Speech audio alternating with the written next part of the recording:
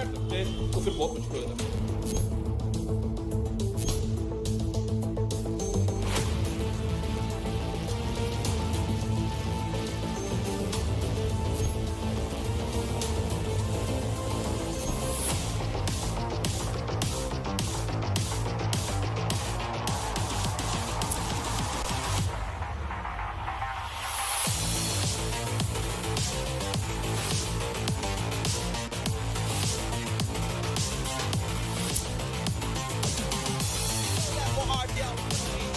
They're storming then. Both the players manages to trade one out, but buys a lot. When you and right now has been so effective going up against. In here, losing most of the gunfights. And look at this, start kind of holding down both teams. Those final seconds. Now early rotations needed for NB. Defensive Esper and Tess on it.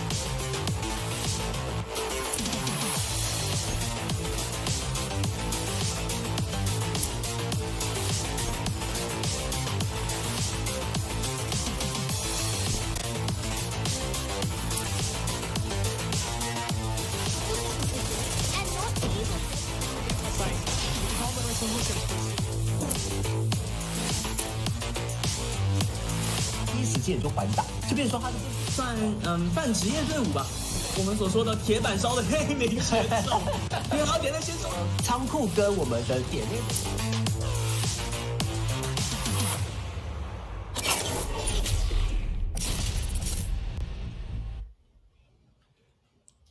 Ladies and gentlemen, boys and girls, welcome to the Garena Regional Qualifiers. This is the road to the Call of Duty Mobile World Championship 2022. 12 teams from 6 regions will go to war, but only 2 can represent Garena, and that journey starts right here, right now. I am the Mustachio AJ, and joining me at the casting desk today, we have got Cali Gaming as well as Neptune the German Garcia, who will be joining us later. But first off, Cali, how are you feeling, brother? First and foremost, I am excited. Can't wait to get this party started. I mean, the Kings of Kings have finally gathered once again to compete for what?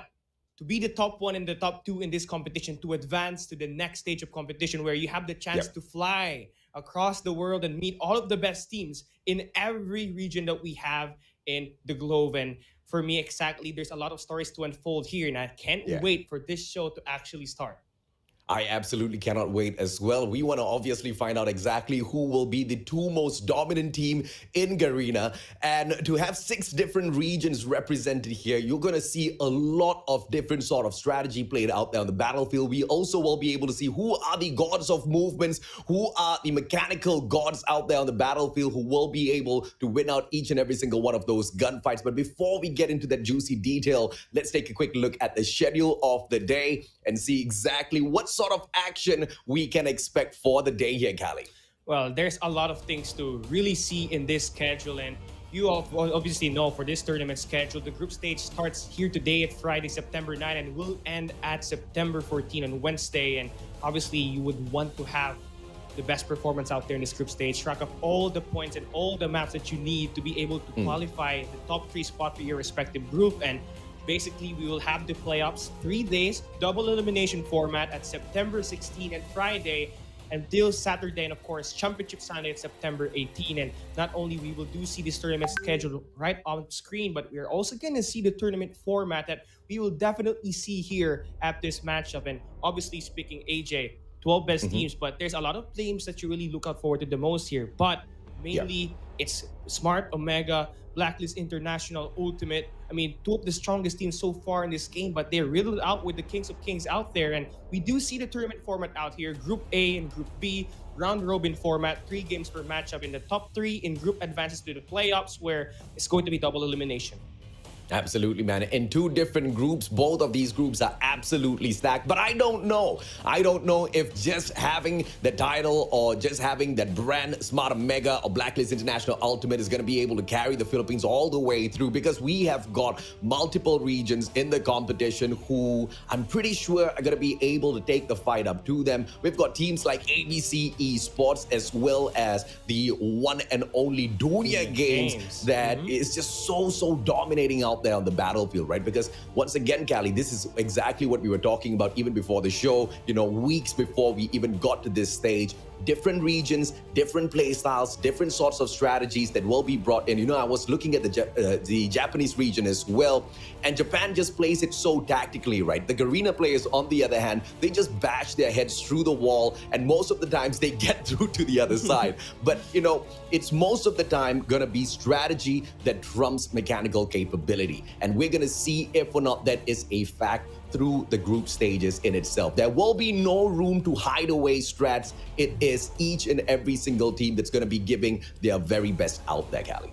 Oh yeah, exactly. And before this stage 4 actually starts, obviously these teams had their qualifiers just to qualify in this event. And to make things even more exciting, WDC Freeslot actually had the best win rate percentage coming into this stage 4. I mean, having 27 wins and only 1 loss, 96.43% win rate percentage. And following that all along, you also have Dunya Games, who obviously dominated their Indonesian region. I mean, yes, 94% win rate percentage. That's definitely a lot. And the question here is, who's going to adapt in whose playstyle? Because as you said earlier, we have a lot of playstyle difference here at this event, since we both have different regions here.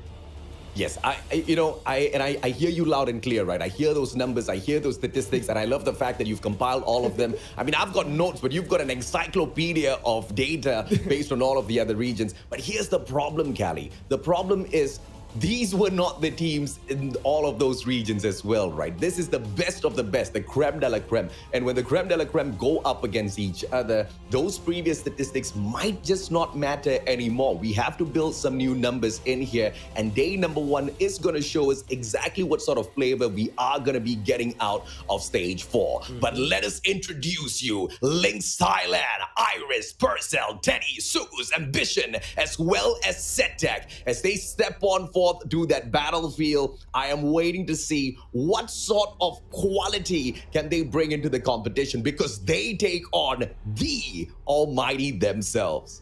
Yeah, I mean, this is their first ever appearance in the international scene. A deserved spot, honestly, for LYNXTH. They defied the odds and defeated WDC Sanon in Thailand's last chance qualifier, and nobody saw that one coming. And they're likely going to be the underdogs versus Almighty. Can't wait to actually see what this team has to offer. What kind of preparation did they do leading up to this tournament time, and how are they going to pair up against the likes of Almighty, AJ?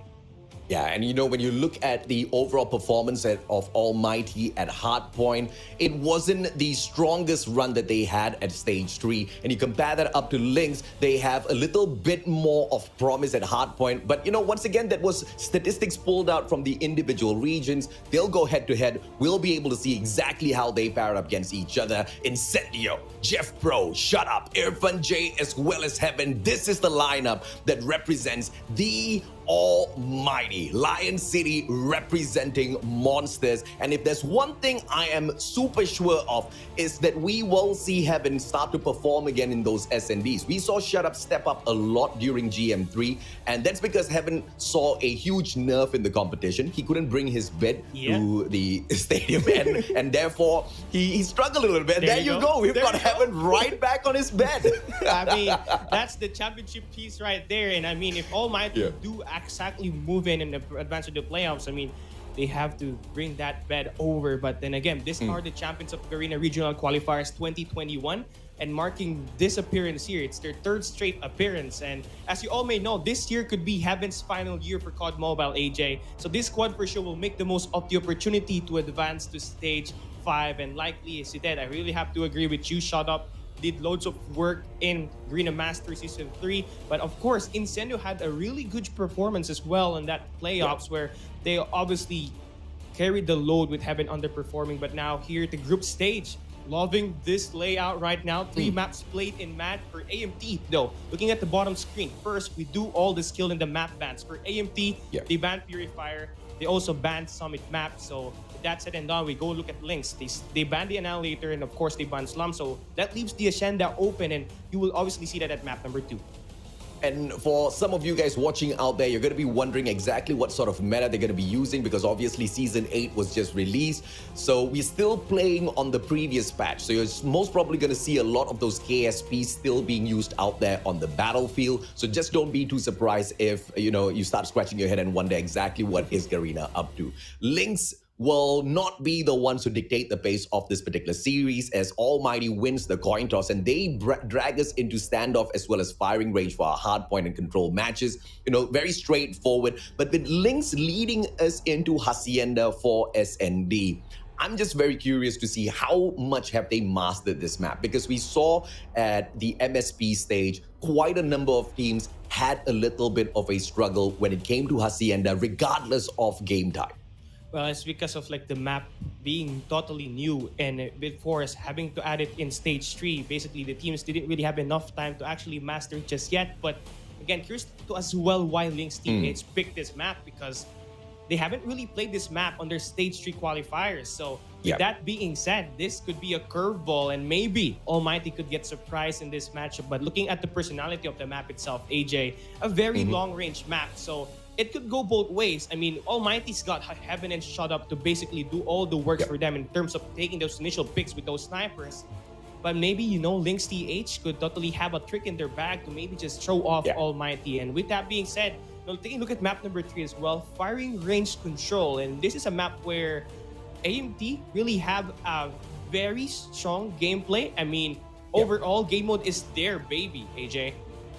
And, no doubt whatsoever that Almighty will show up in the most dominant fashion possible out there on the battlefield, because they want to repeat exactly what they did manage to achieve for themselves at stage 4, last year. And looking at the kind of performance that Almighty has been able to chug out, we can say that, betting on them might be a wise idea. But Lynx also has been that up and rising team that has the capability of surprising anyone and everyone out there on the battlefield. When we shoutcasted for GM3, stage 3 for MSP, the predictions for matches were a little bit easier because of how well we knew the teams and how well we knew the teams interacted with each other on the battlefield.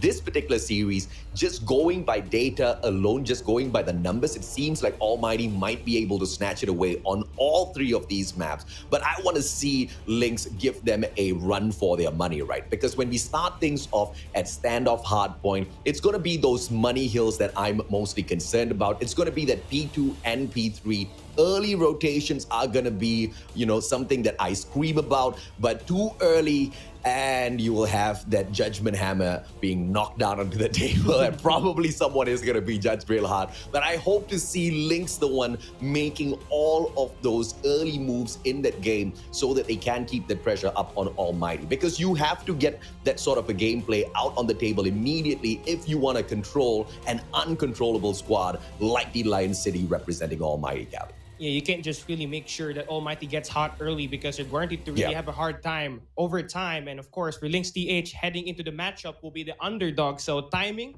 team play, and of course, communication should be 100% as they kick off the opener versus AMT. And add in the fact that, again, money hills are going to be very important in this matchup. But also, how well are you going to use your score streaks and your operators to just try to make sure that you're able to defend the point, or maybe try to get the break inside the hill. So again, a lot of things that you really need to consider in this game, but you already see Almighty, they are all ready to go and they want to get this party ongoing. And I mean, there's really a lot of stuff that you really need to consider inside this game. But then again, it's Almighty that clearly is favored to win in terms of stats, but you never know what this LYNXTH could do basically out there in standoff hardpoint. I think you are looking in front of you right now one of the biggest strengths of LYNXTH, and that is the fact that they are all together sitting down in one room. Communication isn't gonna be the biggest of deals for them to kind of overcome, but the players of Almighty, surprisingly enough, I mean, we've seen them in the past all sitting down inside of one gaming room, going out there and absolutely trashing their opponents. But when they all started playing individually at home, we saw a drastic dip in performance. So I'm not really so sure exactly why is this the case for Almighty, but it could also be the fact that they are super confident, man. So let's just see exactly how this one goes, Callie. This is the start of the matchup, ladies and gentlemen, boys and girls. As we hop on into hardpoint, of course, it's going to be Hotelyard, hardpoint number 1. And it looks like Lynx is making headway already. I mean, they really want to get this party ongoing and, of course, making sure that they get the hardpoint intact. But looking at the current gun composition for the teams, you have 4 players from AFP actually having KSP 45. So, short range wise, they are basically versatile. And you see Irfan J, they're trying to rack up all of these kills. But one thing more than likely that LYNXTH have going into this hardpoint number 1 is they now already have the favorable spawns for P2, which is going to be very important as we move it all along. It's currently Almighty with that lead, but the good is for LYNXTH, they're definitely going in there, prioritizing a lot of plays. I mean, with Heaven dropping that pretty so early in this matchup, you kind of already know exactly who, all of this gunfight is going to be leaning towards. 10 kills at the very startup of the match. Heaven is on fire. That gaming bed is giving so much of OP pressure that Lynx doesn't seem to be able to handle. Now, look at Almighty. They're controlling P1, early rotation into P2. The players of LYNXTH cannot hop on in to break their early rotation. Those anchors are going to be super strong. Shut up. Looking out for the gas station as well. This looks like a gridlock position already. LYNXTH, and I think this is going to be a super tough fight for them here, Gali. I mean, Heaven, it's good to be back with that gaming bed, and now he is already good to go. I mean, 14 kills, for these first 2 hard points. Yeah. Basically snapping Lynx in the snap of a finger. So the good news here for LYNXTH now, they're finally finding ways to route around the back, and now they finally get that break. Took them some time, but they're able to manage to break, and of course, the armor that AMT set it up on this P2. So with that being said, they enter inside, but are they going to be able to withstand the pressure that's about to be lined up? You see number 3 in blue and Irfan J already riding around the back, and I mean, the contest is just basically on for AMT. They are relentless here, AJ. I'm not so sure exactly what Almighty is doing out there on the battlefield, because it looked like they were going to go in for an early rotation and then change their minds at that very final second. But the spawns for Lynx was coming out of gas stations, so it should have been a better idea for Almighty to just stick with their early rotation. But since they were so indecisive, this is where communication once again comes into play, Callie. We talked about this at the start of the series, and it seems like it is punishing the players of Almighty. Indecisiveness, breakdown in communication, Lynx style, and they might just be making their way right back in here, and Heaven misplaced on the gravity vortex gets annihilated. And let's see Lynx now try to make their comeback. That money hill on P2 was taken away, and on P3 now they're trying their very best to dominate, but Almighty breaks their spawn. This is now the chance for the Singaporeans to smash this hard point. AMT now on the read. They now have number 5 in blue. That's going to be Incendio now looking to get the break inside. They finally eliminate the player inside, so there it is. They got the score, and now they continue soaking up the time, and Heaven continues to pop off in this game. Routing, and of course, every time he aims that shot, it's always to be perfectly positioned and always getting those kills. 12 seconds left in this hill, and LYNXTH already setting up for the next hard point, and where we're going to bakeries, where you see you have 1 player in Purcell in the top floor control, which should be more than enough for them to finally get a good hold. But one thing more than likely that we did see from LYNXTH, AJ, they haven't had a good hold inside the hard point just yet.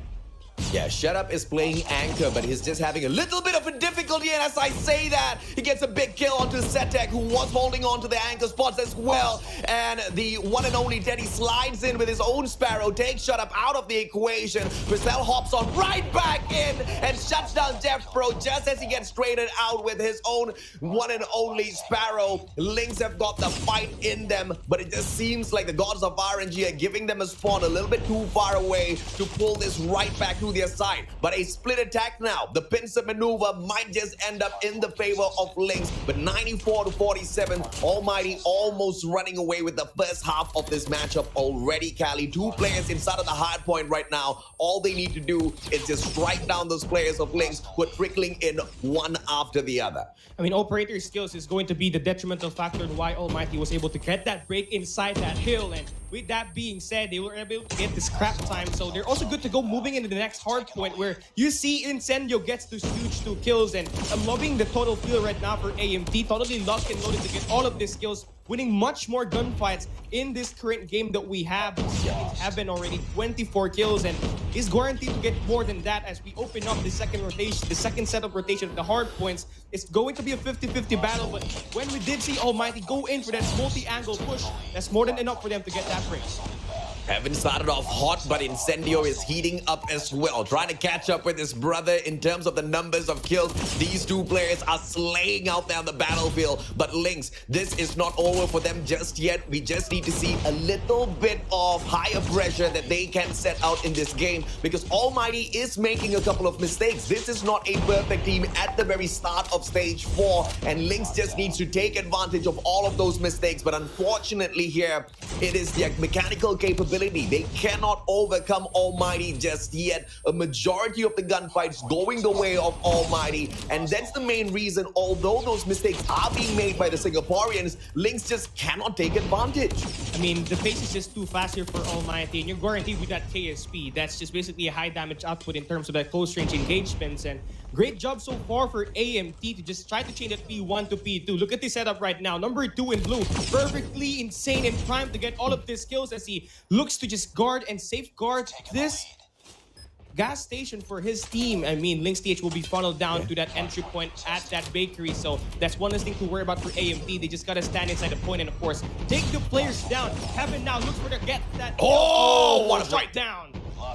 I mean, fantastic, man. Look at Lynx. This is the kind of teamwork that we expect out of Lynx Thailand. They hop on in that 3-man push. They annihilate ALMGHTY, but ALMGHTY, even though they're down in numbers, they should be able to make a recovery, but backstab out of nowhere from Teddy, from the Gorilla Avenue, helps out the team of Lynx to hold on to this money hill. This is the second time round where P2 has been dominated by the Thai players, and now as they rotate in here for P3, early rotations coming through from ALMGHTY, a good break like we saw at P2 needs to be executed once again at P3. How is going to be the execution from the Thailand side? Because all 5 players on the side of ALMGHTY seem to have all of those angles locked down already here, Kali. I mean, it could be perfectly good use here now to use that score streaks and operate this to eventually break this point. So far, for Lynx, they have Ambition and Teddy now getting that specialist ready for use, and it's just how well they do and time it. But for now, it's going to be a good stand here for ALMGHTY as they read off the first few contests made here by LYNXTH, but Irfan J now brings out the Gravity Vortex, so that should stop the push so far in this P3. But looking at the way things just happening, you know, you put down one player inside that point and you have Heaven swing outside, and this guy is already on 36, and the kills just continues to grow with this guy on the field. And basically for AMT, he is the major factor in why they got this lead.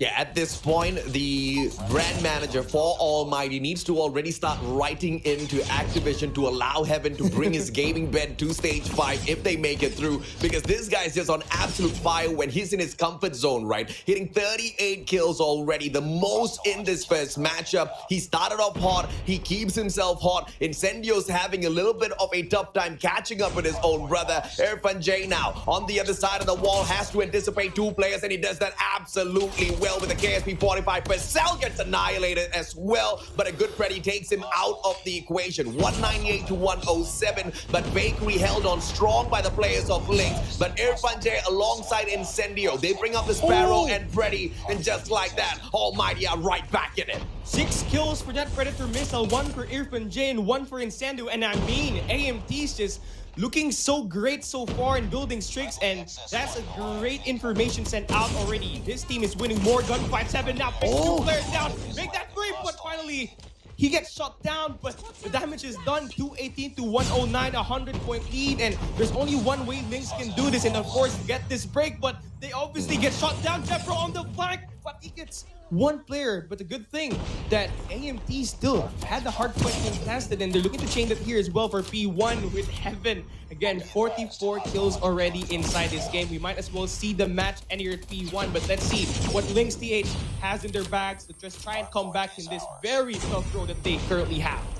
At this point, I really do not understand anybody that uses the XS1 Goliath, especially if you're still playing on that Season 7 patch. The XS1 Goliath hasn't been a almighty slayer out there on the battlefield during GM3, wasn't a great slayer during Stage 3 at all, and at Stage 4, I highly doubt it is going to be making a big appearance. But of course, I stand to be proven wrong. Almighty, on the other hand, will pick up a very easy win against LYNXTH Thailand in this first matchup, Callie. And yeah, what a great way to start their opener here for Call of Duty Mobile World Championship 2022 Stage 4. Almighty kicks it off with a very dominant game on that hardpoint standoff. I mean, when you have Heaven popping up with 47 and you got two players averaging 30 kills, I mean, that really says a lot on what just happened inside the game. I mean, for AMT, they're winning more of the gunfights compared to LYNXTH. And we did see some instances where LYNXTH opt in for an early rotation, but they always get bullied out. And obviously, the reason why is because they can't win their gunfights initially in this game, AJ. I really like the effort being thrown in by LYNXTH here to throw their player cam into OBS and probably just throw on their logo overlay there as well. It looks really cool. But you know what looks a little bit cooler? Heaven, man. What a play by this guy this time round, hitting 47 kills and ending this matchup with 1.96 KD average. This guy was absolutely insane. Jeff Pro, as usual, dealing a lot of damage out there on the battlefield, but nobody could keep up with Heaven. Not his own teammates, not his opponents. LYNXTH Thailand, they had a lot of problems keeping up with this team overall. And even though some of those rotations could have been a little bit more perfect, they could have punished Almighty a little bit more, and that's the biggest loss for me. Obviously, going into the competition, we anticipated Almighty to be a really strong team, especially against LYNXTH Thailand. But what I did not expect was LYNXTH not being able to take advantage of all of those mistakes. But you got to give props to Almighty as well. You didn't see those mistakes being repeated. You didn't see them falter one too many times. A couple of mistakes, yes, but those adjustments were spectacular, Callie. I mean, adaptability is the name of the game for AMT in this point in time in this game. And you obviously see they did create errors. And one thing that I really saw from them is how well they actually tried to make amends. If things go south, they obviously go play as a team, play close to proximity, plays for those trades. And what happened right here is every time a player goes down for AMT, there's always going to be someone that will back him up and play for the trade. And looking at the total kills so far for AMT and LYNXTH, you can clearly see a huge difference. 168 total kills for AMT. LYNXTH had 114. And I mean, I think that basically says a lot on this game, AJ. It absolutely does, right? This is one of the things that we were highlighting as they were battling out there on the battlefield. It's the mechanical capabilities of Almighty that was just so overpowering. LYNXTH couldn't really win out a lot of their gunfights. They were going in for those rotations, but I feel like it's not a huge problem, even though you cannot match up in terms of aggression against Almighty, because I want to highlight P2. P2 was where LYNXTH shined the most. They broke that hill twice back to back on both of those rotations of that hard point, and it was just so beautiful to see them get that done, right? It was like synchronized swimming. All of those players were moving in together as one unit. They could execute that, and that's what I mean usually when I say it is the strategy that trumps mechanical capability out there on the battlefield. But we did not see sound strategy from LYNXTH on all of the other hard points. Even though they were able to kind of catch up with Almighty on that initial move into P3, they couldn't really hold on to the hill. They couldn't punish the one and only Almighty as well as all of their players because of this guy. 47 kills. Every time he faltered, he just got right back in there, spawned back, and slayed them out, Callie. I mean, for Heaven, you clearly see the de facto in him. I mean, he started off great in the first set of hard points. He maintained it at the mid game and even popped off even more at the end game. So his consistency is the reason why this team actually find a way to make things a little bit easier. I mean, they were cohesive as a team, as a unit, and Irfan J did most of the time in the hill, while Jeff Pro, Shut Up, and Incendio finally do the damage on that perimeter with the half of Heaven. And I feel like for me, this team have a really good chances of breaking whenever they go in for those late rotations. So that's just the first game. I mean, we do have more matches coming all along, but that first game could be a foreshadowing of what might happen in the coming games. But now, as we look at the maps and modes, it's going to be Hacienda searching the short up. We'll be right up next. A map pick by LYNXTH, and AMT now will be picking their sides, and they will be going in for the defensive side, AJ. And this is exactly where I bring back a little bit of that old AJ where I say this can go really, really good or really, really bad for LYNXTH, right? Bringing Almighty into Hacienda, the double snipe setup is not something you want to be dealing with. And Jeff Pro alongside Irfan J are absolute annihilators with the KSP 45 in hand. You know, I don't know if it's a blessing in disguise or not for us to still be playing on that Season 7 patch, but this team, Almighty, they've shown us that they love touching that KSP, sometimes dropping the Peacekeeper in here for the equation as well, and almost all of the time, they end up with the positives in all of those gunfights. And now as we start this match number 2, Almighty and LYNXTH moving it all along. We start this game with Lynx being the attackers, opting for the defensive side, having a very default type of defense here, covering all of the grounds as Lynx find their way at the A side. The opening pick could actually be very useful here. There it goes. Jeff Pro gets the first blood, and now you do see Lynx here actually kind of pressured. As soon as number 4 in blue shut up, created that difference towards mid, that could be a huge problem here. And like now, they are sandwiched, and it's Sendu and Jeff Pro, as you previously mentioned, AJ, do most of the damage in here right now with those KSPs. Yeah, that's a GG. Heaven picks up the 2 slays as well.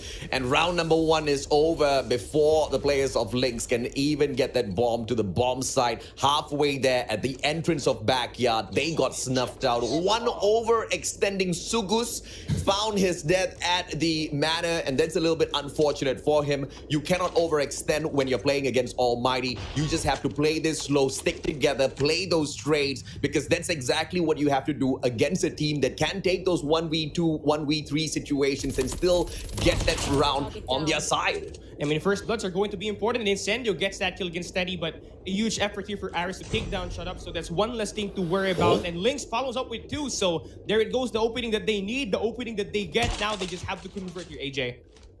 Incendio making one small mistake, and now beautiful slide punishes Purcell. How could he miss that? It doesn't matter. Iris should be able to trade this out. Incendio says, hell no. Jeff Pro protects his brother by dropping Ambition. Almighty 2-0 up. Lynx caught in a corner here. They don't seem to be able to break through. But this time round, the overextending Sugus did manage to get that 1 kill. But you can see immediately he got traded out. Almighty is adjusting to the gameplay of Lynx, although they're not pressured at all. Now, this is something that you really need to be afraid of when you go up against the Singaporean team. Yeah, I mean, their setup is just basically pretty strong here. AMT always have that play for trade personality, and now Jeff Pro wraps around the back, so this backstab right here could be detrimental, but it's a good thing that Ambition drops Jeff Pro there, but Heaven gets the follow-up dropping Sugus, and I mean, the A side's not clearly been working for Lynx, and I think they should try some more options as the bomb gets dropped. This is not looking good for Lynx. Already down to their final 2 players, AJ. Lynx, Teddy, and Ambition. It's a 2v3. They've got a little bit of a leeway in backyard here, but have to be careful because Almighty Heaven holding onto that long angle, and they do have Shut Up who can circle around from the shorter end. Irfan J already extending in. Ambition, what are you doing, sir? You gotta take that backstab. Heaven moves on in. Shut Up shuts down Teddy. Ambition does manage to take Irfan J out of the equation, but it's a little bit too late. Heaven with the secondary, the GS50. A little too good, Cali. Yeah, lovely snap on that pistol. Almighty takes the lead 3-0. Lynx, it's been 3 rounds, and I think it's best way for them to just try out a little bit more option in here. Maybe try to push at the B side and get their attacks on going in there, because AMT's been so good at defending that A bombs for the first 3 rounds. And now here this time around for Lynx, they still go at the A side, and they continue to get punished in here. Incendio with the first blood. I'm not really surprised seeing the engagements out there on the battlefield, but what does surprise me a little bit is how Lynx is just continuously playing the exact same strat round after round after round. I guess in round number 3, there's a little bit of a difference where Ambition tries to back Sugus up, but they're the only 2 players alive now. I don't know what they can do. It's a 2v5, and as the one and only Irfan J circles around, Jeff Pro takes Ambition out of the equation, and Heaven manages to neutralize Sugus. This is a 4-0 unfortunate annihilation at hand. Lynx doesn't seem to have a response response at all. And I do agree with you, Callie. They should be at this point doubling back down towards that B side instead. I mean, adaptability is going to be the name of the game, especially in Search and Destroy. You can't do the same thing over and over again unless you have great gunfights to back you up. And finally, took them 5 rounds to make the push here the B side, so that should keep them ongoing. Using the utilities to just straight close in the gap. So as we go in and get a first blood exchange, now we do see some clear moves here at the B side. Lynx, this might just be the first plant of the game. Can they get that done as Iris shuts down? Shut up!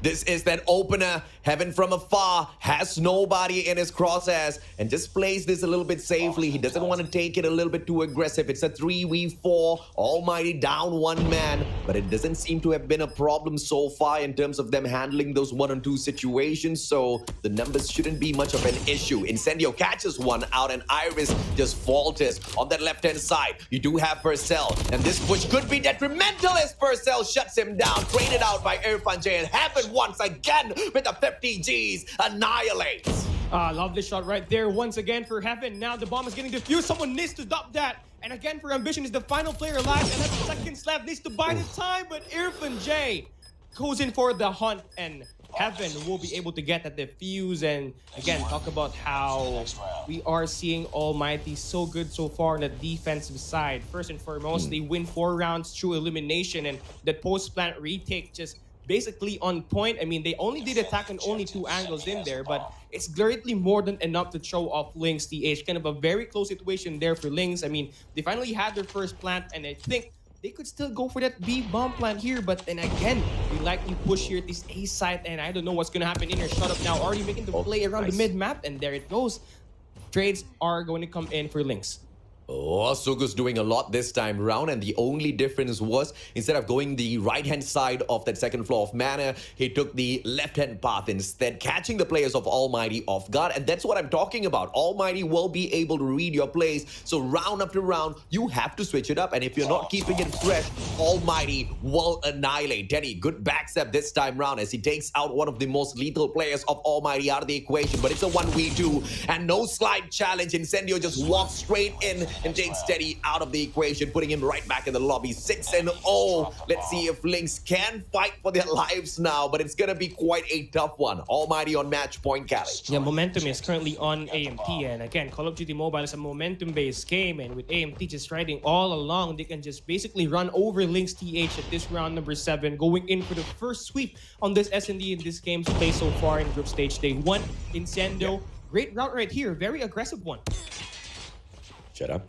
Good engagement with Ambition. Incendio slides away to safety, but Teddy does manage to punish him. This is what we're talking about. Lynx slowly starting to wake up, but the numbers aren't all that too much on their side. Almighty with a super early plant and just piling up the pressure on Lynx. 30 seconds to get this done, and the players aren't taken out just yet. Irfan J going to town with these boys, pulling out the boxing gloves, just punching through them, but Purcell as well as Sugu trading them out. Purcell, great engagement, but Irfan J gets a kill from Oblivion with a grenade, but Sugus has a lot of time, Callie. A good round for Lynx, but they gotta do that 6 more times. 6 more times is going to be a tall order, but if they do have the heart and passion to do it, that's going to be very sweet for them. But for me, kind of a very overconfident Almighty playstyle right there when it comes to that attacking side. I mean, they had 2 players going in for the engagements, not with the primary weapon, but the punching gloves basically used to initiate inside the game. And I mean, it's fine, they got that lead, but then again, you would want to close this series out as fast as possible, as we do have the bomb plant here at this A side. A very aggressive and early one. Incendio gets the pop-up, dropping Teddy, so that should even out the game. It goes to slide back and get one more, dropping Purcell. Looking to wrap around and get that kill against Ambition, but now finally gets shut down. We get a 2v3 here. LYNXTH showing some life.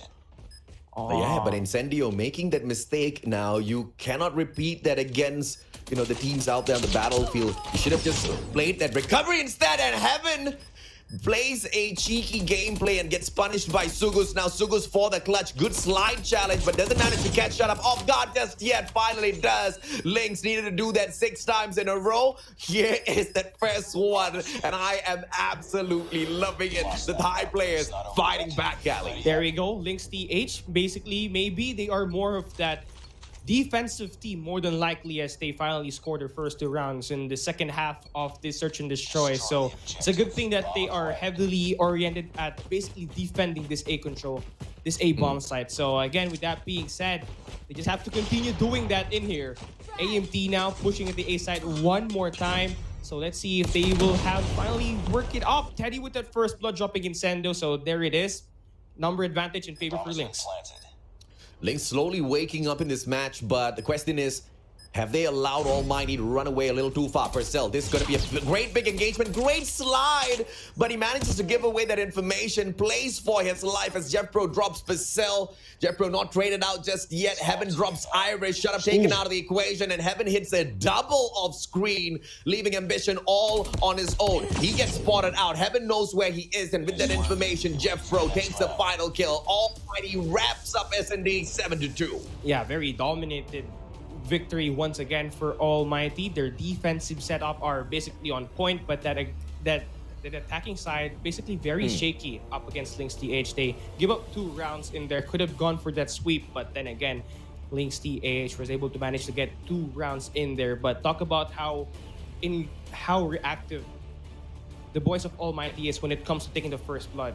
When they get the first blood, they're able to be confident and comfortable more in that game and basically routing around every time and get those flanks to happen. And that basically always threw LYNXTH off guard. And I mean, already said and done, 7-2, you see 2 or 3 players from AMT having double-digit scores here. 11, 12, and 10 for JeffPro. Incendio have been accordingly.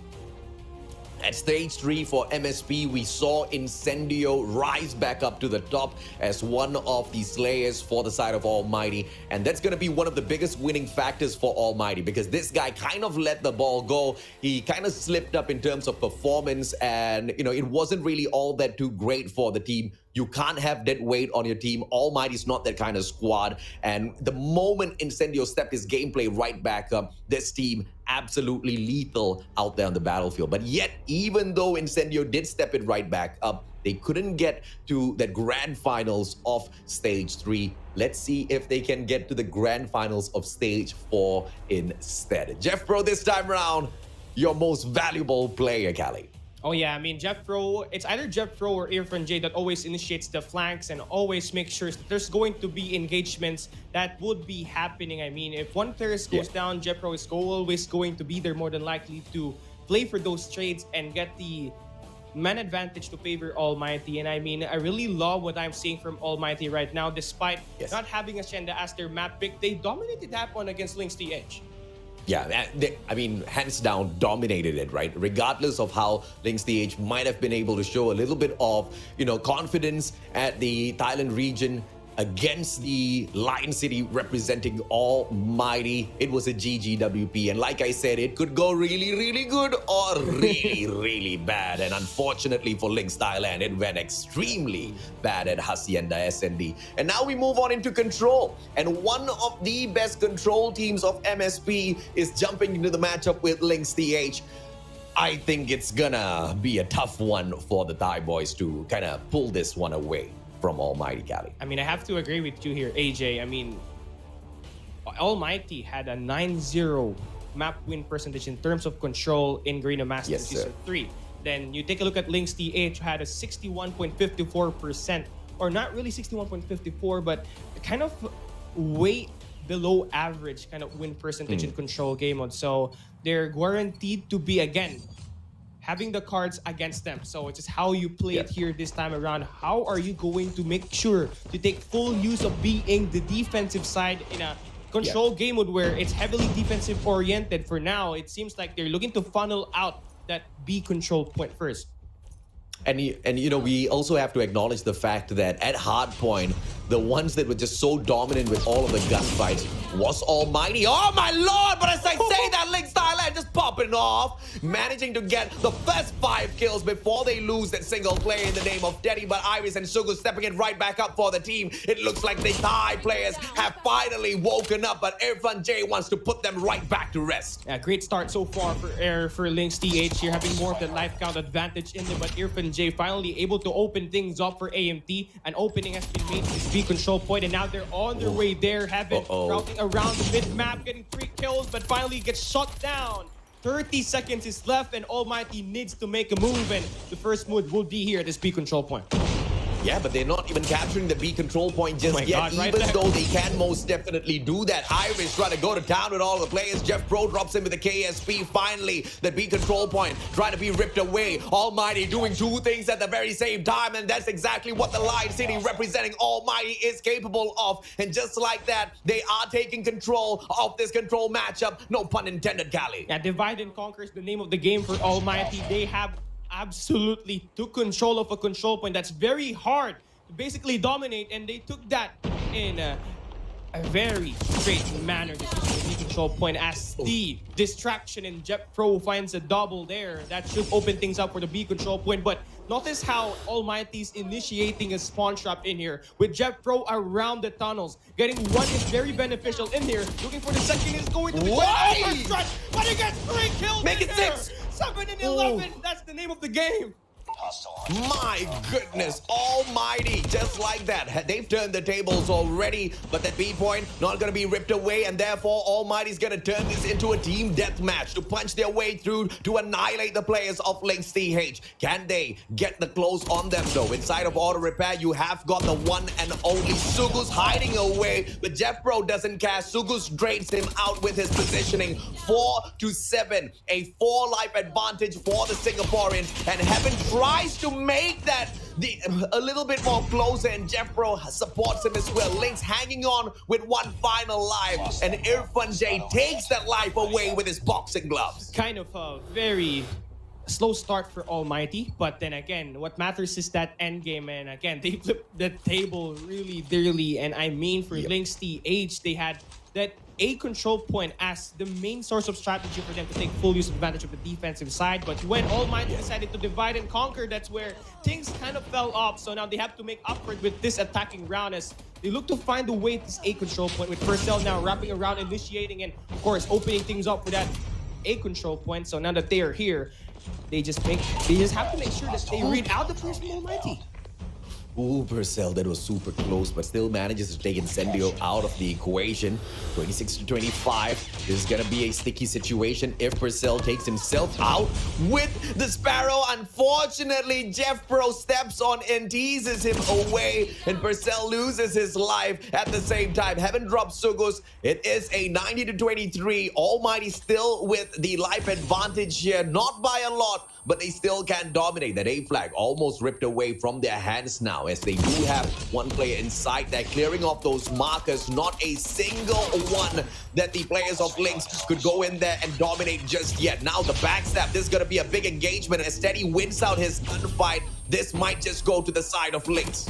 Yeah, here we go. AMT Heaven, they will fail to shut the players down in there, but still, even though LYNXTH had the opportunity to make full use of that A control point and of course soak up the time, they clearly are having enough time trying to break spawns as AMT eventually uses that top 4 control at the Woodhouse just to make sure they anticipate all of the spawns. But now here we go, A control point about to be claimed here for LYNXTH, and that's going to be time extended for them if we do see them claim this here right now. But they're going to be absolutely stopped here by Incendio. Purcell needs to create the play, and there we go. That's what the team needs in here as we go down to the late game. Purcell shuts one more player down, and there we go, time extended. We will go to B. LYNXTH have got 6 lives to rip away that 1B flag, and we all know exactly how difficult that is gonna be with a 2-life advantage for Almighty. Lynx needs to give up trying to pull that B flag away and just treat this like a team deathmatch. It is gonna be in the hands of Iris. Has got the right tech AMR in hand. Irfan J on the other hand drops him like it's hot. Shut up, takes 1 kill. Irfan J again, second time, back to back, takes that final slay and puts Almighty in front. And there it goes again, once with that boxing gloves and one with that primary weapon. And Almighty, I mean, the clear difference here is they usually have one player to use that sniper to deal the damage in that long range. And I mean, that should pressure LYNXTH by a lot, and especially with Shut Up wielding that, really creates a huge atmosphere here inside this game. But then again, LYNXTH on the defensive side gonna take full use of it. They gotta capitalize on this equation in here right now, and they have to stop Almighty to get that final point. And Purcell off to a very great start, pushing around the wood. That could be very useful to initiate the spawn trap that could be enabled in here as they kick it off. Purcell finds a double. And Purcell's on fire. I mean, yes, it's just a 2 kill so far, but it's much better than how they were performing a little bit earlier on. They need to stack the numbers on their side, but they lose lives one after the other. And once again, Almighty executing that split push for both flags at the same time, making LYNXTH choose exactly which side they want to go in and defend. And as they all double back towards that B side, that A flag is going to be ripped away. And Almighty, this is once again what we always highlight. The IQ play is just way too strong. The divide and conquer can seem to just be handled by LYNXTH, and I mean, that's kind of expected with Almighty just playing mind games against them. So with that being said, AMT gets that A control point, so now they are 1 tick away from that B. They only need 2 more ticks to just basically take this game over. 12 and 18 live count AMT. They got their score streaks highly available for use. You see Heaven drop focus on that kill with that Pred, and again, this operator skill right here could be useful, but Incendio and then Jeff get shot down in there. 8-16 though. This should now be a round win for AMT.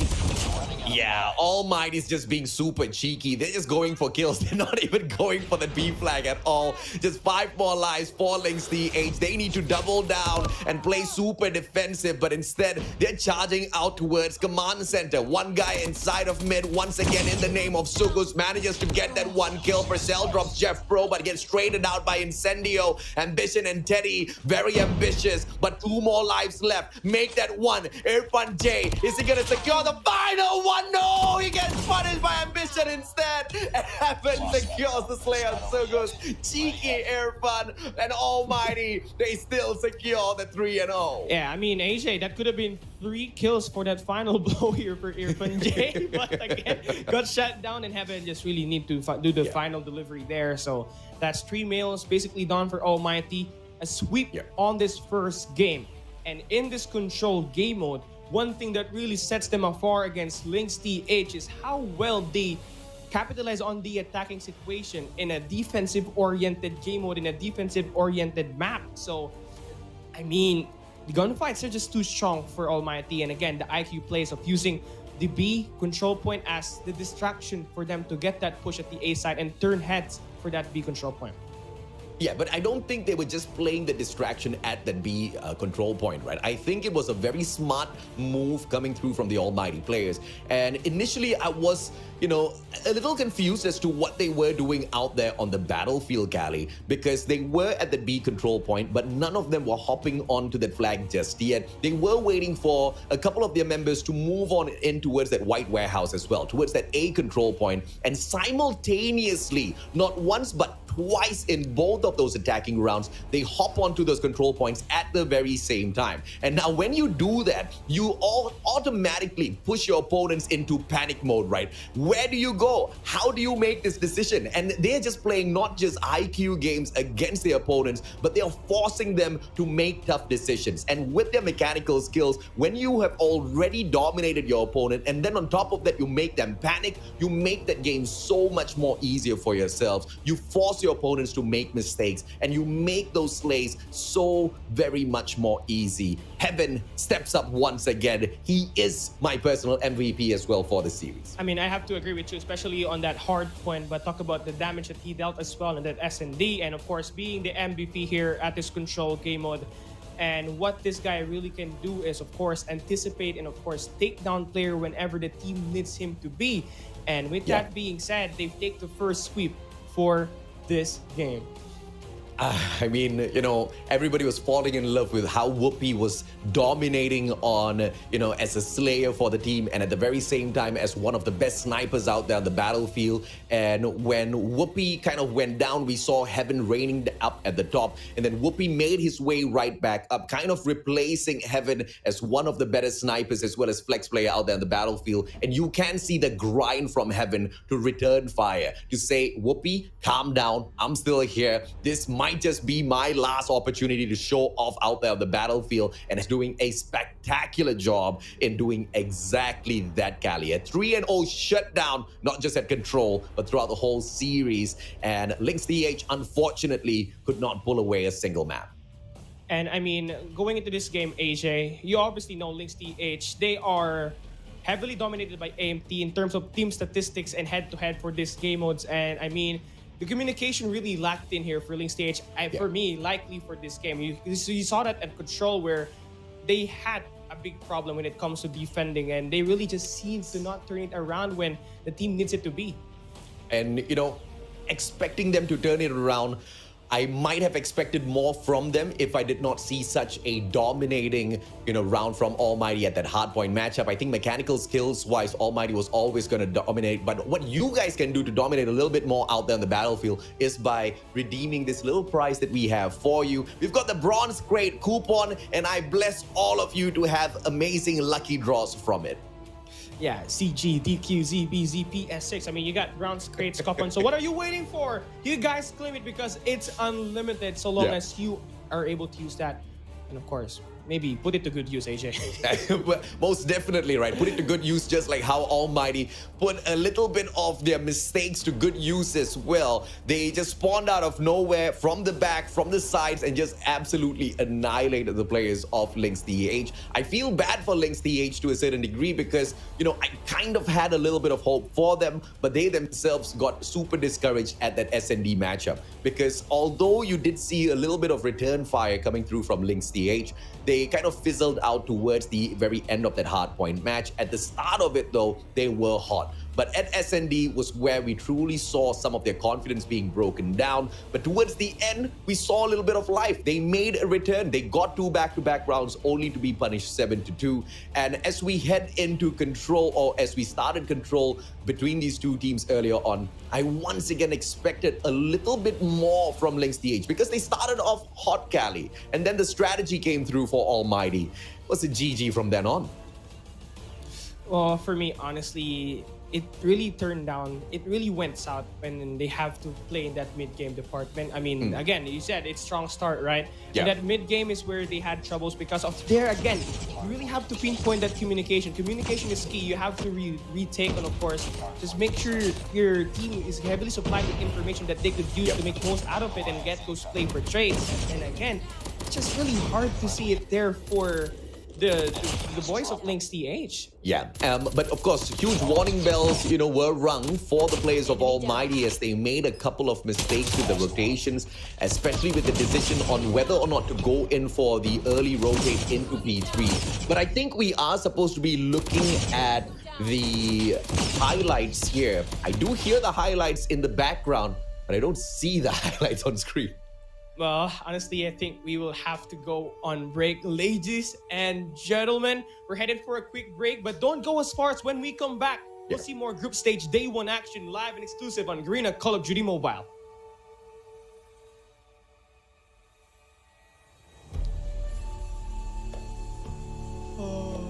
What happened there, man?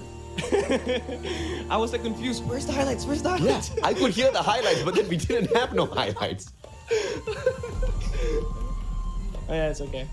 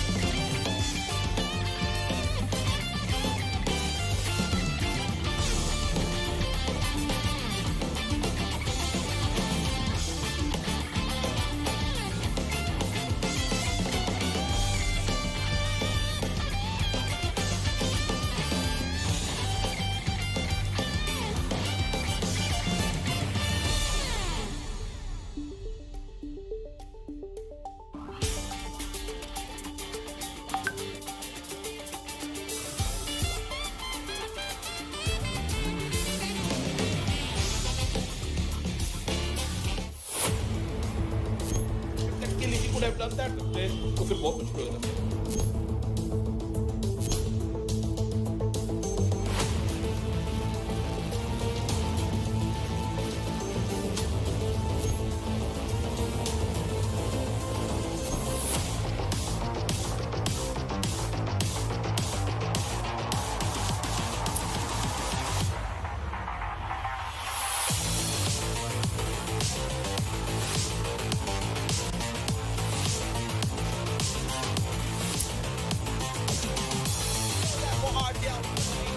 They're storming them.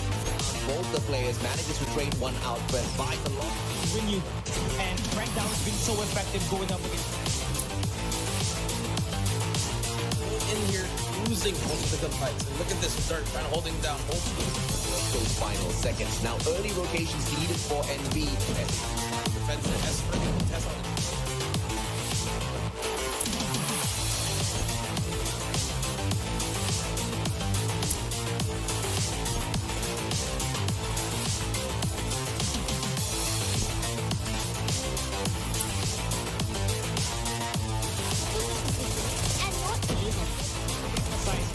common resolutions.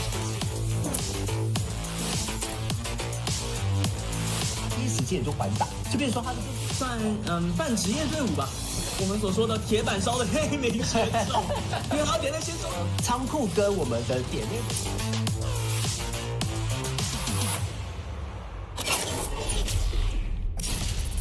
Ladies and gentlemen, boys and girls, welcome to the Garena Regional Qualifiers. This is the road to the Call of Duty Mobile World Championship 2022. The first match was pretty one-sided, and it was just dominance from the Lion City representing Almighty, who managed to shut down LYNXTH 3-0. And we could hear heaven rejoicing as he was finally able to dominate with his gaming bed. I am the Mustachio AG, and joining me at the casting desk this time around is the one and only Neptune, the gentleman Garcia. How are you, brother?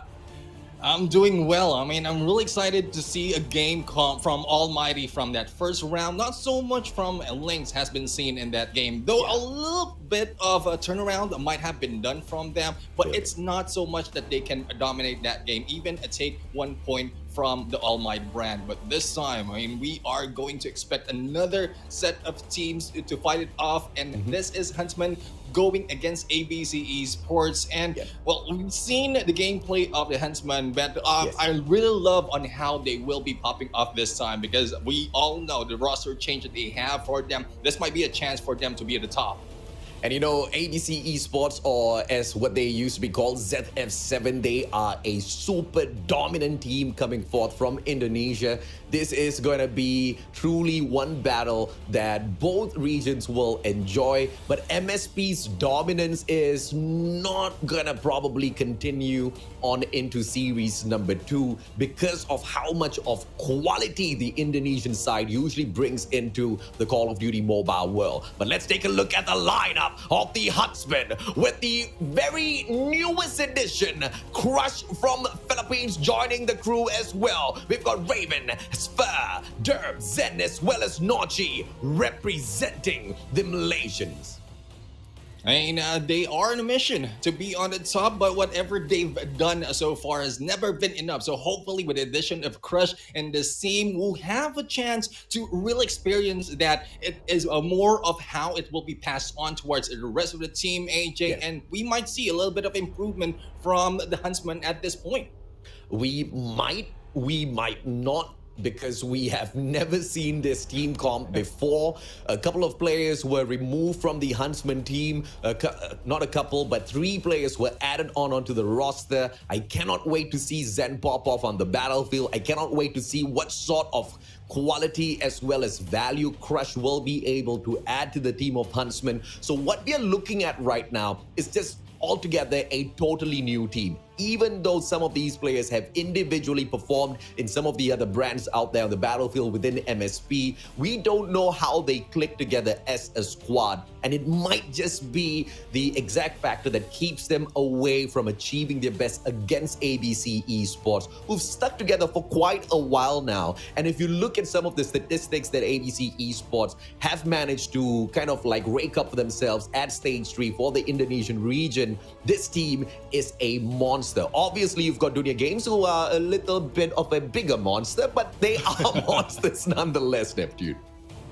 Yeah, I mean, jumping in there against Dunya Games is really a tough battle that they have, but I would agree with what you mentioned, AJ. I mean, ABC Esports has been in there all together as we have the lineup right now. Aimer, Alkads, Mesix, Trickster, Kins, and Reeve. I mean, the names itself of the players are so familiar from all the fans out there, but ABC Esports is a time for them. This is a time for them to show up in this match, and no better time because they are going against the Huntsmen. Like what you mentioned, I would agree with you as well, because with the new roster that we have, it might go good and bad at this point. So we just have to see on when the game starts, because it is more of not on the previous achievement that they have, but what they have to offer on this moment. You know, we talked a little bit about this in the previous series, not you and me, of course, but the casting desk as to how much of a big advantage it is to play from the exact same location. Although not each and every single player on the side of ABC Esports in that one room, but they've got a majority of their roster all together. Communication isn't going to be much of a problem, as well as team spirit. Sometimes it's so much more easier to cheer each other up, cheer each other on as you face difficult situations out there on the battlefield. The Malaysians might have a little bit of a tougher time out there, but let's take a quick look here, because it looks like ABC did not ban out any one of those operators, which is a little surprising. Did they decide to not ban anything? Probably. I mean, it's the confidence that they have. We don't mind if you put a lot of skills out there. We can try, we can ballot on against you with all that you can offer. I think that's what ABC Esports has in mind, just in case they really didn't get that ban. But starting it off, take off hard point, AJ. I mean, this will be interesting because of the money hill that we have in there. To start off, it might be a trade-off of points, but once we get to P3 and P4, that will be very interesting on how they can catch up on the point right here, because hard point on the hills will be very, very efficient. Like, it will be beneficial if they will be efficient on those hills. Gutsy prediction here for me. I think ABC Esports might just be able to snatch this away from the hands of the Huntsmen. Looking at a little bit of their statistics that they've picked up over at Stage 3. Huntsmen, on the other hand, haven't really done all that too well whenever they play takeoff hardpoint. So in terms of map mastery, this might be a problem. But I also do know that the Huntsmen have been at work, trying to work on their strategies a lot during the break between Stage 3 until now, Stage 4, and I believe all of that hard work is going to be paying off out here on the battlefield. But it's not just about planning, it's also about execution. Sometimes you get to plan something really well, but execution-wise, you falter. Hopefully that's not the case here for the Malaysians. 8-5 is a good start, and as we know, P1 is going to be traded back and forth between the two teams. But I like the fact that the Huntsmen, very early on in the matchup, they've already taken the spawn away from that P2 side. But as I say it, ABC looks like they want to secure that spawn for themselves, and they do that. The Indonesians staying one step ahead. Yeah, they flipped the spawn already, but it will be taking this time the Huntsman from behind. There goes a Derp going for the kill against Okads, and they are preparing as well to go into P2, but not so much. Reef has already positioned themselves from above, and no one can get in with only a few seconds remaining before that will be triggered. ABC might be taking over this hill, AJ. Ooh la la, the players of Huntsmen really stepping up some of their strategy in here. They also take away the anchor spots from P2. Backstab from the side of Business Center. They throw their bodies in, and they take away that hard point as well. Huntsmen slowly waking up at the very get-go here.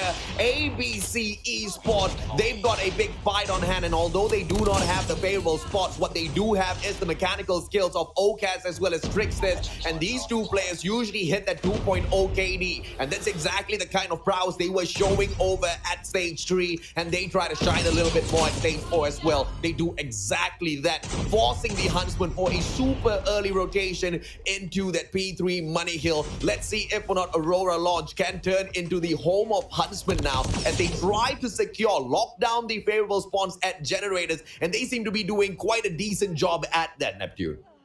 Yeah, I mean, they have all the points covered already as an approach that can be done and taken by ABC Esports. But so much onto the points has been given to ABC Esports, so they need to grab a hold of this hill and grab it for the longest time. Otherwise, they might be left in there short to overtake the points that ABC Esports already have, and they are doing so. Here comes the Purifier gameplay, and Zen was able to take the triple kill against the team of ABC Esports, but the rest of ABC will be moving in and moving on the basic spot from above. This might be a move that they can take this hill.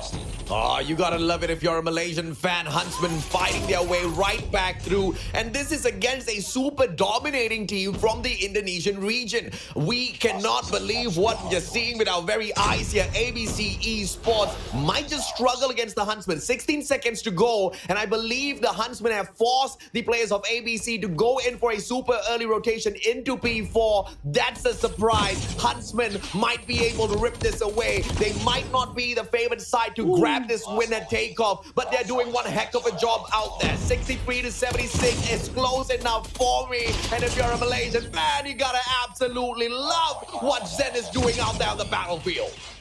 Earlier rotation have been done by ABC Esports, but it has been cut short in there by the Huntsmen, and it's good stride for them to really take this. Trickster will be taken down in there from above, and a good push coming in from the Huntsmen. Not so much of the defense of ABC Esports. Push right now, trying to go in for the backstab, but not so much as Trickster has stopped them. Now, the flip of the spawns right now has been favorable to ABC Esports at this point, and there's nothing happening as to how the Huntsmen can take this hill. It's only 25 seconds remaining in here, and yet no one was able to break this hill at this point. But Trickster in there taken down, and this is a good push from the Huntsmen.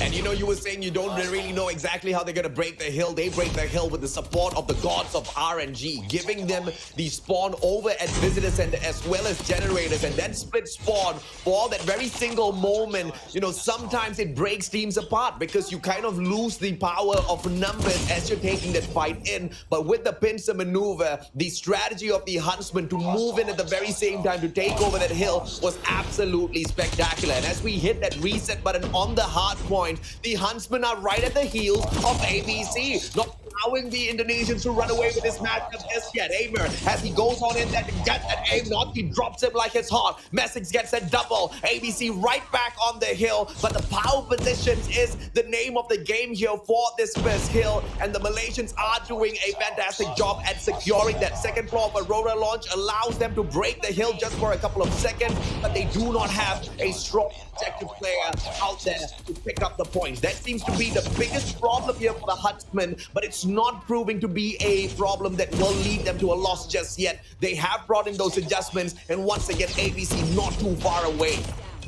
And we have to see how well this team of the Huntsmen will be able to maintain this push, because so far they have made this lead from ABC Esports a little bit closer, but with a few seconds scrap points in here will be taken by ABC Esports. Moving in to this P2 will be a little bit easier from this team of ABC, but the rotation right now will be just to hunt everyone who will be going in onto the second floor. Aimer in there going in against Crush and taking down Crush, as the slayer of this team might be very beneficial for ABC at this point. They are getting a lot of points in this hill, and no one seems to get past the defense of ABC. Yeah, but that's also because the players of Huntsmen, especially Derb, he's just facing a moment of panic. He wasted Spready, he wasted his Purifier as well. Both of that came through back to back, and that just set the Huntsmen back just a little bit. And you cannot have those panic moments, you cannot have those panic plays.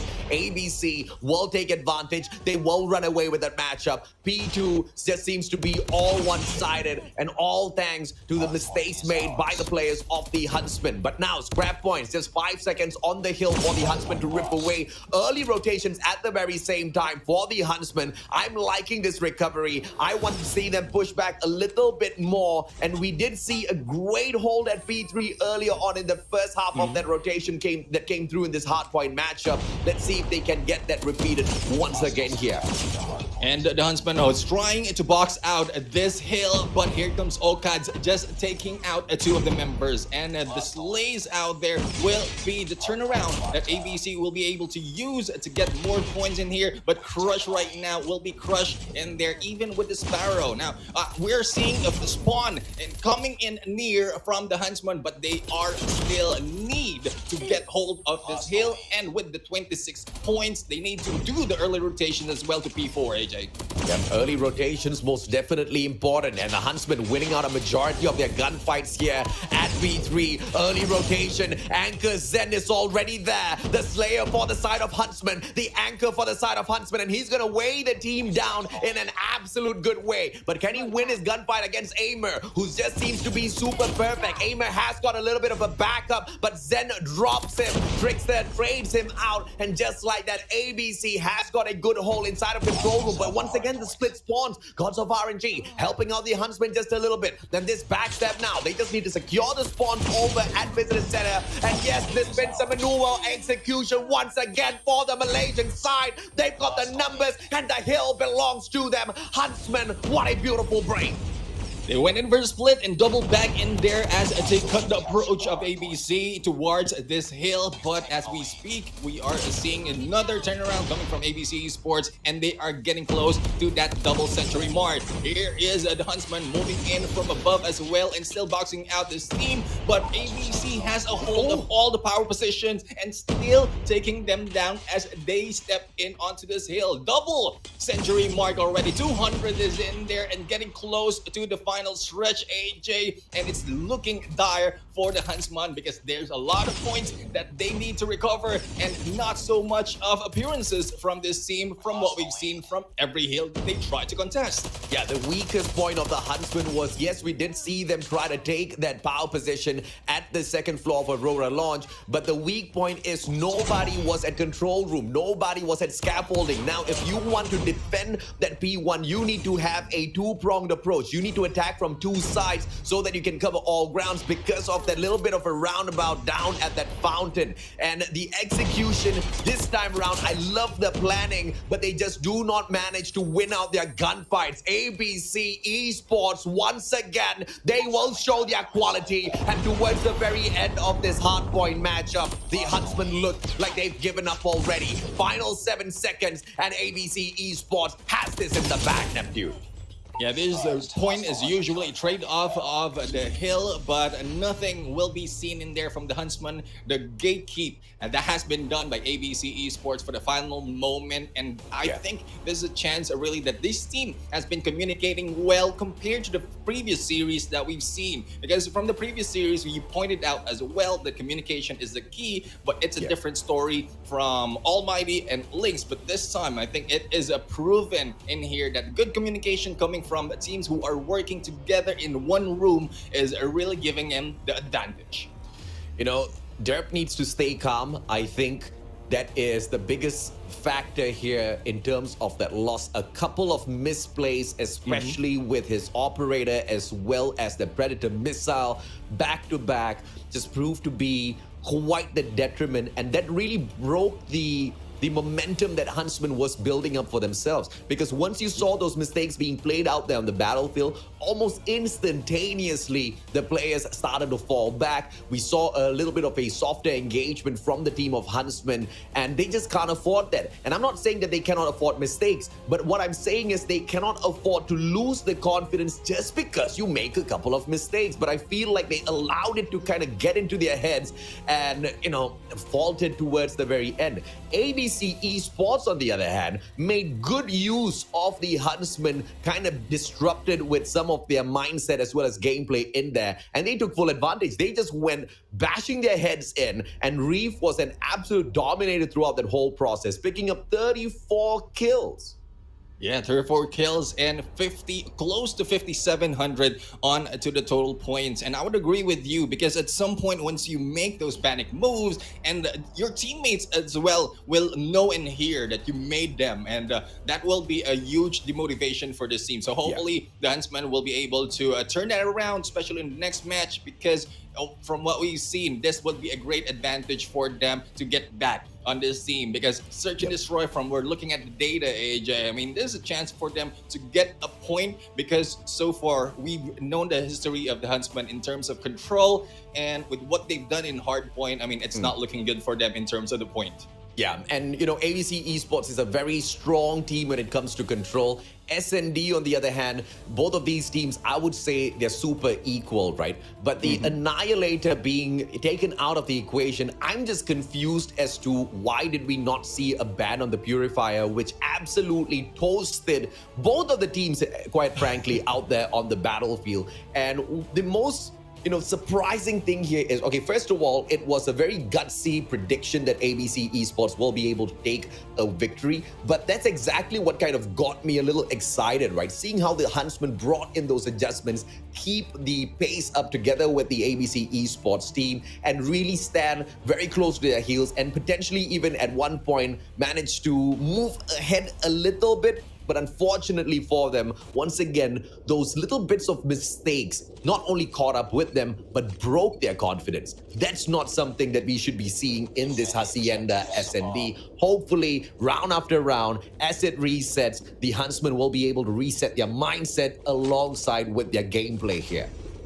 Yeah, 1-4 split right now coming in from ABC Esports, and I think the gameplay needs to be seen from the Huntsmen at this point. It's a good position that they have to be able to secure both points, but it is a takedown in there that they need to focus. They need to slow it down, and slow it down they did, bouncing off in area 3-3, but one has been traded off, and Notchi taking down Orcads in this fight. It's now 2v2 AJ, and it's now left to Trickster and Messix at this point for the attackers. I love the engagements here, the back and forth trade, and the initial move that I love a lot more on the side of Huntsman is how Esfer detected that it was going to be a rush towards the B side. He was the solo defender, immediately backed away from that side and wanted to call for a little bit of backup. But ABC, a good move on their side is the fact that they not only pushed into the B side, but overextended towards the back of Lounge itself, managing to catch Esfer and caught him off guard, taking those shots towards his back, putting him out of his misery. But now Notchi, good positioning, Trickster spotted out, goes in for the spray, and the bait and switch, Messix snatches it away, Notchi taken down. Amazing response by ABC. Good back out, a good follow-up coming from ABC Esports. That is one thing that you need to anticipate. Once you've seen one of the player, at least you need to take them down. If not, you need to move out of the way because they will not be risking it going in solo. And Derp is now the only one in here solo in a 1v2. The plan is on by Messix, but it's more of the sniper Derp to get that information as well as to hit this slays the clutch. We are waiting for this fight might be happening. Trickster will be moving in here as Derp slowly seeing the gun, and there goes the flick, and it's now 1v1 AJ. Yeah, fantastic positioning by Derp as well as the patience shown, spotting out all of those angles very well. But Messix versus Derp, this is going to be a tough one. KSP versus Rytech AMR. Can he get this quick scope? He cannot, as Messix drops Derp to pick up round number 1. ABC Esports has got a great start in here, but once again, all the Huntsmen need to do is just believe in themselves and take this one round at a time. The engagement in that first round, I believe the trades back and forth were absolutely solid between the two teams. This could still go either way. Yeah, from the final moment, Derp in there has already scanned the area, and knowing that he will be on the other side of the fence, he might have moved a little bit quicker with that quick scope and then back away quickly. That might have given him that kill as well as the fuse, but we'll have to see on how the adjustment will be done. So far, one has been taken down already from the Huntsman. It's not looking good for them as Crush will also been out.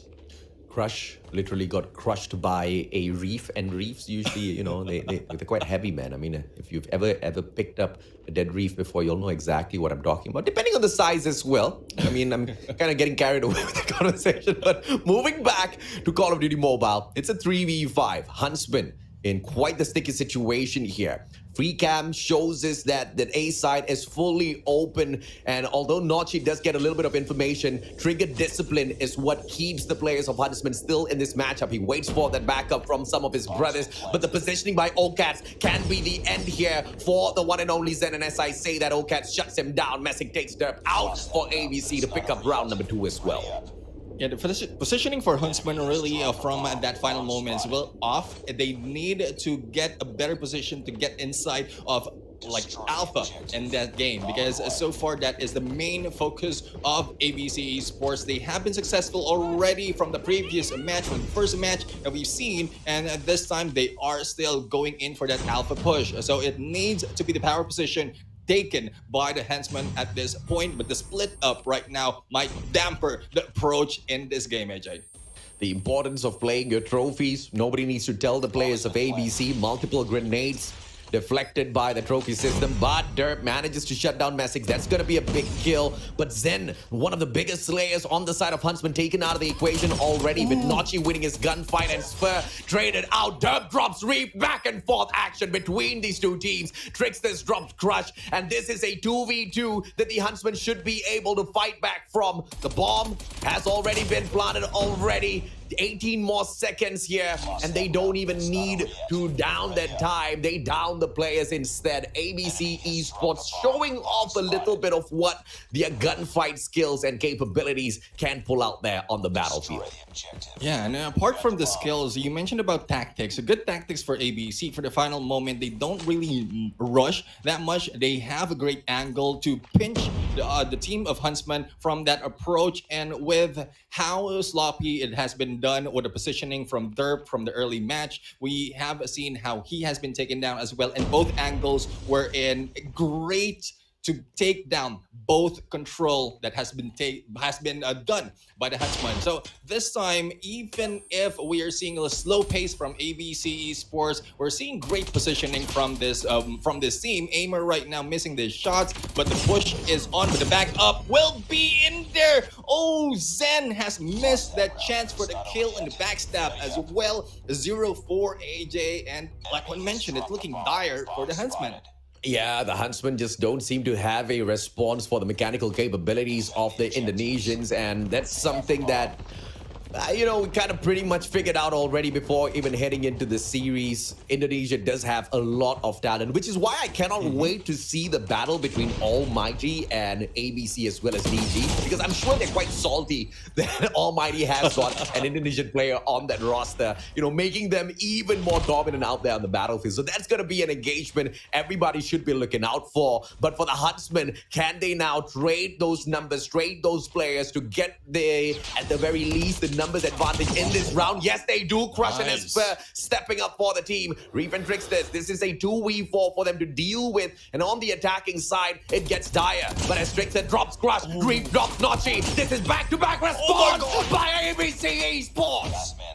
And there goes. Oh, I thought that will be a 3-kill, but the punch coming from Derp right now brings in on a 1v1. Now Trickster going against Derp with a KSP, and we'll have yet to see how Trickster will respond as well with the same weapon. But switching over on a sniper positioning wise, not so much of an angle to see the approach of Trickster, but Trickster right now is on the move to Alpha, AJ. Once again, it was supposed to be a Rytech versus KSP, but very happy to see Derp drop that sniper, pick up the KSP just to have a little bit more of an advantage against the player of ABC Esports. Opportunity now as Tricksters, the circles around, holding that back angle of Warehouse. A diffusal, and Derp's going to pull it off. Bros don't fake. Thank you very much for coming, Trickster. Derp snatches a way around. Trickster in there a little bit too far on that The back Trickster out. got tricked. I mean, like, Derpus was in there following. He doesn't even have sights of Trickster at that point in the plan, but he knows the approach. He's seen the rotation earlier on from what we've seen from the previous match, and he knows how to go in slowly and sneakily in that fight. But a little bit aggressive this time from a team of the Huntsmen. They're trying to go in for the Bravo push, but the hold of ABC Esports right now looks sound. and we might see a takedown against Huntsman. And there you have it, Trickster taking down Crush in there, and no Slayer, not so much of a Slayer will be happening in here from the Huntsman. Yeah, Trickster's clearly very angry as he shuts Crush down. First one to open up the engagements, but Messix traded out by Derp. Derp's on fire after kind of dropping the ball earlier on. Zen trades out Trickster's. Reef dropped down by Notchi as well as first stepping up for the team. And it looks like it's all up to Amir, but he has been nerfed already. Shot up, has to recover, bomb in hand, repositions, but doesn't move towards that A bomb side. Instead, rotates around from the back door of Launch, potentially to take that backstep against the players of Huntsmen who are still camped out at that B flag. And let's see this B bomb site now all hunkered down. Amir still manages to have that angle, but Zen with his own position locked down trades him out. Huntsman shows some signs of life. Zen was just meditating in there in the corner, saying, and I'll take the kill. I mean, good turnaround in here from the Huntsman, because earlier it might seem that they are already thrown off from the gameplay, but with that win that we've seen from the previous round, they have a comeback in here, taking a second. And Trickster right now is in here. Oh, Messix ripping Trickster in here on a triple kill. And oh my. Oh my. Oh my. Literally. Oh my. Oh my. Babies, it looks like somebody's angry here. That's a little bit too good. I don't even know how they managed to catch up the players of Huntsmen with that grenade. Clearly, the trophies weren't played all that too well. The angle of the grenade kind of, finding its connection halfway through, and the Huntsman kind of got stumped at the very start. But Tricksters this time dropped super early on by Derp. Zen trying to hold on to a very tricky angle, but finds nobody on for the slide. That's going to be a great big engagement for the one and only Zen, who's all alone. That bomber needs to be protected. Yeah, and the bomb right now is in there. Ooh, the kill in there by Sen before being taken down. But it is now looking good for the Huntsman. Now, the push right now on to Alpha might be cut short by Messix. And Messix stayed that kill, but with a lot of backup. I mean, there's no surviving that, AJ. No surviving that at all. It was just purely a game of numbers that the Huntsman was able to use against ABC Esports. And that engagement was quite solid, if you ask me, from the Malaysian side. It looks like they are showing more than signs of life, and some of their strategies out there are super sound. It's just that one grenade kill at the very start of the previous round that got them caught off guard here, Neptune. If it wasn't for that, I think that round might have been solid on the side of Huntsman as well, because they've kind of built up this good momentum going into this matchup, and they found their confidence. But look at this time, that strategy out of the Huntsman, trying to bait out ABC Esports. I wonder if the Indonesians will fall for this.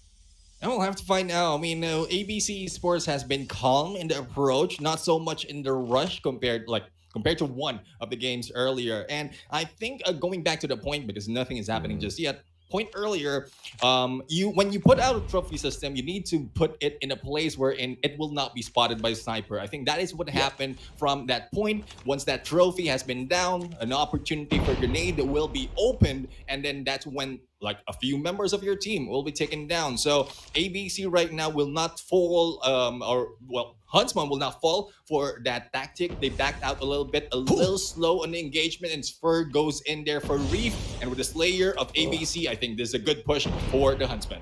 Yeah, fantastic strategy executed by the Huntsman here, although ABC Esports does not really have a counter for that engagement earlier on. Huntsman just taking the fight up to them, but Amir alongside Messix, that was just a 3 back-to-back kill by all of those players from the side of ABC Esports to still equalize against the Huntsman in that round and then shut them down totally out of the equation. Match point now for ABC Esports.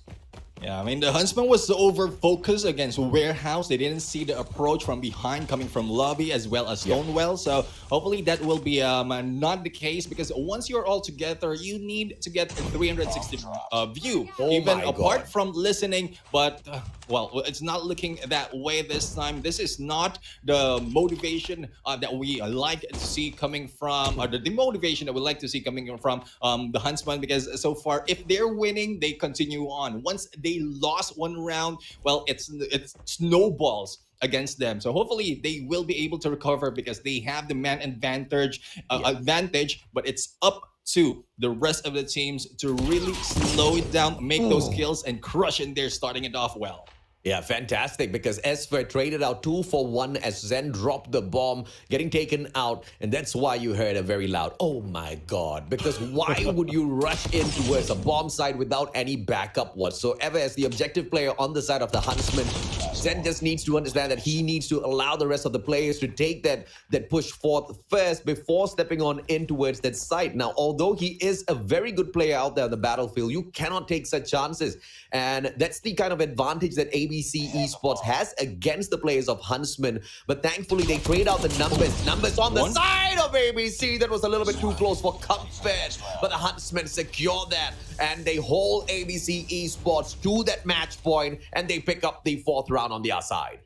A little bit too confident in there for the push of a Reef. He might have waited a few more seconds to get that advantage and not being fired back, and then later on make the rotation to get that kill. But so far, it is still looking well for ABC Esports. They're just 1 point before taking this win, but the comeback coming from the Huntsmen is really, really well. The split right now is a 2-3 and still heading towards A, but the approach of ABC is a little bit questionable because they focus in the middle and starting to go towards B, and the takedown in there coming from Notch taking down the Slayer. Yeah, that's fantastic. I mean, that's exactly what I anticipate out of the Huntsmen, or exactly what I expect out of the Huntsmen, right? Just use that strategy to take out the players of ABC Esports. They had a player there. They had the information. They knew that he wasn't really repositioning. Just wanted to play his luck. And the overextending Notchi does manage to find the slay. Derp drops Aimer as Ocats trades him out. But it's all right because the game of numbers still on the side of the Huntsmen. But Ocats managing to equal the playing field. Esper trades him out, keeping the numbers advantage on the side of the Malaysians. Trickster spots one, but Esper waits for Trickster in that corner. But right tech AMR will miss the second time round as well. And Trickster just missing out 2 of that biggest opportunity. Messix will not, as he takes out Esper, equaling the numbers once again. MWA weapon in the hands of Trickster as he gets straight tagged up. Notchi drops Messix. Trickster, final player, 1v2. Bomb needs to get planted, and Trickster manages to shut down Crush. But thankfully, Notchi plays the attack instead of the objective, and the Huntsmen had just 1 round behind the players of ABC. Yeah, I was quite questioning the movement of Notchi in there, backing out from the push that Crush has made. It's a good thing that he turned around quickly and make that follow-up. And usually at this point, I mean, you don't want to go solo. Even if you have the man advantage, you might be taken down easily from what we've seen from Crush. But the good thing, the backup is in there, and we have to see more of that from the Huntsmen. Otherwise, they might be caught and lost at this point. But Trickster taking on Notchi in here, reducing the chance of the Huntsman for a good attack. Let's see if or not the Huntsmen can find that adjustment in this matchup, because 1 man down, they are on the attacking side. They must take this round to push us into that 1 extra bit, that final round, round 13 in this S&D matchup. And the Malaysians playing it super slowly. They've got the numbers advantage against Ocats, who's holding on to a great angle here. So as long as he doesn't breathe, as long as he doesn't make a single sound, he should be able to catch the players of Huntsmen off guard here, Neptune. Yes, per right now, missing that opportunity for the turn, taking all the corners, but hopefully ABC will not be able to go on that second floor, and the plan is on call. Okads, on the other hand, will try to go, and I think the footsteps might be here, but no.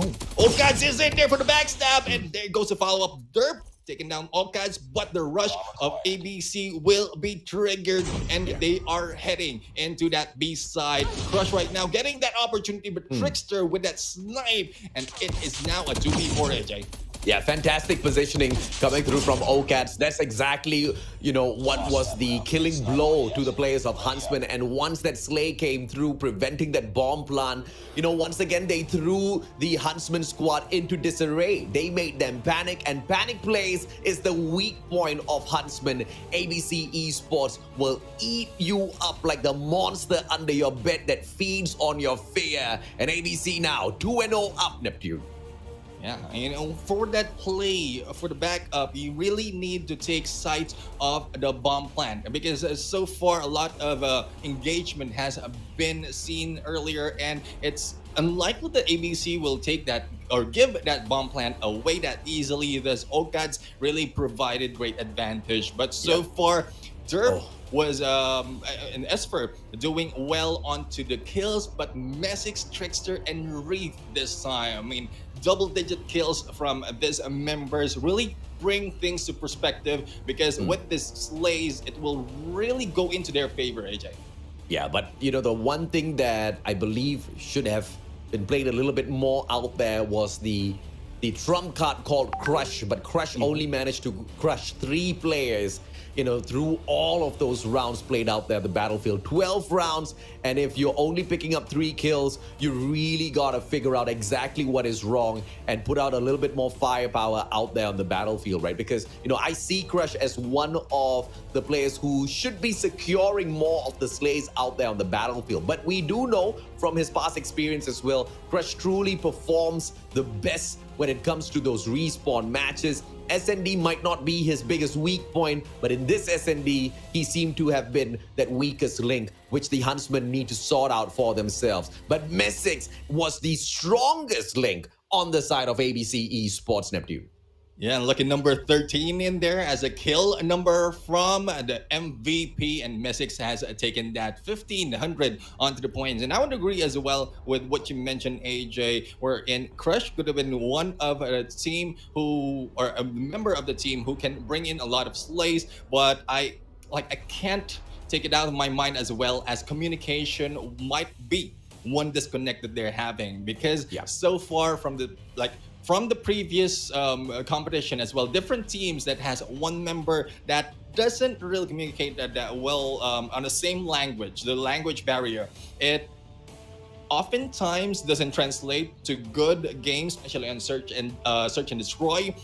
But it's not that, it's not always, because we've seen a lot of that, and I think that's one of the questions that you have as well against Jeff Pro when he jumped in on Almighty. So that is a rare occasion. So hopefully that's not the case for this, because Crush, as I mentioned, will be a good addition for them, but also in this respawn map, he needs to do a little bit more, because this is somewhat like SND. Numbers are counting down for control mode, and if they do the same as earlier, it might not look good for them, because this is not their strong points.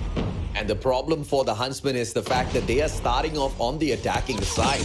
I mean, we've talked about this a couple of times during GM3, during Stage 3 as a whole, that when you play control, it's very one-sided, especially when you're on the defensive. You have that advantage. And with the control game mode as a whole not being the best mode for the Huntsmen, this just turned out to be a disaster overall. And I hope the boys can turn things around here for themselves, or else we are just gonna have a donut party from the very start of the day. Yeah, we'll have to yet to see 2-1, or we'll have to find out. We'll have to find out of how this will end, because I thought the game has ended already, but so far it continues 25-23 when we see the count points, and we're not seeing the usual tactic, AJ, coming from the defense, wherein they bring in one of, or they let the attackers take one of the points and then funnel them later on. It's more of securing those points and taking the kills, but that is where ABC Esports are doing well. So far, it's already a huge lead when it comes to that live count, and they are still counting down near the lives and starting to buff out those lives against the Huntsmen. Oh, Trickster is just trying his best to play those tricks. 6 kills in a row. He manages to slay. I mean, almost fully streaking himself up as well. Has got the tag scope on the right tech AMR. I mean, who cares about the FPD being banned out when you've got that right tech on your side, man? I mean, that gun is just absolutely killing it out there on the battlefield. And when you bring it into control, you know you can gain control of the map very, very easily, as long as you know all of your angles. And very clearly, Trickster knows how to play his angles. But here's the surprising thing. Huntsmen have managed to steal away that flag already, but that was the easier one on Slump. Getting that A flag away is going to be the problem. And if you actually want to break this A flag, what you need to do is force your players towards the left-hand side of the map, move through Broken, Junkyard, and then try to spawn trap those players. If you're not going to have anybody playing that extra bit of distraction, taking away this flag becomes so much more difficult, Neptune. Yeah, it's becoming difficult right now, but ABC is losing lives as we speak, but bouncing it off. Oh, the nade! coming from Reef right now, and it's now tied 6-6 on the life point, but the tick is counting. Huntsman was able to take 2 already, but they are losing life. They need a little bit of recover right now and take it slow to make the kills first before taking the approach. Hunter Killer Drone not manages to slay Messick with it, but the Predator missile earlier on was an absolute waste. Victor's holding on to that angle, but he meets his match. Zen stepping up as well, but Messick with his sticky from out of nowhere gets Zen out of the equation, and Nochi cannot trade back. It's a 4-2 life. Make that one. Huntsman on their final life, trying to push forth, and I believe that's game over as Nochi is dropped. The players of ABC Esports secure a very close round against the Huntsmen. That was the closest that we've seen in there on capturing Alpha. It is the first time that we've seen that, because most of the time, once Bravo has been given up, Alpha would be the funnel. And I guess that happens as well when we have seen the Huntsman being taken down in there as they take that approach. But they should have focused on getting the kills and waiting for that opportunity. But this time, I mean, there's no waiting already for ABC Esports. They started the slay, and they will take those points as well. Good play coming through from the players of Huntsmen, but they don't seem to be able to pull away those slays. Crush finally managed to drop Grief, and that's going to be the opener. But look at the players of ABC Esports making headway here. A single player playing that objective, pulling away that A flag, whilst that distraction is played all the way up at the garage as well. OCATS brings in that one and only Purifier, toasting out those players, and Tricksters on the other hand, 3 kills in hand so far. And he is going to down with all of the players. Esper returns fire, but the damage has already been done. With just 6 lives lost, ABC has managed to pull away that B flag, and now they make headway towards that A flag. Zen right now trying to take a hold of this flag, but so far not so much of backup coming from the rest of Huntsman. We have grenade in our throwing system in here, but there goes the signal for Zen to rush in, also double backing into this point, but not so much that they can take another kill in this game. Now it is only 4 or 5 lives lead from ABC Esports, and if they take this low, the Huntsman, if they take this low, they might be able to take a lead in terms of that life point, AJ. Esper trying to dodge the Hunter Killer Drone and finds out that it's difficult to pull off.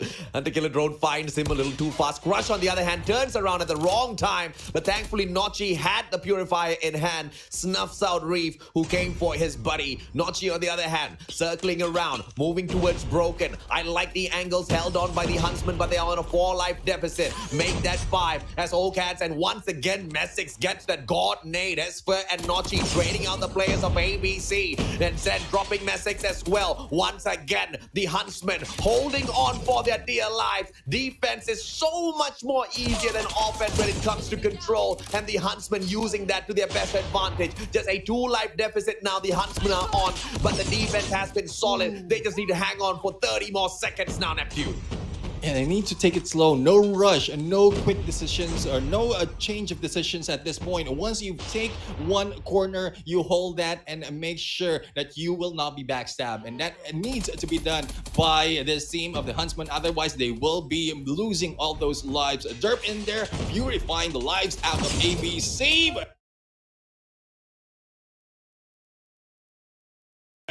But not so much on the life point. There's 1 left in here, and the Huntsman might be seeing it on this point, AJ. But Zen still doing well. Purifier in hand, and another one. Big kill.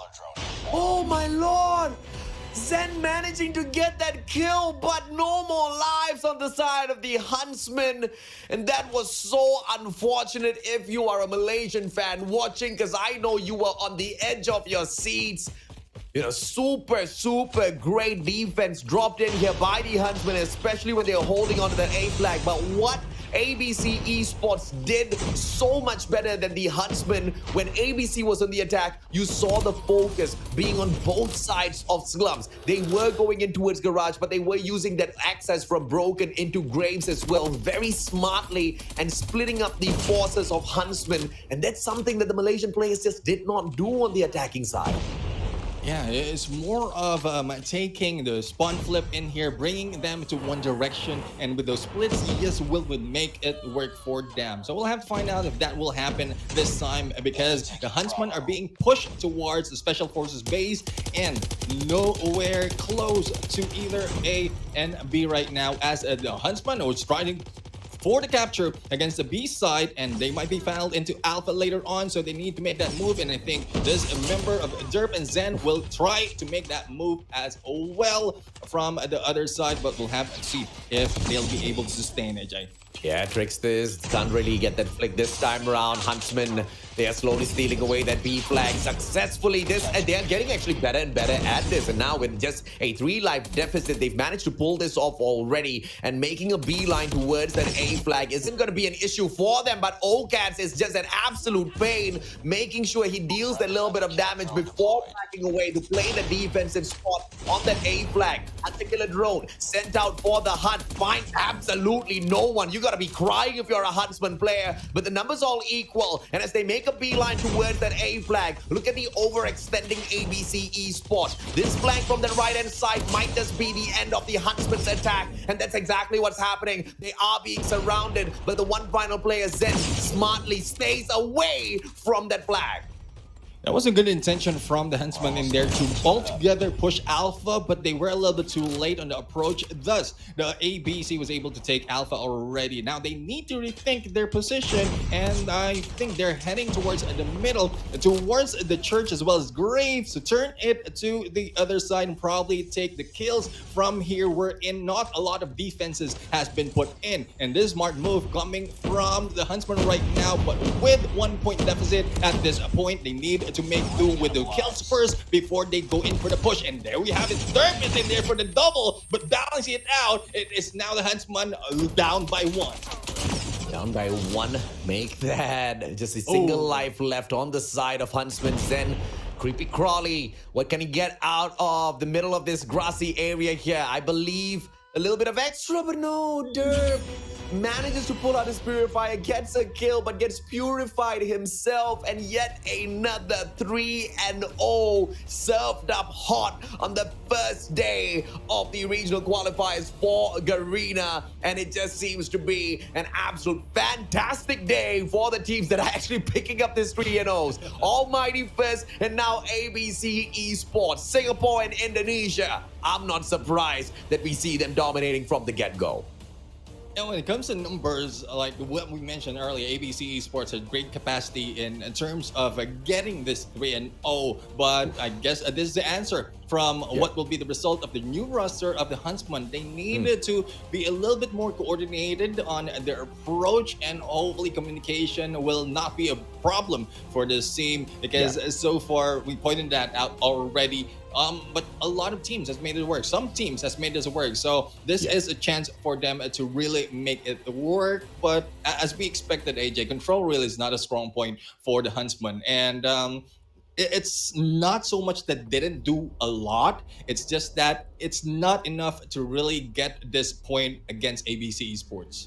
I agree, and also Tricksters is just so annoying out there with his right-tech AMR. I mean, this guy was just annihilating the players of Huntsman every single time they showed up out there. And once again, Crush, unfortunately, is that bottom fragger on the side of Huntsman, and that has to be one of the most disappointing things if you are a fan of that Malaysian side, because a lot of the fans were expecting Crush to be the biggest difference maker out there on all of these games, but it just didn't seem to be the case. But let's shine the spotlight a little bit more on ABC Esports as we see the players just step up on that battlefield time and time again. And it might have not been dominating in terms of a victory over at SND, but it was fantastic in terms of the engagements that we saw being brought out here at Slums, both on the defense and offense, Neptune.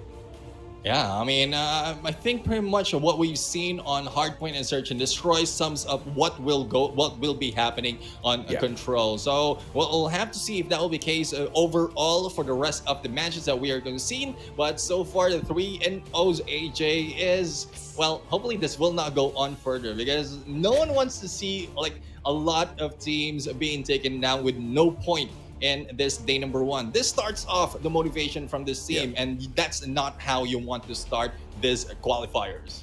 I mean, that's your thoughts, my brother.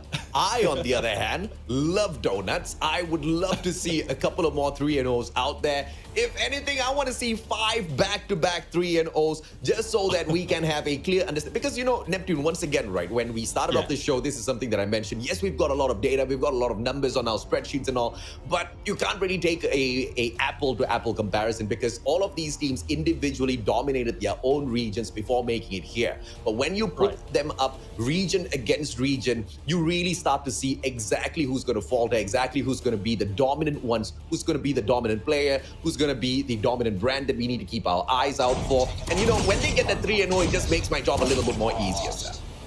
Yeah, I mean, it's easier because not so much that, not so much of matches, and we can save up our voice, and we know how we love our voices right here to be heard by the community. But so much, AJ, I mean, that ends it for the second series. It's quick.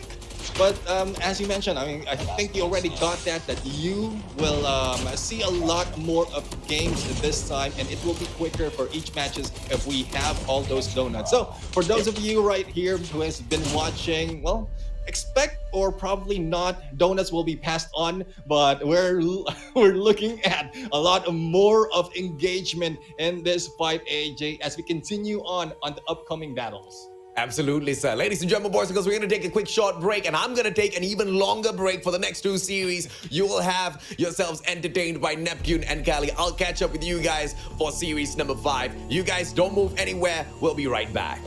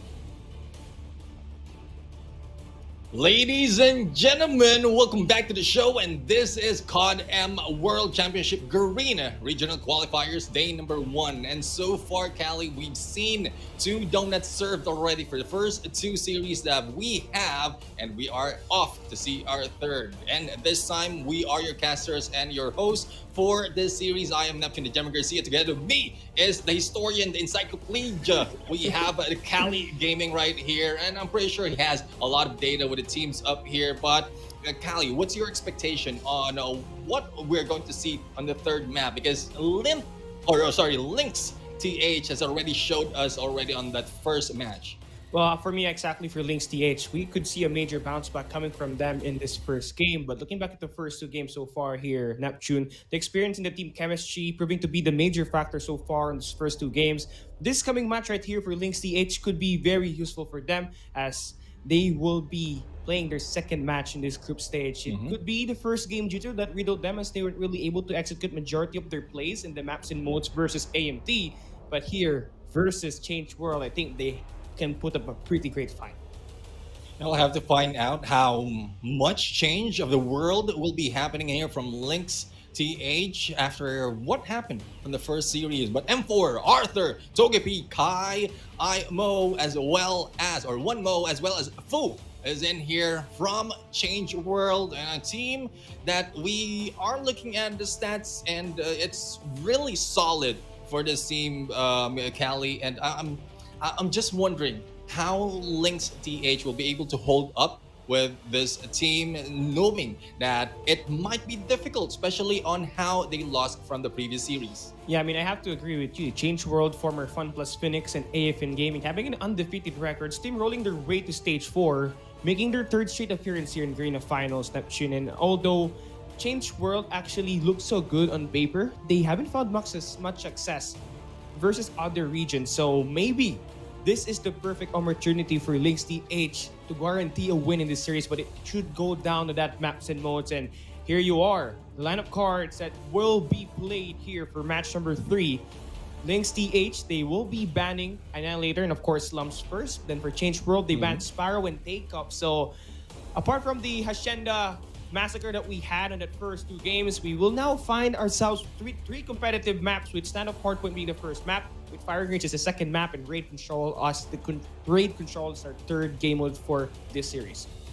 Yeah, you've seen how Standoff Hardpoint has been played already. It's more of a focus on that money hill from P3 as well as P4 that we'll see a lot of change, because the open area of that hotel yard might trade off a little bit of points from these 2 teams. We'll have to find out how rotations will work at this point. But so far, for those of you watching the stream, hopefully you can like and share the stream, because a lot more will be happening. A chance for Changeworld to be changed by LYNXTH in this game. It starts off with Hardpoint.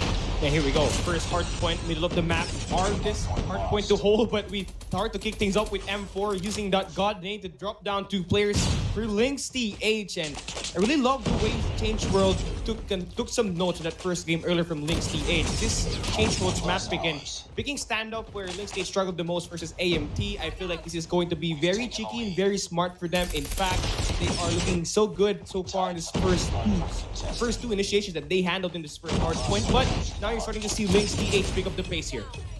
Yeah, that's one thing. When you make a mistake, it's more of how you recover from that. And I think this is a recovery from the side of LYNXTH. They are making good hold in here. 20 seconds remaining, and the points are starting to pour in from their side. And no contention coming in from Changeworld right now. And even if there is, they will be taken down, especially as Set Tech will be in here waiting, as the early rotation of the rest of the teams will be triggered by Lynx. But it's also an early in there coming from Changeworld, but it will not hold, as the rest of Lynx will take them down and will take foot on this hill. And with 3 seconds to trigger, it might be another set of points from them. M4 with that multiple kill would be very useful for them, but then again, it was LYNXTH there for that cleanup, and this time around, we did see LYNXTH able to create that trick, and now you're starting to see, once again, Changeworld trying to create some plays, making sure that they took control of that gas station, and now for Emo, gonna get taken down. Lynx now on the prowl. You have only one angle to take, and this is kind of a very rough start for them here in P2, and I love the aggressive take that we saw so far for Changeworld. Definitely not budging from the first engagement that LYNXTH won in that first hard point. Usually the pincer maneuver that will be happening because of the split spawns that happen from Lynx might be a takedown against a Changeworld, but that will not be happening at that point. They have even let go of that hill to go in, rotate on to the next one. So I think they're confident on this push, and Changeworld right now might take this hill, and no one from Lynx might be able to do about that. I think I spoke too soon. Ambition in there with that Purifier early into this match, not letting go of any points anymore. Now, this is the perfect time for you to use your score tricks and specialists to just try to make sure you either break the point or you're going to separate yourself from your opponent. As you all may know, hard point number 3 is going to be another set of a money hill, and this is where you can cash a lot of fat stacks in that time. And now you see M4 getting that early rotation. The hard point set up so strong right now, and it's going to be them also winning and having more success on that kill feed. So a better bounce back in here for Changeworld, but you're starting to see LYNXTH struggle to try to create the play here. They're losing their gunfights once again, and now's the time for them to try to create some plays. And number 2 in blue is going to do exactly like that, but M4 is going to shut them down. One more contest right through the staircase, and M4 needs to win this in a close range engagement. He swings, but won't find a player now. Going in for one more attempt, and that's it. Successful play there. Final 10 seconds. This should be theirs to begin with. After taking a lot of frags, here comes the Pred right now being brought out, and I think M4 will not be taken down at that moment. And M4 has provided a lot of points already for Changeworld. It's a good start from them to turn this around into their favor, but M4 is just one side. The rest of the teams are doing a lot of effort as well onto the other side of this map, trying to make sure that he will not be disturbed as he stepped into the objective. But LYNXTH right now is doing the same thing. Trophy system is in there, and that push with a 2-3 split and the recovery from the other side. And we are seeing this guy from number 5 going into Special Forces base, and we are seeing the Goliath right now. It might be a huge takedown if they do so, and there we have it. Yeah, I mean, that X1 Goliath spawned too far away, and that is more than enough for LYNXTH to cover some ground and go in for that elimination. Huge priority in there to destroy the winning condition that Changeworld could have gotten on this P4. So with that said and done, we can see the final contest being made by LYNXTH, and they could still get guaranteed the final points in the lead as we move into the next hard point set. As we see Purcell drops down Arthur, that should be more than enough. They will maintain that lead moving into this reset. 95-93, kind of a very close game in here. And Changeworld doing a great job so far, T1. And it's Fu that will be handling out some kills in here at the boxes with Arthur now. Second line of defense towards this mid statue. And this could be a great elimination from them. So far, they've been accumulating all the time. And LYNXTH can't seem to fight back. Yeah, they need to fight back real quick. We lost the lead. Hostile hunter killer inbound. Hard is ours. Hardpoint contested. Hardpoint contested. Hostiles have taken the lead. Taken down in this game, and we have to right now already taking the lead in this match, and Emo is one who will be taking on this early rotation. The rest of the teams are just lined up in there towards the other side of this hill from the Special Forces, but they need to bring it back to their side. The 1-3 split right now to make sure that they have all box covered, and there we have it. We have the Changeworld with a clear approach onto this hill. Yeah, the spawn point is going to be very beneficial in here, but you see number 4 in blue doing the cleanup. But the good news here for Changeworld, they got the favorable spawns, and they get the spawn right to the side, so that should cut them off some slack. As we do see LYNXTH, the split spawn is going to be initiated in here, so that could initiate the split spawn attack as well. They're just trying to create the play inside a point with Emo getting shot down. That should be hard point now in favor for LYNXTH. Great fight back in there, but they gotta stand. No players very near here for LYNXTH. Only number 5 in Silvers will be inside, and now the contest will come through for Changeworld. It will be M4 right wrapping around the outside, getting that double kill. And one more on the staircase. That's going to be more elimination. And there it is, M4. Best player right now for Changeworld getting that break. I mean, there's no question that M4 is a guy who can take hold of this hill, but Teddy will not be agreeing with us at that point. Lynx in there taking the few seconds remaining from that hill, but Arthur right now, I think it's just a time for M4 to be taken down because he have a better opportunity in taking this hill on a 2P4. Otherwise, like, it might be a different story later on if we've seen a different member of Changeworld who take that hill. But so far, good control from them. Despite of the scores 143, 140, it's catching up from Changeworld. I mean, the good news is here, we're finally getting some slack off of the dominated ones that we got in the first 2 series. Now we're starting to see some very close one in here. Emo now, hosting and burning with that Purifier, gets those 4 kills, and I mean, the specialist is more than enough for Changeworld to create the difference in here as they spawn out LYNXTH deep into the point. So that's going to be more time done here by Changeworld, as you do see Emo being the difference maker. But for some odd reason, they let go of the back alley, and now LYNXTH are able to round around the cemeteries, and now they are able to get the final bit of scrap time in here, while Changeworld, you know, this is one of the few key things here. Giving up that final 20 seconds could be very detrimental to the late game. I mean, yeah, you don't want to give out the final 20 seconds, especially if the points is not too far in there. But Changeworld, I think they have a plan. In terms of frags, they have a lot more, and they can switch the spawns to their favor, but not so much that they can maintain a hold of a hill, and that letting go of the scrap points might be one that is the reason why there are not so much points being taken. So I'll have to find out. Emo right now is in here, one in charge of this victory, and the rest of the teams are already on the other side. Fool right now taking the statue and will be taken down in there by Seti from afar. Now the approach of Lynx might be good, but the cutoff that has been done by Changeworld is even better.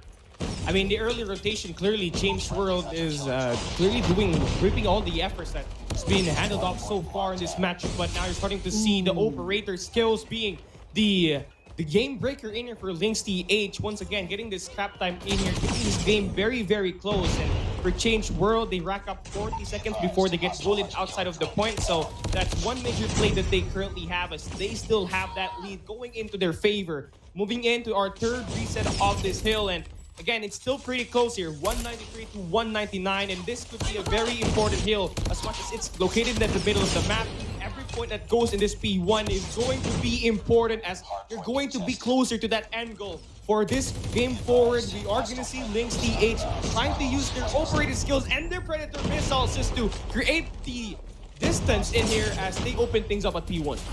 I mean, this might be one ball that Changeworld has let go and might be bouncing back against them. LYNXTH right now is taking advantage of those scrap points that have been let go of Changeworld, and this time turning it to their favor. They have the lead right here and will not have a Changeworld step into this hill. But M4 right now on that slay, on a third already before being taken down, but not so much of a backup coming from the rest of the team's grab. Vortex will be in here, used by Fool in the turnaround as well with only a few seconds. Another early rotation coming from Changeworld as the points is still moving in towards LYNXTH. Now Fool right now is going in towards the backside of this warehouse as the rest of the team has taken already this hill. Again, for Changeworld, they give up that scrap time just to make sure they set up here greatly at this P2. A Mon Hill guaranteed, and now LYNXTH on the prowl. They attack at the backside in this alleyway, and they're going to get taken down one by one. Fu able to take one down, one more out front, but gets shut down, and Changeworld so far, great hold. Yeah, great hold indeed. We have a Changeworld right now who needs to make a hold at this point. We have Emo right now with that QQ9, and there goes the takedown as well from the other side. Only a few points for them to catch up and overtake LYNXTH in terms of the points. And here we have it. I think this might be the last of this hill that Changeworld needs to hold and will be holding. Otherwise, early rotation will not work towards the objective of that 250, and I don't think they will be moving. They will be staying in here, and they will be taking the remaining points to take the win. Though it's close, I think this is all well part of the plan. That's the best hardpoint setup and hardpoint hold I've seen so far in this Garena regional qualifier. I mean, Changeworld gave up the final 20 seconds of that P1, and they were saying, I mean, why not try and get that hardpoint setup here, this P2? And I mean, they had two players standing in the point, two players guarding that gas station, and of course, Fu actually on the bakeries was having a snapping gameplay. I mean, he's able to take a bar position right through the boxes and always gets player off guard. And again, that's going to be that win for Changeworld. But for LYNXTH, now you're starting to see where they are struggling. Stand-up hardpoint could be that kryptonite for this team as they lose 2 in a row in hardpoint stand-up, 1 against AMT, and now here 1 against Changeworld. Yeah, I mean, if it wasn't for that early, like too early rotation coming from Changeworld, it might have been an early loss already for LYNXTH, because we've seen the rotation, we've seen the position. Though for the final moment, the movement of Fu towards that bakery, it's a little bit too deep from my liking. It's just he needs to back up a little bit so that he can get a little bit of distance and not being taken down of surprise in there. But what I love, especially by the gameplay of M4 from this time, from what we're seeing on the highlights, like no one was able to take him in that point, and I think it's a good start from them. And like what mentioned, it might have been part of the plan because a lot of points has been gathered and no one was able to take M4 down, and that's the time they catch up into the point. I mean, it doesn't really matter if M4 will be inside at hardpoint. He's still guaranteed to get more kills ahead of his teammates. I mean, 44 kills and guaranteed a lot of major time inside a hardpoint. He's the super soaker and he's the super MVP that Changeworld needed badly here up against LYNXTH. You can heavily rely on him to play that objective time. But again, it's a total team effort out there for Changeworld. A very close game at that stand-up hardpoint, but they win it anyway. 250 to 236 now. We spice it up a little bit. And again, we're moving into Changeworld's map pick, Firing Range, Search and Destroy. And that's going to be a map pick here by Changeworld. And Lynx, this is going to be your pick side. Yeah, I mean, Changeworld will be starting it off at this fight, and I'm looking forward to the fight of this game because Hardpoint, I think it has been played by Changeworld, and I'm not talking about played like literally played. They played the points wherein it will be dramatic towards the ends because from what we've seen, like there's very close. Why are they like giving out the scrap points? But towards the final moment, they were able to take it in 1 point. Now, let's see on what LYNXTH will be able to fight against a Changeworld in this Search and Destroy. As we start it off, it is attacker Changeworld and LYNXTH as a defender. And in a map where snipers are going to be the heavily reliable the pickers here at this game, it looks like CW is going to play with the KSP-45s. M4 deals the first blood and getting that opening at the speed control point as well. And for M4, having the information set out of the tunnels could be very useful for them. But you can see LYNXTH on the retake. Purcell with the Arctic 50, and now gets to follow it even more with that KSP. Down to the final players. Changeworld, Arthur, the MVP of the hardpoint. What can he do? Playing with the time, playing with that rhythm, trying to slow it down, the bomb drop at that B point. Again, 1v1 is going to be used here. Now, he spots the first player, dropping Ambition. On the green cars is where the next opponent would be at, but Arthur will try to decide and back away. And one takedown in there just proves that another will be waiting and he needs to rotate. And Arthur doing well with that, but only 1 minute remaining on the time. And hopefully his rotation will now be seen. And there you have it, a good turnaround. And there goes Arthur for the clutch. Iris has no idea, no eyeball in that game. And there goes a point taken by Changeworld. And so far, Callie, I mean, that was a smart move coming from Arthur in there, just waiting around, knowing that the takedown is on this side of Bravo. It needs to go and backstab on the other side, but it's more of the speed as well as reaction time that comes into play from that moment. Yeah, we're starting to see a very different type of Changeworld in here. This is the same team that played in Garena regional qualifiers in 2020-2021, where they really struggled so bad. But here this time around, they're looking quite solid, especially with Fu with the sniper. Arthur 50 in hand, very deadly with that scope. They get to bomb plat, and of course, they also dwindle down the number in the life count for Lynx down to their final 2-player in here. Okay, now it's time to play for a retake. A 2-to-1 ratio in here right now with 38 seconds left, and Fu gets one more! Jumping Iris, I mean, this guy's bad! He gets one more player spotted in the mid-map, but Kai will be there to clean it up and change world. 2-0 so far. I'm really happy seeing Arctic 50 back into play, and it's coming from Fu. And this is one good play in here. I mean, it's been a long time that we haven't seen Arctic 50 being used in Search and Destroy. And, well, Fu is bringing back the old meta. The old usage of Arctic 50 might be used by a lot of teams as well, especially on how Fu is doing it. But M4 right now, not using an M4, but this time KSP45 was able to take down a 1 from LYNXTH, but the rotation is still not going in for Bravo. They backed off and they just tricked them to go on for Alpha. Oh my god, LYNXTH turned their head at the B side, and the next thing they know, they will be late on that rotation, but it's a good thing in here that Sugas will be right behind enemy lines. Number 5 in blue will be there. Iris on the barrels, gets 2 players down, dropping M4 and Emo, who will decide to trade it back, but Ambition with a great refrag. 3v2 so far, LYNXTH, they fell for the bait, but they bite back even more. 2v1 now with Arthur being the final player. Can he clutch this one more time? Well, I don't think they will be falling for the same trick, but Arthur is might be giving out a different trick at this point. Arthur just slowly moving in. We have the 50 GS right now in hand. Might be seeing one, and there goes the spot. Ambition will be broken, but the dream is still alive. It is 1v1 as Iris and Arthur once again, but this time Iris don't want to go down against Arthur. Arthur might be the king, but the sword is still in play, and it might be taken from the rock. Well, I love that. But now, can Arthur really clutch this one down? I mean, he already dealt 1 player down already. He just needs to pick that bomb up. Very cautious as he approached around the bomb site. Checking that perimeter. Iris, deadly here. This round number 3 got that double kill right around the barrels, but the bomb will be planted. There's still enough time, but this rotation from Iris could be very useful here. Arthur with that pistol, Iris with this scope. Can Arthur clutch this one up? Right now, the rotations are about to kick in. He spots Iris. He knows with information. Arthur with the heading! Lost that round, but it's not over yet. What just happened? I like it is an Arthur gameplay. The king Arthur is here. No one can take him out on a 1v2.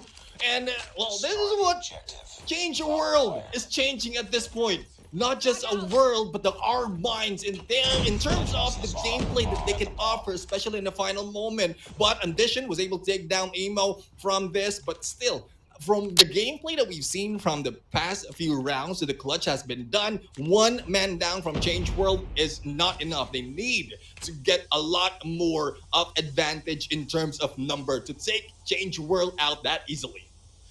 Well, here we go.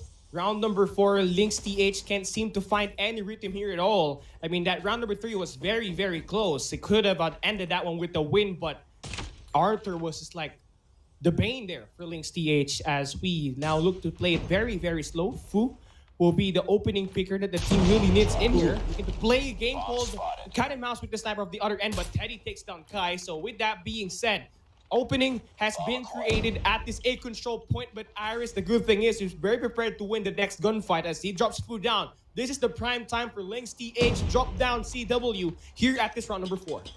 I mean, fool, what are you doing? This is a my chance God. for the Arctic 50 to be back. And here we have it. We have the Changeworld right now, bouncing it off on my a God. 3v3. M4 in backstab, but missed that opportunity. And good thing that M4 was able to reposition and get that kill. Now, it is now a 2v2. M4 already making headway towards Bravo, but the same idea has been taken in here by Teddy. And another trick approach, and they are back on Alpha, and it's only Iris waiting, but Iris is deadly on this sniper and might not let that go easily. Love this play right now for Changeworld. They are always unpredictable, and LYNXTH can't seem to guess right enough. has been planted. Now the bomb gets planted in here. Iris will not be able to get that connection.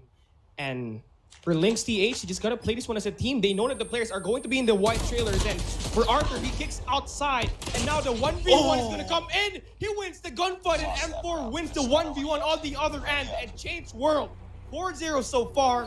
They've been so unpredictable, and I think that's the main reason why LYNXTH can't seem to secure some rounds. Destroy the objective. A huge 1v1 split from Yep. both members of CW, and a lot more might be seen. I mean, I'm really excited right now on what else can Changeworld do. So far, it's a 4-0, but it's not just the scores. It's more of the gameplay that they're putting out in this game. And Vision and Sukas was able to take down 2 already from this fight, but the 3v5, from what we've seen so far, not so much a challenge from Changeworld.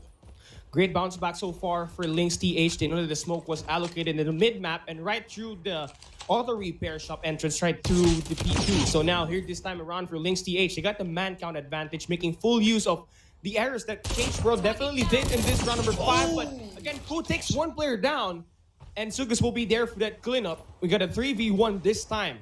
A clutch play for Emo could be very important, but this guy has been struggling, only having 1 kill so far, and has to deal with 3 players, which currently will be Iris, Purcell, and Sugas. As he goes wrap around, this auto repair shot kill right here would be pretty huge. This kill right here would give him the power position. Height advantage clearly in his favor. Just a matter of capitalization. 50 seconds left, plenty of time to deal with. Yeah, here comes a push right now, but they're going in on that push will not be smart. Sugas in there, as well as the other member of LYNXTH was just waiting because of the frag that has been done. And hopefully that will be turned around later on. Emo needs to get those points, but for right now, like warming up those ADS just to make sure that he have those quick scope. Now, Fu on the push on Bravo, and it is a 1-4 split right now, getting information onto Alpha, and Fu right now just going in for the hit, but Emo right there takes down Teddy, but the take back of the points by LYNXTH. Yeah, great handled defense in so far for LYNXTH. They know that the players of Changeworld will be heavily committing at this B bomb site. So now that they have gathered and of course trapped these players right to the front side of this B point, they can also go in for the pinch. Sandwich this guy's like a salami right through the jungles in here, which in return, it's going to be Sugas in here, way behind enemy lines, as M4 looks to try to create a play for this team. Individual gunfights, this guy is prime and ready to win some, as he's just waiting around and checking for flanks. No players can be spotted just yet. 1 minute and 6 seconds left happening inside his gameplay, and I feel like M4, this timing right here against Sugas could be more than useful. But again, he didn't turn the corner, and that's going to be more kills for Sugas. 6 in a row now, all down to 2 with an Arctic 50. That was a M4 making a huge mistake. Even if it's all cleared earlier on, you need to check all those corners right now. Living Fu going solo, and Ambition is back. But a point will be taken by LYNXTH. Hopefully this is a good motivation for this team, and they are looking into 3 more points to take the lead in this game. Changeworld, so much a solid start, but how it is being followed up by the other gameplay that we've seen as they are defender, not so much. Yeah, I mean, LYNXTH riding off of the momentum right now, 2 in a row. LYNXTH as the attackers now clearly being very steady in here. They have opened up this A site with, of course, getting the first blood initiated as well. Changeworld will be playing for that retake, which could be very useful for them. But with 1 player, again, taken down, man advantage will go in the hands of LYNXTH, and the bomb, though, yet to be planted. No idea why this is happening. The bomb should have been planted right now. Yeah, I mean, it might have been a grenade in there that being thrown against Alpha and taken down one, so the rotation might be done in here by LYNXTH, and that might be a smart move coming from LYNXTH, but Changeworld, as they have already dictated the pace of this game, they know this plan all too well, and they will be waiting as Arthur right now is on that DLQ-33, and I'm just waiting for a chance, but no, the sneaky snake gameplay is in there. Oh, but that is a miss by Teddy. He should have followed up on that, like on that snake gameplay by Sogus. Otherwise, like they might have been surviving in there and going for the flank. I mean, that could have been very useful for him, but discipline is not going to be the priority in here for LYNXTH. I mean, they made their way at the B side, but the approach was kind of underperforming for me, honestly, and that we did see from LYNXTH at round number 6. I mean, they had opened up the A-bomb side, they had the man advantage, they got the first blood, but they failed to convert because of the pressure that Changeworld added into the game with their dual sniper setup, and of course, they got nade right to the white trailers. Smoke down at the mid, and of course, right through the auto repair shop. Changeworld so far having the default defense as well, so they should be able to get some information right all across the bomb sites. And for now, for LYNXTH, on this first 30 seconds, we'll be playing it slow, and I think this is the best way for you to counter-attack Changeworld.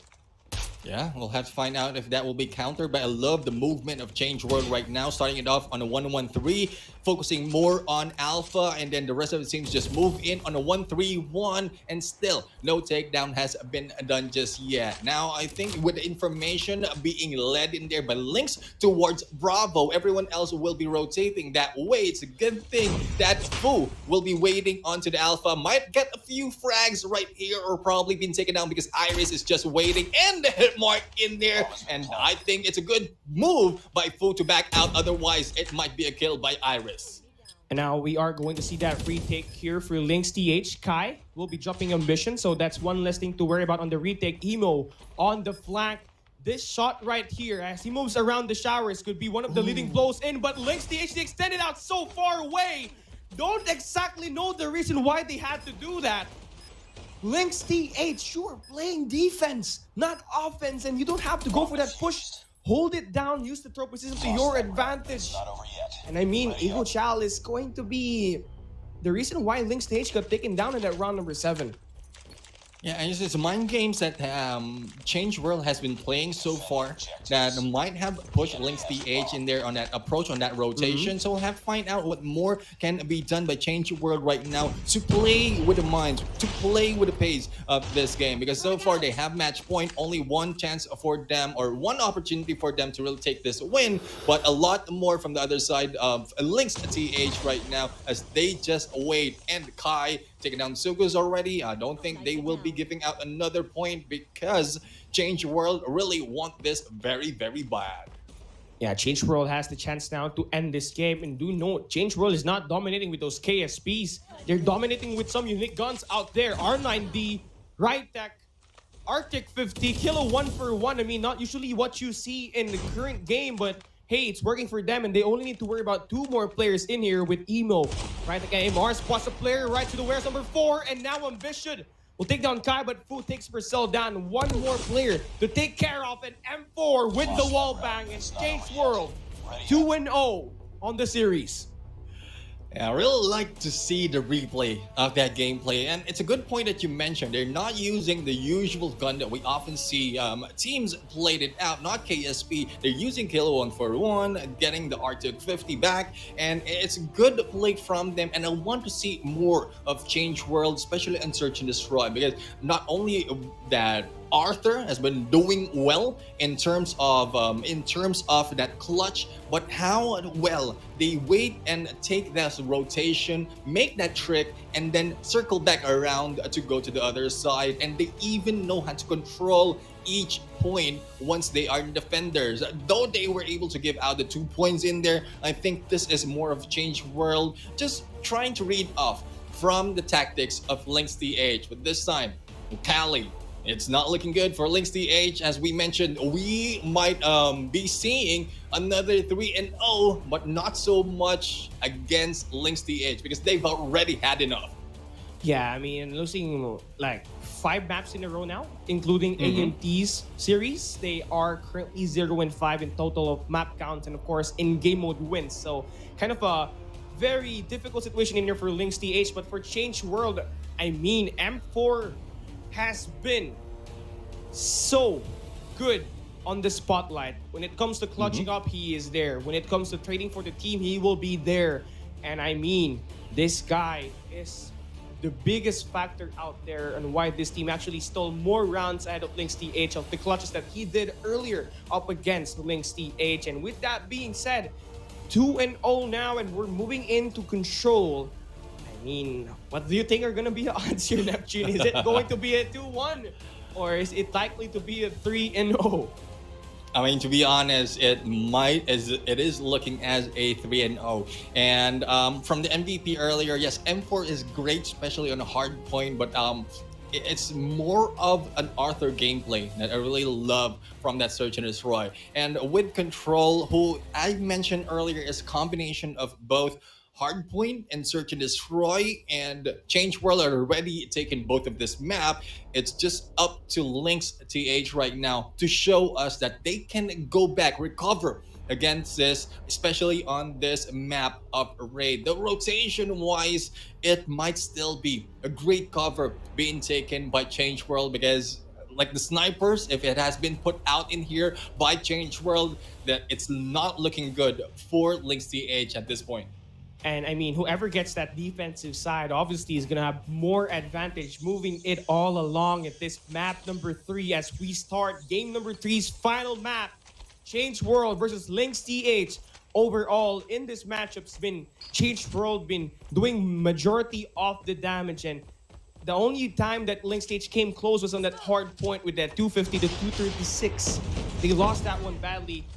Went in long distance, but they weren't able to secure the win. So now it's a time for that major bounce back that I talked about earlier.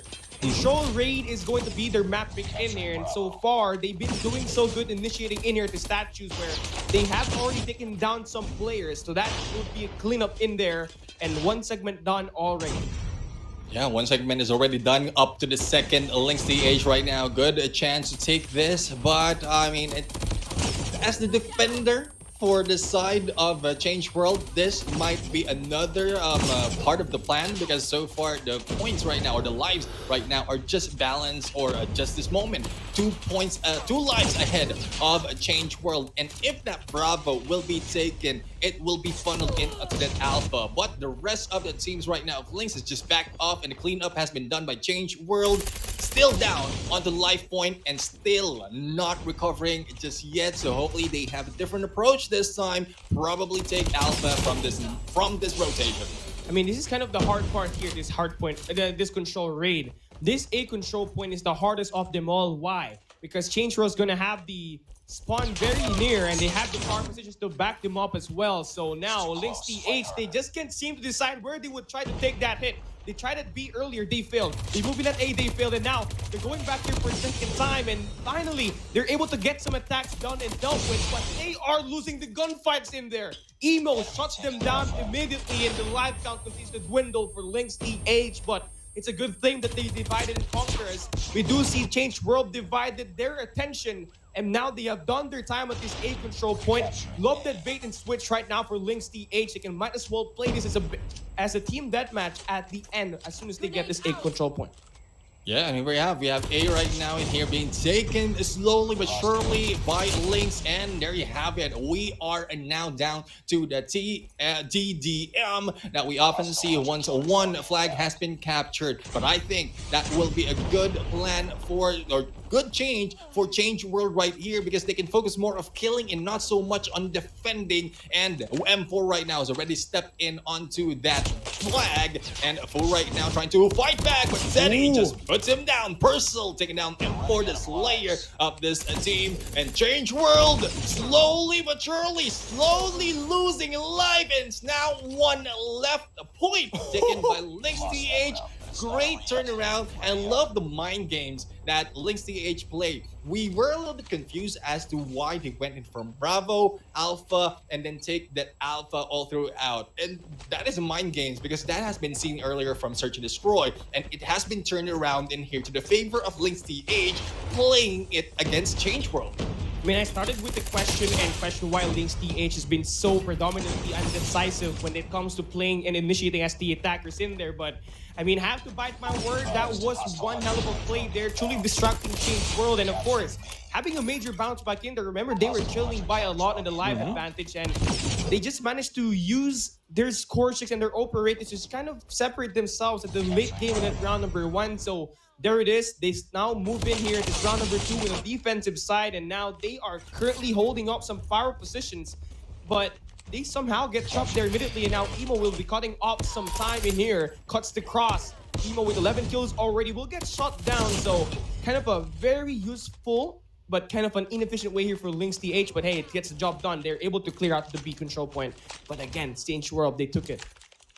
Yeah, they took it, and it is now going to Alpha. Now, this is where the funnel begins, where a lot of teams might be taken down here by LYNXTH. To the point right now is leading towards Changeworld. It's more of the power position that needs to be taken by LYNXTH. But Emo will change that on the other side as they go in on to this bar. And oh, Emo in there waiting a little bit too quietly, but unexpected. The backstab has been done, and it is now dying down for the lives of LYNXTH. Changeworld right now taking it slow, but they are taking it for the win right here. But they have lost a lot of lives. Hopefully they can trade it off and take this win in this round. Well, LYNXTH still having a very close game in here. I mean, A control point is the hardest of them all here at this raid. So they have the power positions handed to them. So they just have to capitalize on what the current situation is and what are they going to do when it comes to handling out this player. Sky will be winning one huge gunfight, opens up the kitchen, and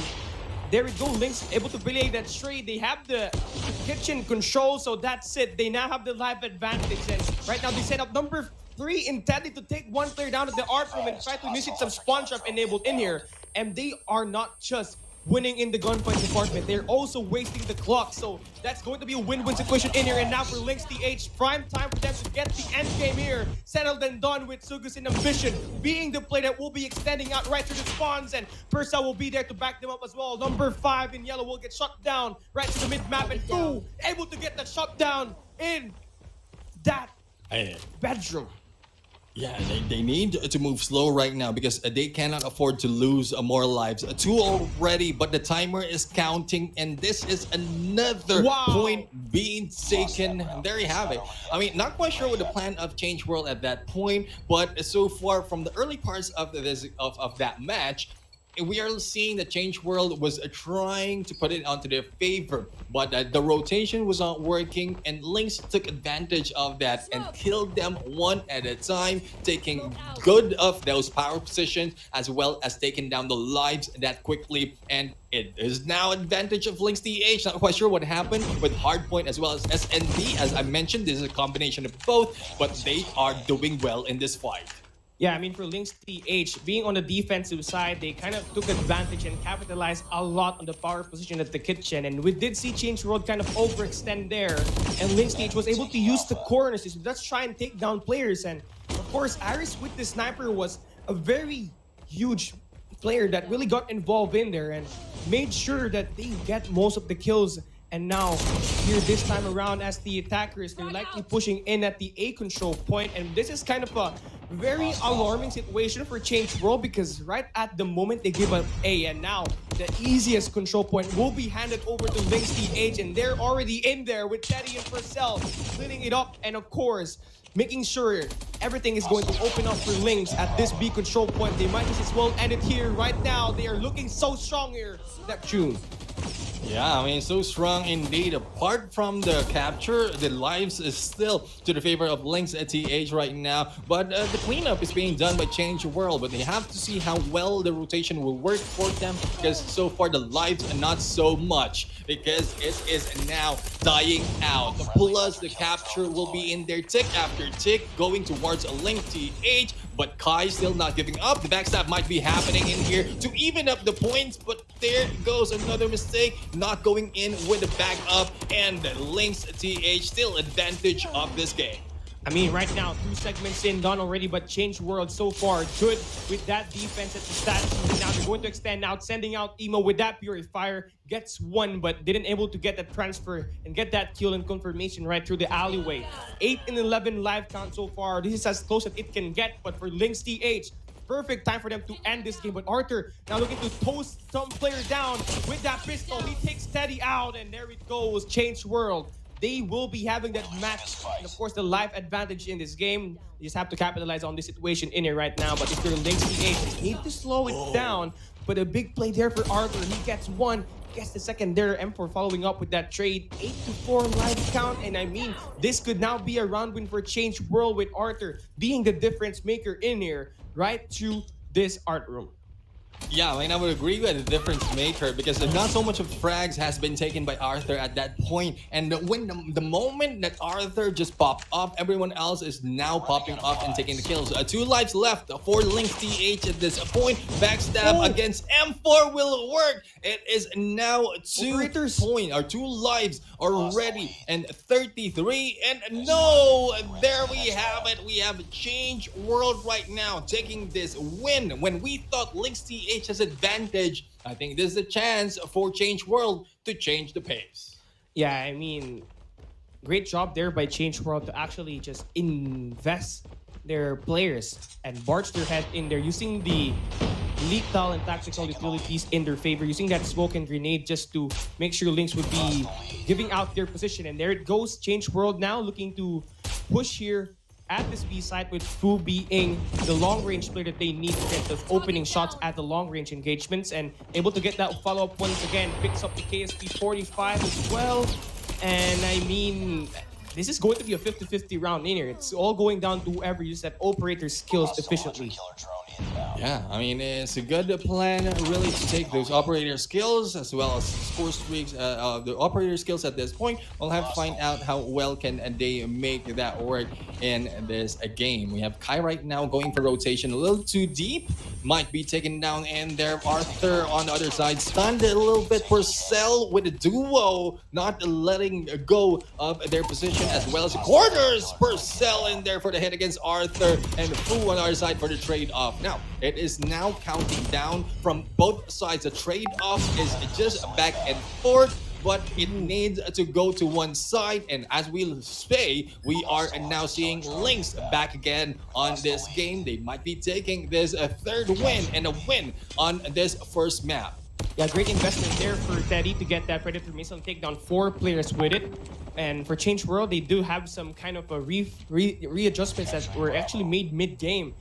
They were pushing at the A control point early. Now they are going at B with Emo sent out around the outskirts of this laundries where they're kind of anticipating the spawn of LYNXTH here right now. But it's a good thing that Purcell able to win one huge gunfight, and there should be a trade there, and that's it. It's going to be Sugus now opening up that laundry side now for LYNXTH, and they will now be able to actually follow down the players in here.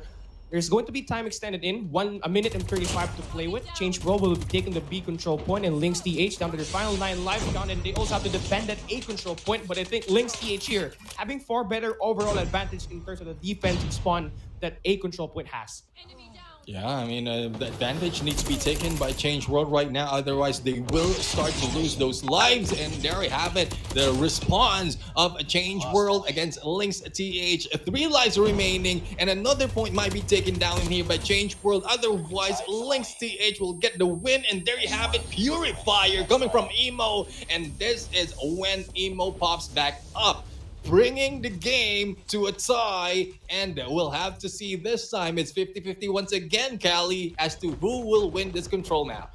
Yeah, I mean, for Changeworld out there, great job and usage there from Emo, using that Purifier to settle the difference. You know, it was very, very close, but when he was able to enter that jungles and use that Purifier in that long range or that close range engagement, that's where they kind of pulled away and took that round number 4. So we might just be looking at the comeback here made by Changeworld, but it's up to LYNXTH to stop that. And here they go. They get the first segment in at this B control point. And it's going to be Purcell doing majority of the damage in here. So far, it's so good. They have the life advantage in there, accumulating some time here. As they extend out, Purcell will be able to get one more. So, I mean, map control is still very, very close. But looking at the process and, of course, the progress on the objective time, LYNXTH, very efficient objective B. Only took them 7 lives to kind of get it.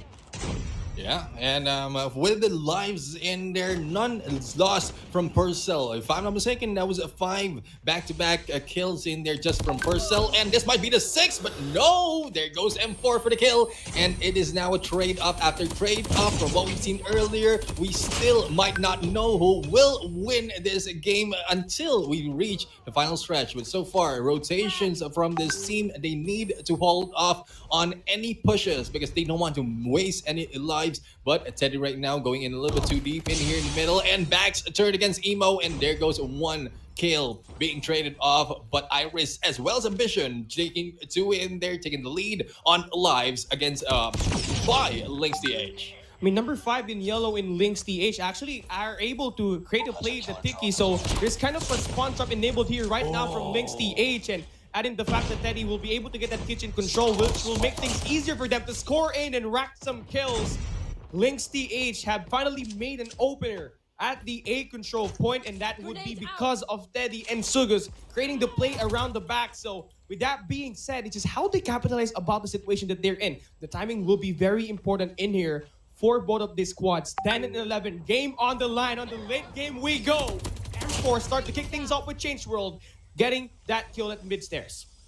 Less than a minute for these teams to complete the match, and it is looking favorable for LYNXTH. Teddy in there for double against Arthur and Fu with that Purifier, and Teddy still on the move. But before moving on, Arthur was able to take him down, but it's still in the favor of LYNXTH with 1 lives in there. Oh, a miss in with the Pred might have been a loss at this point, and a good double in there by M4 and Fu. It has been turned already. M4 still waiting, might be seeing 1 free fires, but not so much of a takedown. But with that heady, a double kill once again, and there goes a Changeworld. Has changed the pace of this game.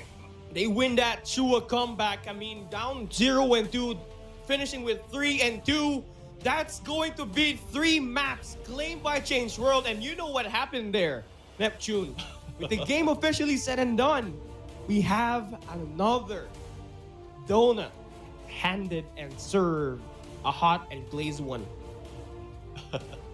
I mean, that might have been a chance for LYNXTH, but we already mentioned at some point that Changeworld, well, from my perspective, they love to play mind games, and that is them playing with our minds right there, thinking that they might be losing this control. But with a combination of hardpoint and search and destroy, from what we've seen on how well they played it, control is something that they should not, or like couldn't lose. But they gave me a little bit of nervousness in there, and I might have taken my words in there against my position of getting control by Changeworld, but they just changed my mind. They blew my mind right now on how well they turned it around. I'm not quite sure on what is the initial tactic as they lost in the 2 rounds, but with that comeback back-to-back with the 3 rounds in there, M4 is still the MVP, and all throughout Cali, M4 has been performing in this series. I mean, he is that offensive juggernaut that M4 clearly added into this team, and he's been ever reliable and consistent at taking down frags after frags. And with that being said, that will conclude the 3 maps that we have in this series. Another donut serve. It's Changeworld that took control of that standoff hard point, firing range search and destroy, and raid control point. And I mean, looking at the game and of course the picks here by made by these teams. I mean, for LYNXTH, they struggled at standoff hardpoint versus AMT, and they continue to struggle in here against Changeworld, and no idea why they decide to pick that. And of course, at map number 3, that's the map that where they struggled at stage 3, 0 and 2, 0% win rate, and they lost. And with that being said, it's Changeworld that wins this game. Yeah, and Changeworld in there, like from start, from the hard point, they took it slow, giving chance for LYNXTH. I'm really lost for that word, but giving that a chance for LYNXTH to catch up with a point. But speaking of chance, earlier we've seen how you got a coupon already. We have yet more rewards for the viewers out there. So those of you who aren't here who has been dropping off on the streams, hopefully you don't let go of the stream because more will be given as we see the calling card of Belarus. This is the code right here and this is unlimited. So make sure you redeem it and share the correct code. I don't want to see in the comment section like a lot of people complaining because some people might be changing the letters or making a mistake. I mean, I couldn't take it against them if they make a slight mistake as long as they correct them later on. The same thing. The same goes with a few of the teams and players out there. Yes, you can make a mistake. As long as you make corrections within the game, within the day, you might be able to get those wins. And the winners this time with this code are the viewers. So enjoy it while it lasts. And again, it's going to be unlimited, so you gotta make sure you open up your Call of Duty Mobile and of course open up the Redemption Center for you to claim this once in a lifetime calling card dollars. I mean, one more calling card for you to collect, and I feel like it's going to be very useful in terms of flexing when you move in next year and you say, oh, I got this calling card. You don't have it because I was there to begin with. But anyways, with that being said, it's going to be Changeworld taking this match number 3. We're headed for a quick break, but don't go far as when we come back, we'll see more group stage day 1 action live and exclusive at Garena Call of Duty Mobile.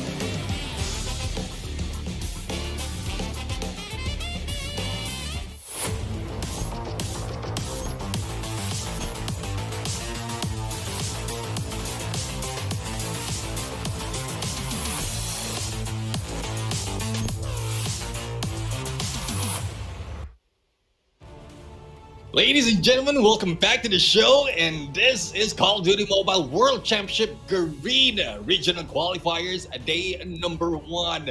And apart from 3 matches that we've seen so far, 3 donuts has been shared. And I'm Legend Jemmy Garcia. Together with me is the one guy who has donuts as his favorite. And so far, AJ, I think the 3 donuts that has been served has you full already.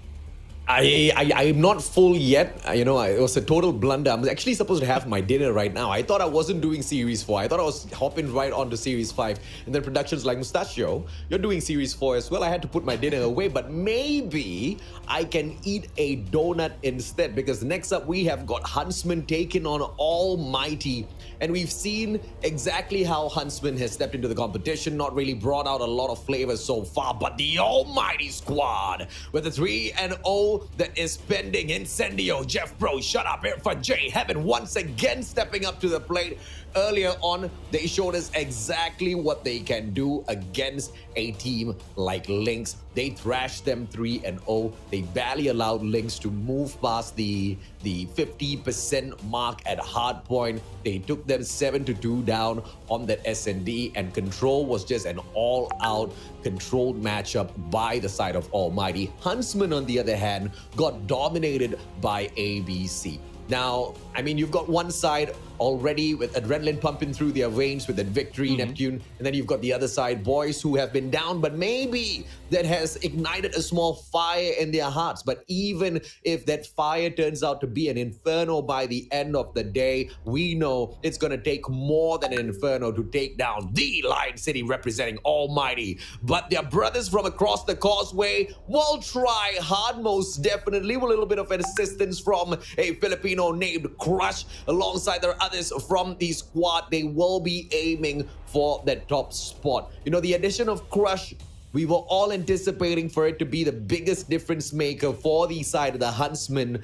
But unfortunately, for the time being, it seems like it's not really clicking just yet. Neptune.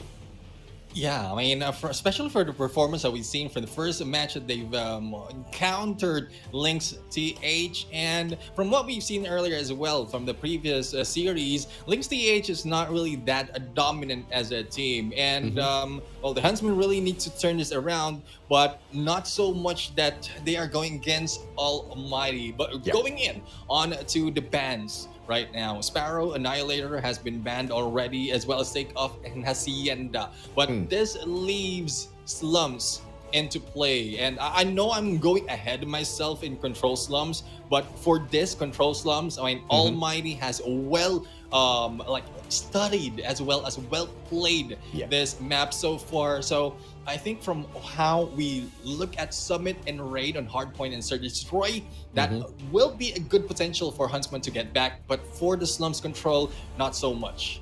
Sparrow and Annihilator taken out of the equation shows us that the Gravity Vortex, and more importantly, the Purifier, is going to be popping off later on the battlefield. But I don't know how I feel about the Summit pick by the Huntsman squad. They are bringing ALMGHTY into a one-sided map, and on this one-sided map, if you're going up against a team that is supreme with the engagements, and if their gunfights are solid, they will snowball at Summit. No pun intended, because it's a snowy area, it's a snowy map, but they will be able to snowball that with their points, and we've already seen the kind of engagements that ALMGHTY is capable of, and it was quite the shocker earlier on that Lynx really wasn't able to match up to them. But now we might be able to use Lynx as that litmus test paper, and when we see the Huntsmen, we should be able to a certain degree tell how well will Lynx later on engage with the Huntsmen, and who has got the better firepower to kind of engage a little bit better against the ALMGHTY squad. And as we hop on into the opener of our hardpoint matches, ladies and gentlemen, boys and girls, make sure you hit that like and share the stream out as well. Make sure you unlock each and every single giveaway that we have got waiting for you. I know there's one final one that we are waiting to give all of you guys. Make sure you unlock that, get the viewership up a little bit more. I know you guys can do that.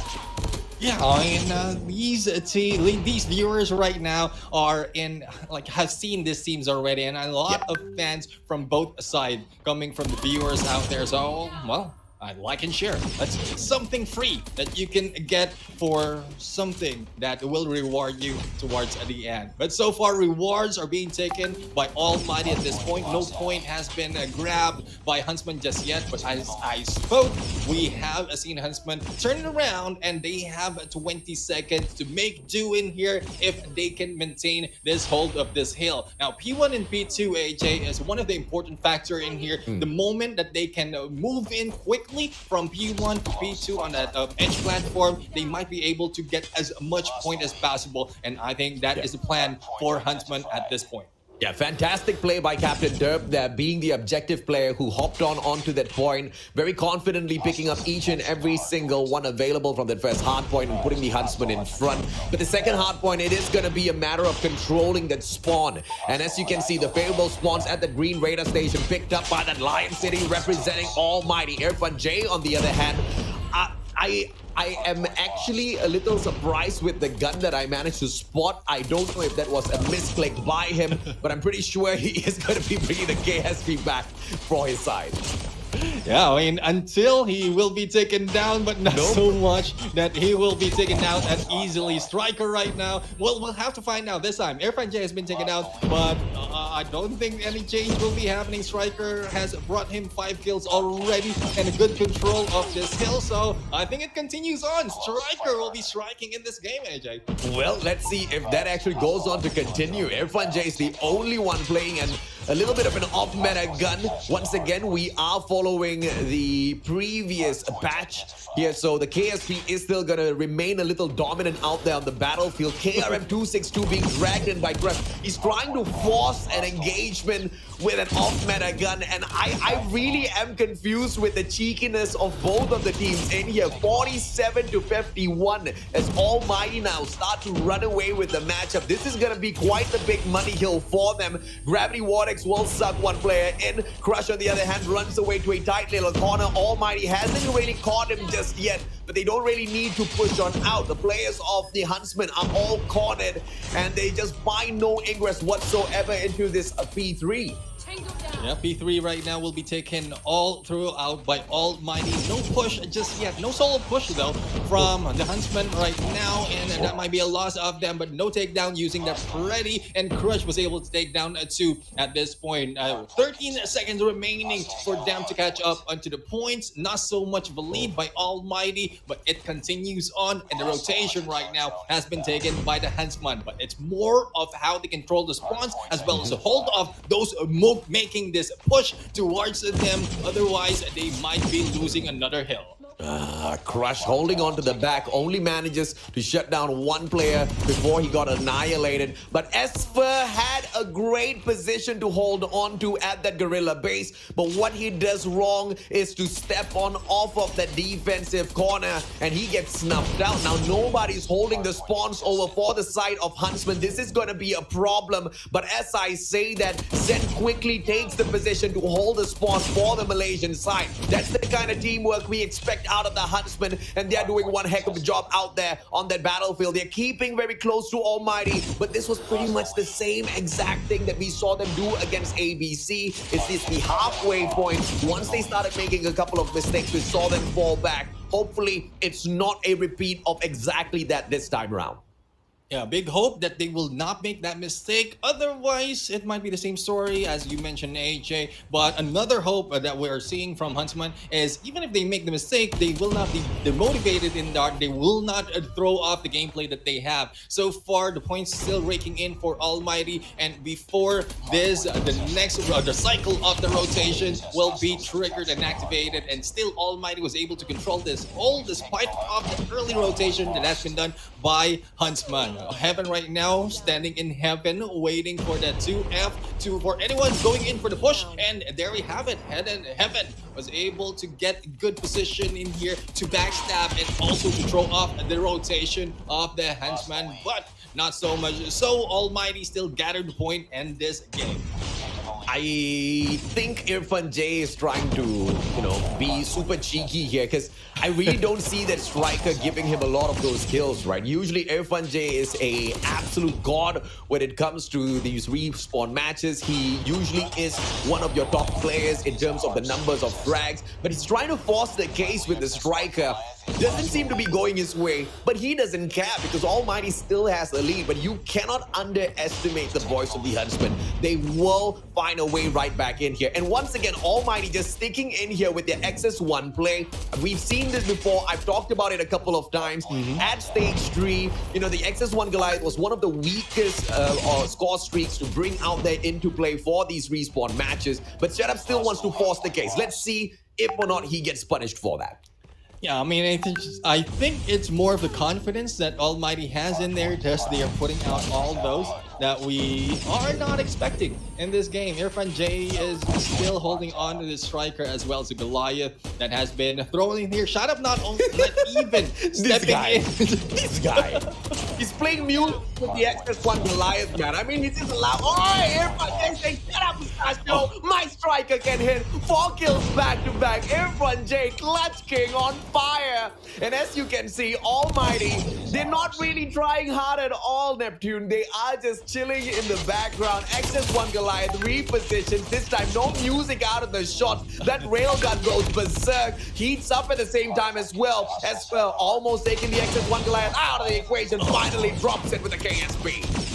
Yeah, I mean, the distance that the Goliath has against a P2 is really questionable, and probably its preparation in a P3, but it's more of, as I mentioned, more of a chill gameplay coming from Almighty at this point. Not that they're like making this joke, it's just that they are using different tactics as one thing that they can like use moving forward, probably if it works. But so far, I think with the gameplay of the Goliath as well as that striker, it's more of fun coming in from Almighty. And with no pressure. Like, how we talked about Heaven's bed buff? Like, there's no pressure. He's really relaxed. And this team of Almighty having this much fun, I think it's still a lot of points that they will be getting. Plus, they're smiling afterwards. Yeah, I mean, Almighty knows they can troll the boys of Huntsmen and still get away with it. But this trickling final seconds at the B3 will be pulled away by the Huntsmen boys to put themselves at least a little bit above the 150-point mark. But early rotations coming through from the Almighty side this time, 4P4. Earlier, we saw a flip of this situation. It was the Huntsmen for the super early rotation. And you see the position being held on here by Incendio. That's the position Esper was holding on to earlier on. He stepped on out of his defense. He got annihilated. But let's see if Incendio now makes that mistake, because Dub brings in the one and only Purifier and burns them out of that spot. And he will be able to secure the spawn for the boys of Huntsmen as well. If it wasn't for the Purifier, that might have been the same story overall earlier from what we've seen from Esper. But with the Purifier, gives him the advantage, but a sidestep in there was able to take it down with that hit. Now, it is a 200 already reached by Almighty, and still 20 seconds remaining onto this hill. Zerb right now, good hold, but Incendio with a slide and the kill as well, with Crush taking out Incendio at this point. 15 seconds, and Huntsman will be able to get some scrap points, but the rotation are already being done by the team of the Huntsman, and so much so Almighty as well. Yeah, you may have seen the play by Derb on that Purifier and thought, oh my goodness, what a blunder. But the only reason why the Huntsmen were able to make a comeback in this match and kind of catch up with the Almighty squad is because of Derb's play. He managed to get the spawn for his team. He cleared out the space at that hard point as well and kind of gave that leeway to the rest of the Huntsmen players to spawn out from the back at the Gorilla base, take that attack. They had the game of numbers against Almighty, but now at an open hard point, the first time we were here, Huntsman kind of dominated it, and once again, that was all thanks to Derb. Derb's doing a lot for the team, and it looks like he is just an absolute annihilator out there on the battlefield. 31 kills so far.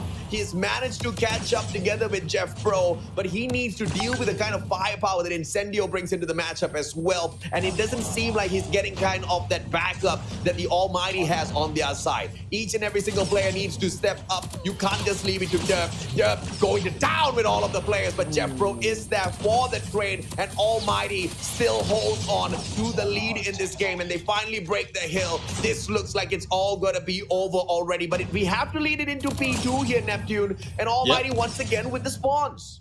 Yeah, and Almighty right now, though, I think this time they will be able to to trigger all serious mode because there's only a few points remaining. All jokes, all games will be out of the table already, and Incendio making that way. But there goes Sen for that Purifier, and Derp right now in here, a good slot, a good turnaround, and they will be able to take this hill. Now it's only a few points right now that Almighty needs to take and able to take this win, but it's a Huntsman who is able to turn this around, might have a chance, but it's chased off by Irfan J on this Purifier, and there we have it. The first match, though it is very close, only 50 or close to 50 onto the difference of the points. I mean, I will love on how we've seen a lot of gameplays and different metas being used, like not even metas, but off-meta guns being used by Almighty right here. It just shows us that these teams can have fun, but Huntsman right now, I mean, yes, they can have fun, but they need to be hyper-focused in taking the game, especially in Search and Destroy. I do agree with you, but, you know, I unfortunately believe that the only reason why the players of Huntsmen were able to catch up was because Almighty was kind of trolling them in that matchup. They could have finished this off so much more earlier, and it's just cheeky plays all around. This is, you know, pretty much a rivalry that we have gotten so used to, but Almighty in the midst of that rivalry has continued to improve every single step of the way, but the Huntsmen, they kind of hit a ceiling with the kind of firepower they could bring out there onto the battlefield, and they haven't really been able to break that ceiling for themselves, and they've been stuck in a rut for the longest of time now. Irfan J literally bringing the striker into play, managing to go to town with some of these players, kind of shows you the kind of firepower that you have to deal with when you're taking on a team like Almighty. And no matter how cheeky they were, Huntsmen just could not catch up. And when you've got a player like Heaven once again shining through, I tell you, man, this guy, he is the whoopee of Almighty. He has become one of the best. No, I take that back. He has become the best player on the Almighty lineup. Yeah, I mean, one of the best player most of the time on the MVP, and it's more of how comfortable he is in the game. The more comfortable he is, the more aggressive he goes in. I don't know how that works, AJ, but it's hot and cold altogether. But so much it has been doing well for the Almighty brand, and well, that win already for this first map. It is now jumping into raid on Search and Destroy with the rotations as well as the setup of Almighty. Double snipers is expected at this point, and I'm looking forward to how Derp might be partnering up with another sniper as well to counter it. But rotations need to be cut off with Crush in there, who might be able to take slays, but not so much on an aggressive side, because we all know the gameplay of Almighty. They wait and take their time until they get the best opportunity. Yeah, I feel like the Huntsmen are not using Zen to his greatest potential at the moment, because Zen is one of the better snipers out of Malaysia, and I didn't really see that in the first series that the Huntsmen took. You know, Zen was playing the objective, he brought out the KSP, he was taking those CQCs, and I would much prefer to see Zen playing those long angles instead. And you know, this guy, he's so adaptable to any sort of situation that you throw him into. He is one of the best flex players in Malaysia. I'm so happy that Zen was acquired by Huntsmen, but they need to make better use of his talent. Yeah, and we'll have to see how well will that be used. Heaven right now already taking a peek onto it at that monitor room, and no splits happening for Almighty. They are focusing on Alpha, just waiting for the best moment to approach. Irfan J on a hit against Spur, and Derp taking down Irfan J onto that trade. It's now a 3v3 AJ, and this early into the game, a little bit too fast for Search and Destroy. Crush, grenade in hand, trying to cook it up. Jeff Pro's not gonna get caught out by that just yet. Yes, Val now being dragged into this matchup. I am really wondering exactly what the players of Almighty have up their sleeves. And you know, this was something that we talked about as well. The double snipe setup. Heaven eating up 2 players. Manages to hit down Crush. Gets Notchy as well with that shot. Zen the final survivor. And this is the kind of prowess that I told you Zen brings into the matchup. But with the game of numbers against him, Almighty picks up a simple round. Bomb spotted.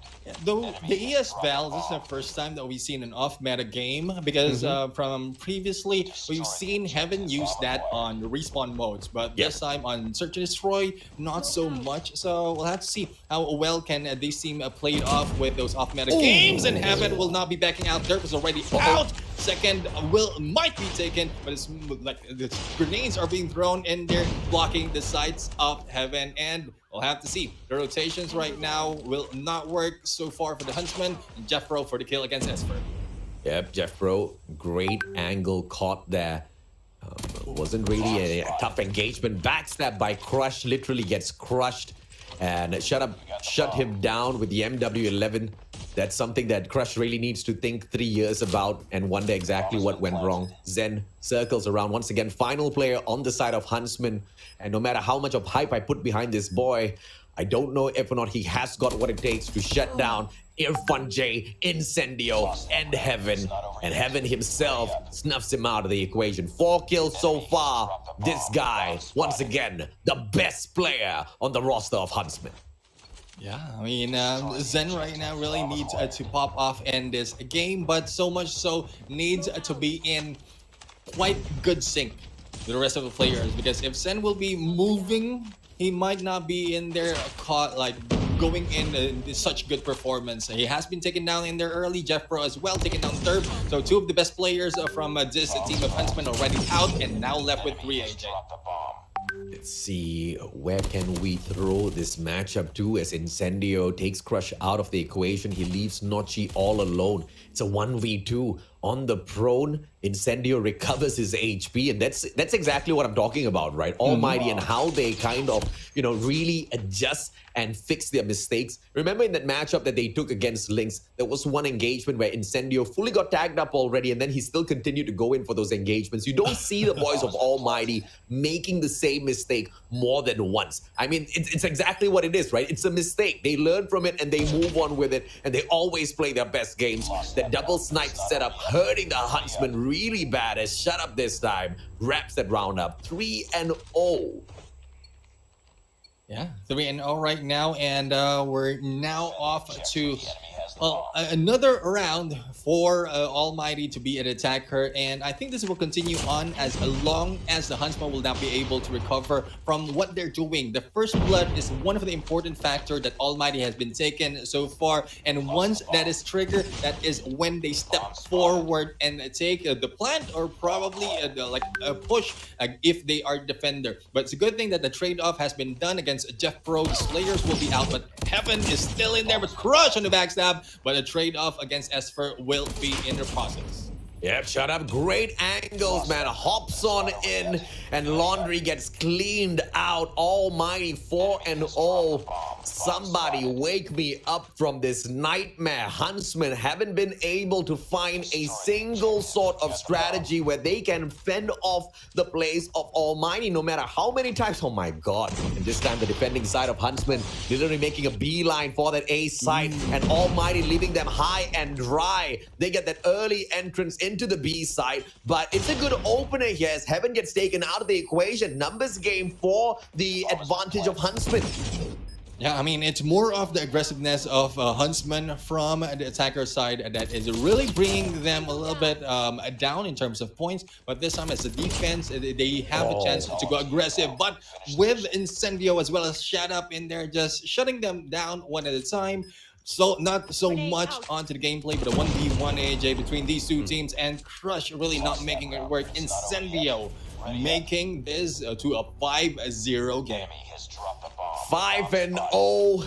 Time's running out for the Huntsmen to build up a little bit of momentum for themselves. A little bit of a pause, barely anything to make something out of. And the Huntsmen, they continue to push on through. This time around, it is the attacking side of Almighty with a distraction being played by Heaven towards Swimming Pool. The rest of the defensive side of Huntsmen rushes on towards the B side as Incendio crushes Crush. This is a 5v4. Numbers advantage to Almighty. Traded out by Zen, but Nochi loses his life. Zen gets a double. He keeps the numbers equal for the side of Huntsmen. This is the kind of star power I'm talking about that has been acquired by the Huntsmen side, but they haven't been able to make good use of it. Derp and Spur, they are the survivors, but 1v2. Can Shut Up now close this out to take 6 rounds in a row? The answer might just be yes. And Shut Up right now, just slowly moving in. Sniper in hand, and Shut Up in there takes down Derp. It's more of how quick you can get that focus, and I think Shut Up just a little bit quicker compared to Derp. Shut Up. He lives true to his name. He shuts you up. 10 kills so far, on fire. But my question is, what's Mr. Clutch King doing? Why is he still playing around? Why hasn't he stepped up his gameplay just yet? I mean, I shouldn't be complaining because Almighty is technically winning and it's not hurting the team that Irfan J is not really performing. Shut Up runs straight into the shots of Zen. Zen stepping up for the team. He is the final player. 8 kills on the battlefield so far. He is the one that might be able to pull this off. But Irfan J hunting for the final kill through that FHJ. Can he get this? Clutch King as cheeky as always. Yeah, as cheeky as always, it is. Irfan J just waiting, but no hits just yet. I mean, it is a 1v1 or a 1v2. It's a 1v2. I was surprised on how it is looking up in there, and I think Heaven is not over into slashing and hacking with that knife, but Zen right now will be given a chance not to plant, but to rotate even further towards Bravo. So I'll have to see the plan, AJ. This is match point already, and plenty of time for Almighty to play around a little bit. Yeah, fantastic strategy executed here by Zen.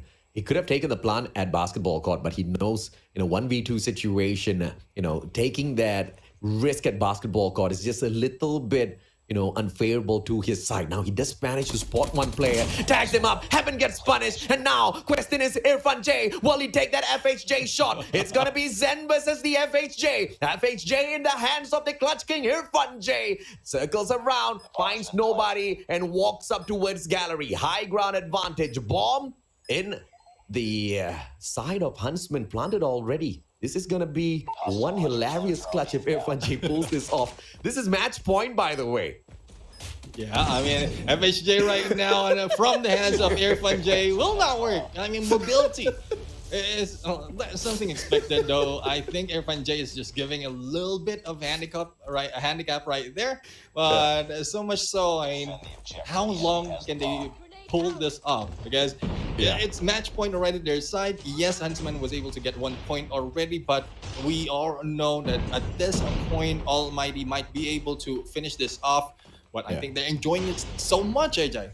It looks like the players of Almighty, or at least Irfan J, had like a gentleman agreement with Huntsman and told them like, okay, I'm not going to go clutching on you guys. I'm just going to be playing with my off-meta gun. I'm going to be bringing my FHJ in there. Let's see if you can one-up me. The guy's still on 2 kills, all right. And Almighty has been trolling the Huntsman since Summit, and it leads on in here into Raid SND. And Huntsman still haven't been able to take advantage of that. But the numbers all equal now in this round number 8. 6-1, still match point on the side of that Lion City representing Almighty. Shut Up with the opportunity. It's still a double snipe setup. Jeff Pro with the AS Val. Everybody's got their angles locked down already. It's all up to Derp to snap. Oh my God, gets the hit mark with the DLQ. How unfortunate can you be? Yeah, body hit right there coming from Derp, and like a few inches above might give him that takedown. But with Shut Up right now, I don't think he'll be able to make that mistake. But it's a little bit further compared to the hit mark, AJ. So Shut Up just waiting for that step. But Heaven is also stepping in and takedown simultaneous against Zen and Derp. Jeff Pro and Heaven stepping up for the team. That's it. The final nail in the coffin. Shut Up gets it done with his secondary. MW11 for the... And Crush left the game. Crush is like, I'm done. I've had it. Jeff Pro gets the defusal. And Almighty gets another troll victory over the Huntsmen. Yeah, Almighty right now. I mean, there's not so much of a performance that can be reviewed right here. It's something that, to be honest, like this is something that has been expected from this game. Though there are hopes that Huntsman as really will be able to change it towards their favor. But for Almighty, I think they're so confident that they can do it with off-meta guns as well as to how they're playing it there.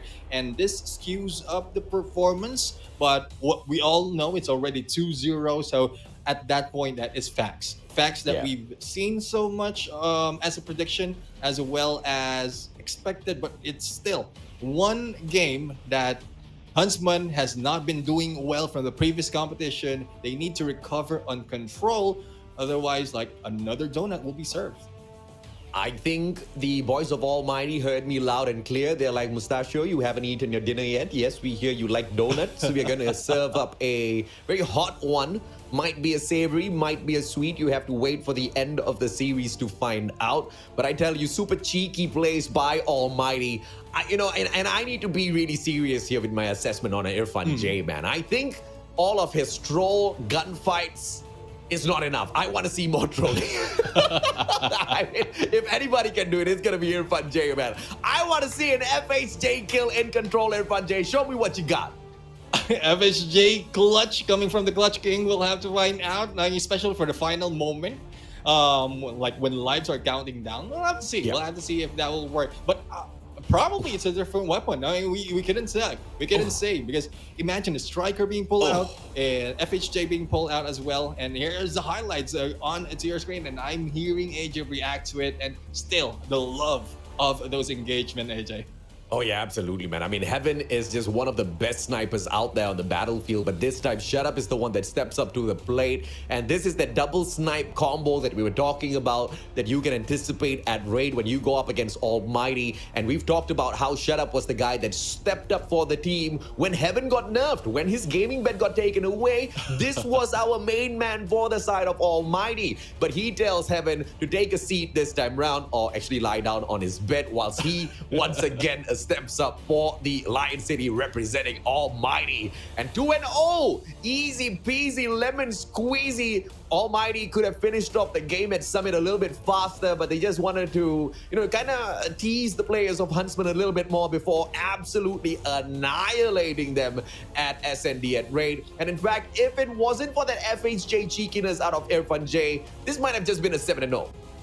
Yeah, I mean, it looks like it. What I mean, it's a good thing that 1 point has been given out, but not so much that they had a loss on a huge disadvantage. Imagine 6 points disadvantage from that game. But again, it's something that needs to be a motivation from the Huntsmen that this shouldn't be the case if they work on it a little bit harder. And I'm pretty sure for the upcoming days they will be doing that. And I won't be surprised if we've seen a lot of improvements all throughout the days that they will be in here on the group stages, AJ. Yeah, no doubt at all, right? Because I think when we saw the Huntsmen take their matchup against ABC a little bit earlier on, we saw something that we have never seen on the side of Huntsmen. Solid strategy. It's just that they had the plans. Execution of those plans obviously needs a little bit more rehearsals out there. And the execution can be much, much cleaner. At the moment, it's very shaky, but we see the kind of direction the Huntsmen squad is moving towards. And I'm very proud that they are taking such steps, because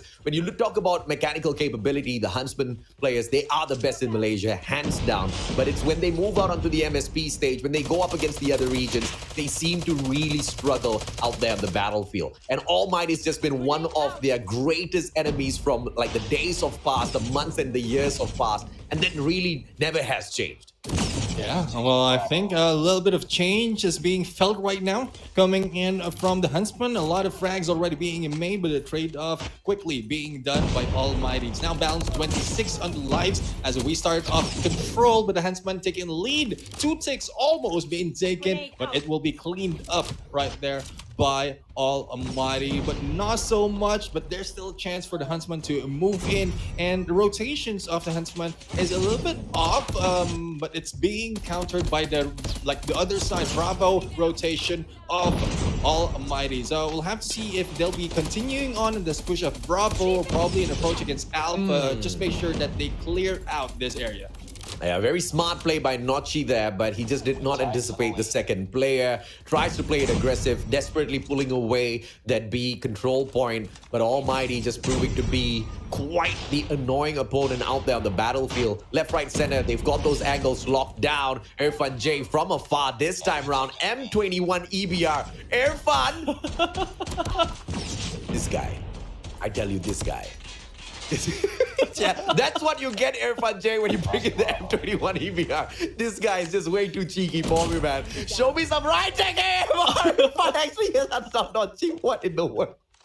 I think that was just a follow-up hit in there. But like, well, we have hit mark all the way coming from Irfan J right here. But still, they are in the lead in terms of life point as well as the rotations, and slowly moving towards into this, and in the middle of this map, they are now heading into the death as Huntsmen is just being taken one at a time. 5 kills already with the M21, AJ. Yeah, Irfan treating this like Battle Royale, bringing in the VR meta into MP.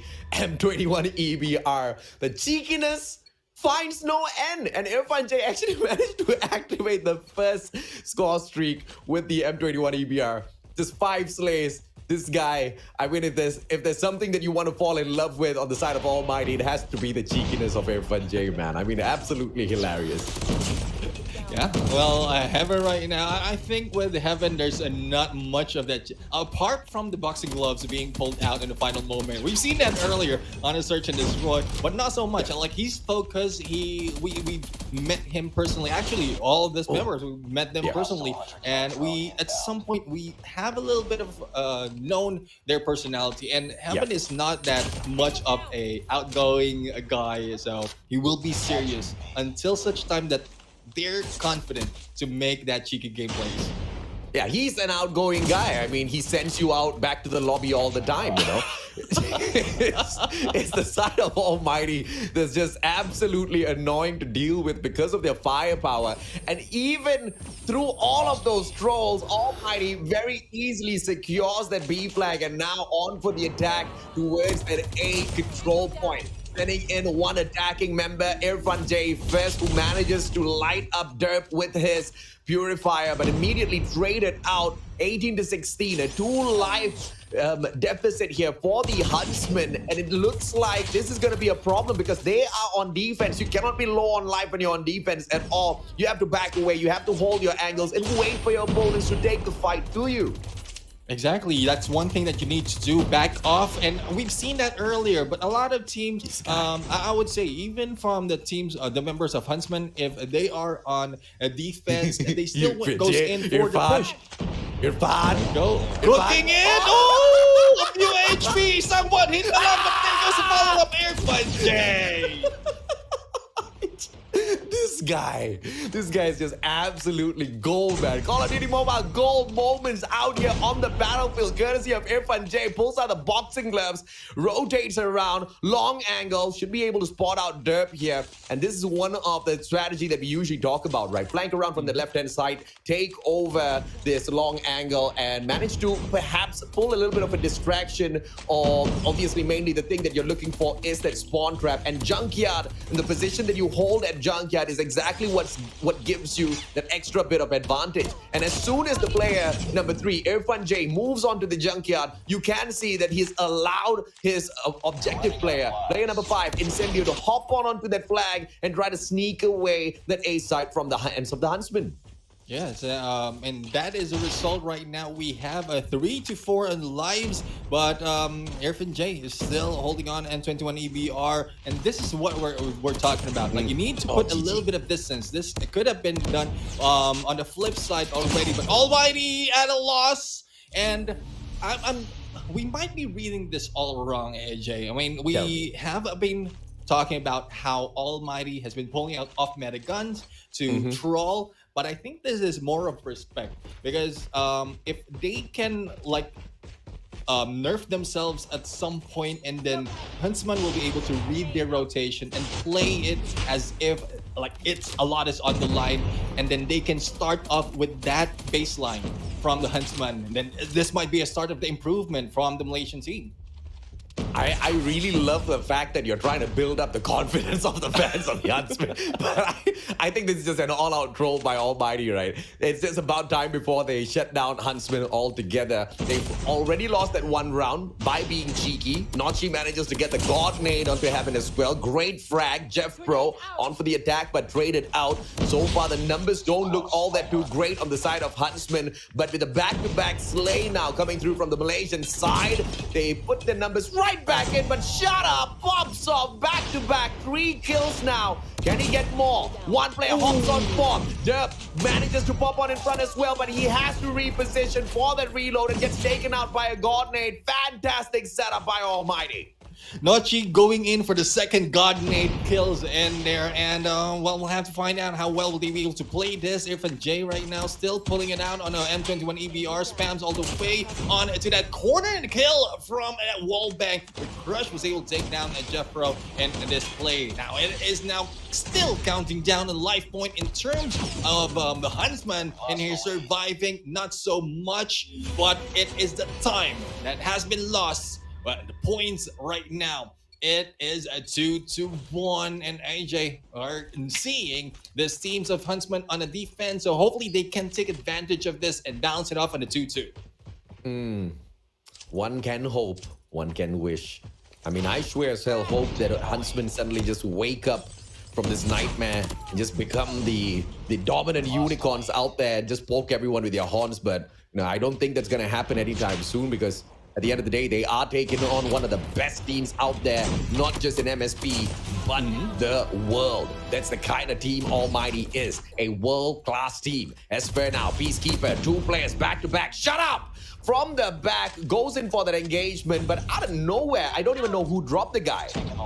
I think that was Shut Up or Irfan J from the other side. Well, I'm not quite sure as well. Didn't see that much because of the flash that we've seen so far all throughout this game. And Derp, another God nade in there, but the capture being done by Almighty. Defensive side of the Huntsman really not working, and this might be the start of the move of Almighty to take this win in this match. Irfan J might just lose his title of Clutch King and get that replaced with the Troll King. Opportunity for him to do exactly that. 21-14, a 7-life deficit for the side of Huntsmen. Heaven lurking around as they sneak around towards that A control point. It seems to be the fact that Almighty has this in the bag, but as Spur and Derp together, they drop those players, but instantaneously Jeff Pro trades out both Derp and Crush to put that numbers advantage to their side once again. A 7-life lead. Heaven finally steps on into the field as he takes Esper out. Zen trades Heaven out of the equation. 16-9. Huntsmen might be able to hold on here if they can play some of the best engagements in Call of Duty Mobile in their lives. Yeah, and we have Crush right now going in for the rotation, but backstab coming from Jeff Pro, and we didn't see Jeff Pro as to how he survived that encounter, but the Huntsman was able to take a few kills, 5 left from the Huntsman, while we still have 12 on the other side. Purifier from Crush, but still Crush has been taken out in it by Shut Up, and Spur as well being out in the count. 3, or no, that is 2 lives remaining for the Huntsman, and it is just counting down. If Irfan J gets the final kill with the M21 EBR, that's it, man. That's it. I'm gonna lose my mind. Zen, that's our Jeff Pro. Heaven, good engagement, but it's Shut Up that burns Crush to the ground, crushing his hopes of taking a match away from the hands of Almighty. All-out troll from the Lion City representing Almighty, and the Huntsman could not do anything about it. Like, it's bad that we cannot see Irfan J right now smiling. I'm pretty sure he is. The Huntsman right now, hopefully this is... I want to bring up the hopes of the Huntsman, because even with all the trolling that we've seen so far in the gameplay, they need to focus on improving themselves. It's not Almighty really that they are against this time. It is themselves that they're against at that point. Yeah. And if they get affected by that, like, it is not looking good on how much they can improve over time, especially with the duration of this qualifiers. Because like one day would be not so bad, especially if you don't let these things affect you. But all throughout the days, if this happened, then hopefully they can recover that quickly.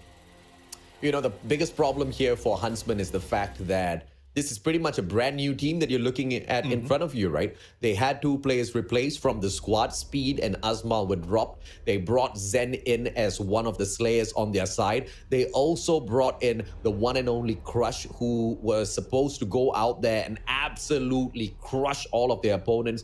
But something just seems to not click with the team of Huntsmen in here so far.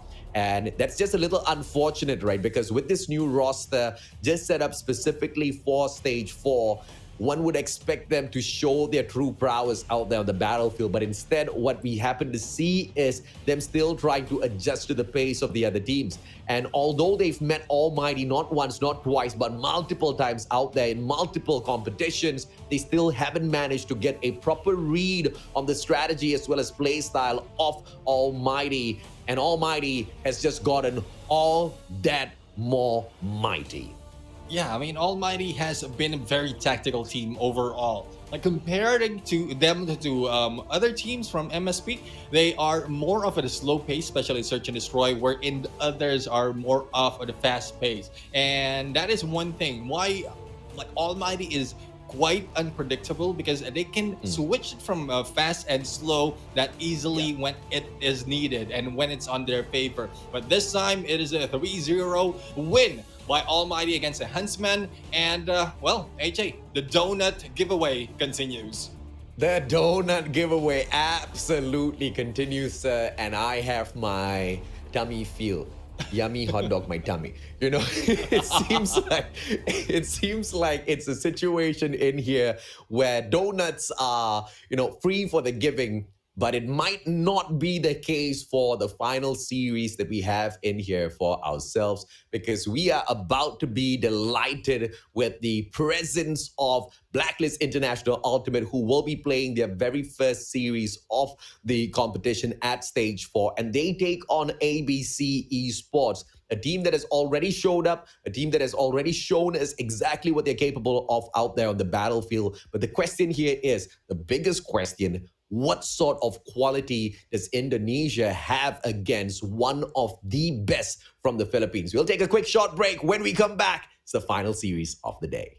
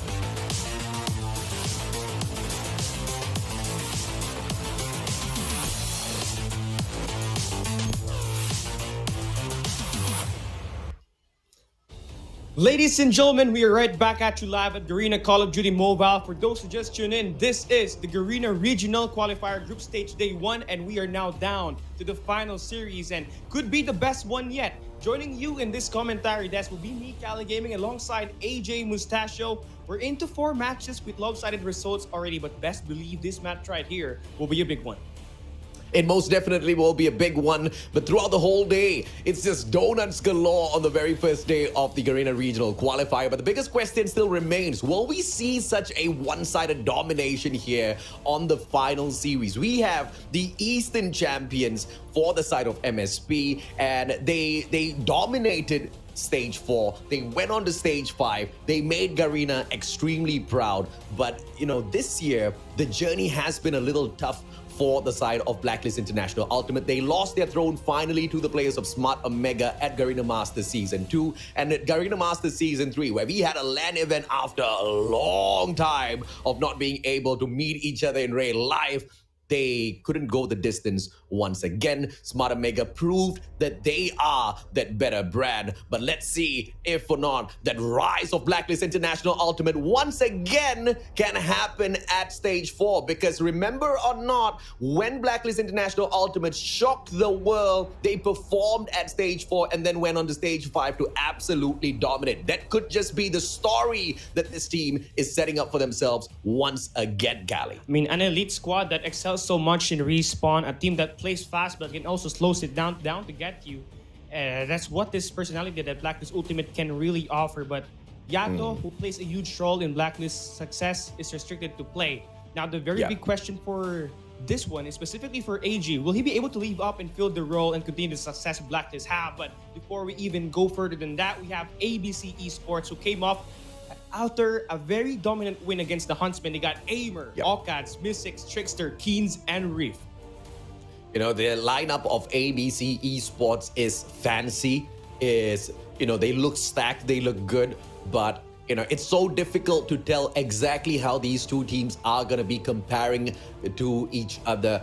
But like you said, Hardpoint is that game mode where Blacklist International Ultimate just seems ultra dominant, except when they move into Hacienda. Hacienda seems to be that one place where they falter just a little bit. So I have no doubt whatsoever that's probably going to be the ban that the players of Blacklist International Ultimate bring into the matchup. But when you look at ABC Esports, where they truly shine is at control, and that second best game mode is Hardpoint. So believe it or not, we're gonna have one hell of a matchup as soon as we open up the day. They didn't ban it, and they might just get punished. No way. I mean, Z47, aka the newly rebranded ABC Esports, did their homework. I mean, you really have to give props to them. I mean, looking at this game, Blacklist International Ultimate, they banned Slums, and they were really asking for a ban pick of Hacienda for ABC, but to no avail, they did get that as ABC banned Raid, where obviously Blacklist have a really good success at. And again, this match one right here could just basically dictate whoever will have that momentum moving it all along here, AJ. Yeah, GGWP, ain't it? I mean, okay, first of all, we don't have Kenshi on the side of Blacklist International Ultimate. Second of all, Blacklist has to open up their series and play at one of their weakest maps on a game mode that just does not connect for them. Hacienda Hardpoint, that's the no-no when Blacklist International Ultimate is concerned. But maybe they've left this open to sucker the boys of ABC Esports. And maybe when we took that break between Stage 3 and Stage 4, this was one of the things that Blacklist International Ultimate hyper-focused on. Because, I did manage to catch up with Blacklist International Ultimate after the competition at Stage 3, and I expected these boys to be disappointed. I expected these boys to be upset. I expected them to be, just absolutely infuriated with the situation. But no, what I saw was confidence, and they held themselves up so well. They were smiling. I mean, not the biggest, widest smiles.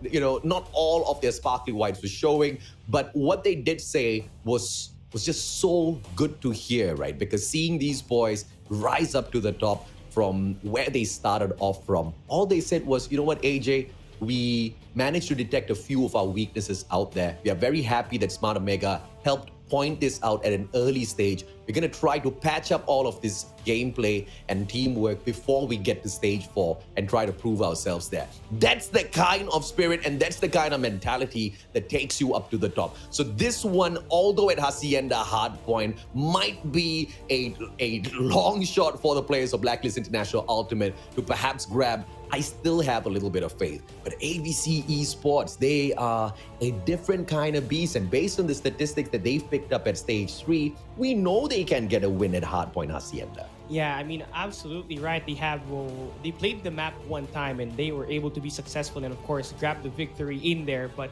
for me, honestly, to touch upon your point against Blacklist International Ultimate, maybe they did actually open up Hacienda in purpose just to make sure that they prove everyone out there that their hard point is basically immense and intense. And I mean, following this up, leading up to this tournament time, they actually acquired Image Blaines once again, the coach of Undream, second place of the North America server. So with that being said, we might see some strategies actually lined up in here for Blacklist International Ultimate. And I mean, this is either going to be a great way for them to introduce themselves against ABC Esports, or definitely could be a bad one. Yeah, I thought you were gonna go with it's gonna be really, really good. I wanted to say that, really, really say bad. that. I don't wanna steal that word from you. but you know what it is gonna be, man. Whatever it is, however it goes, you and I, Kelly, we're gonna have one hell of a time shoutcasting this matchup. I cannot wait for them to kick this match off. I cannot wait to see how Indonesia pairs up against the players from the side of Philippines. We have got literally the second best from both of the regions going head to head against each other. And of course, I know ABC as well as Blacklist won't really like that term second best, but it's all about them creating this legacy for themselves to see who can push the boundaries and reach up to the top. And Blacklist International Ultimate, if my spidey sense is right, they might be trying for the exact same thing. Winning at a stage like stage 3 might be something that people can go ahead and brag about, can go ahead and be really proud of. But Blacklist International Ultimate, they are the kind of team that has their eyes on the prize. And for them, the prize is at stage 5. For them, the prize is at stage 4. So this could just be the ultimate fake out, no pun intended, from the players of Blacklist Ultimate. And I mean, to follow up on that, on 2021, Ultimate ePro, now known as Blacklist Ultimate, wasn't really favored to actually win everything. Exactly.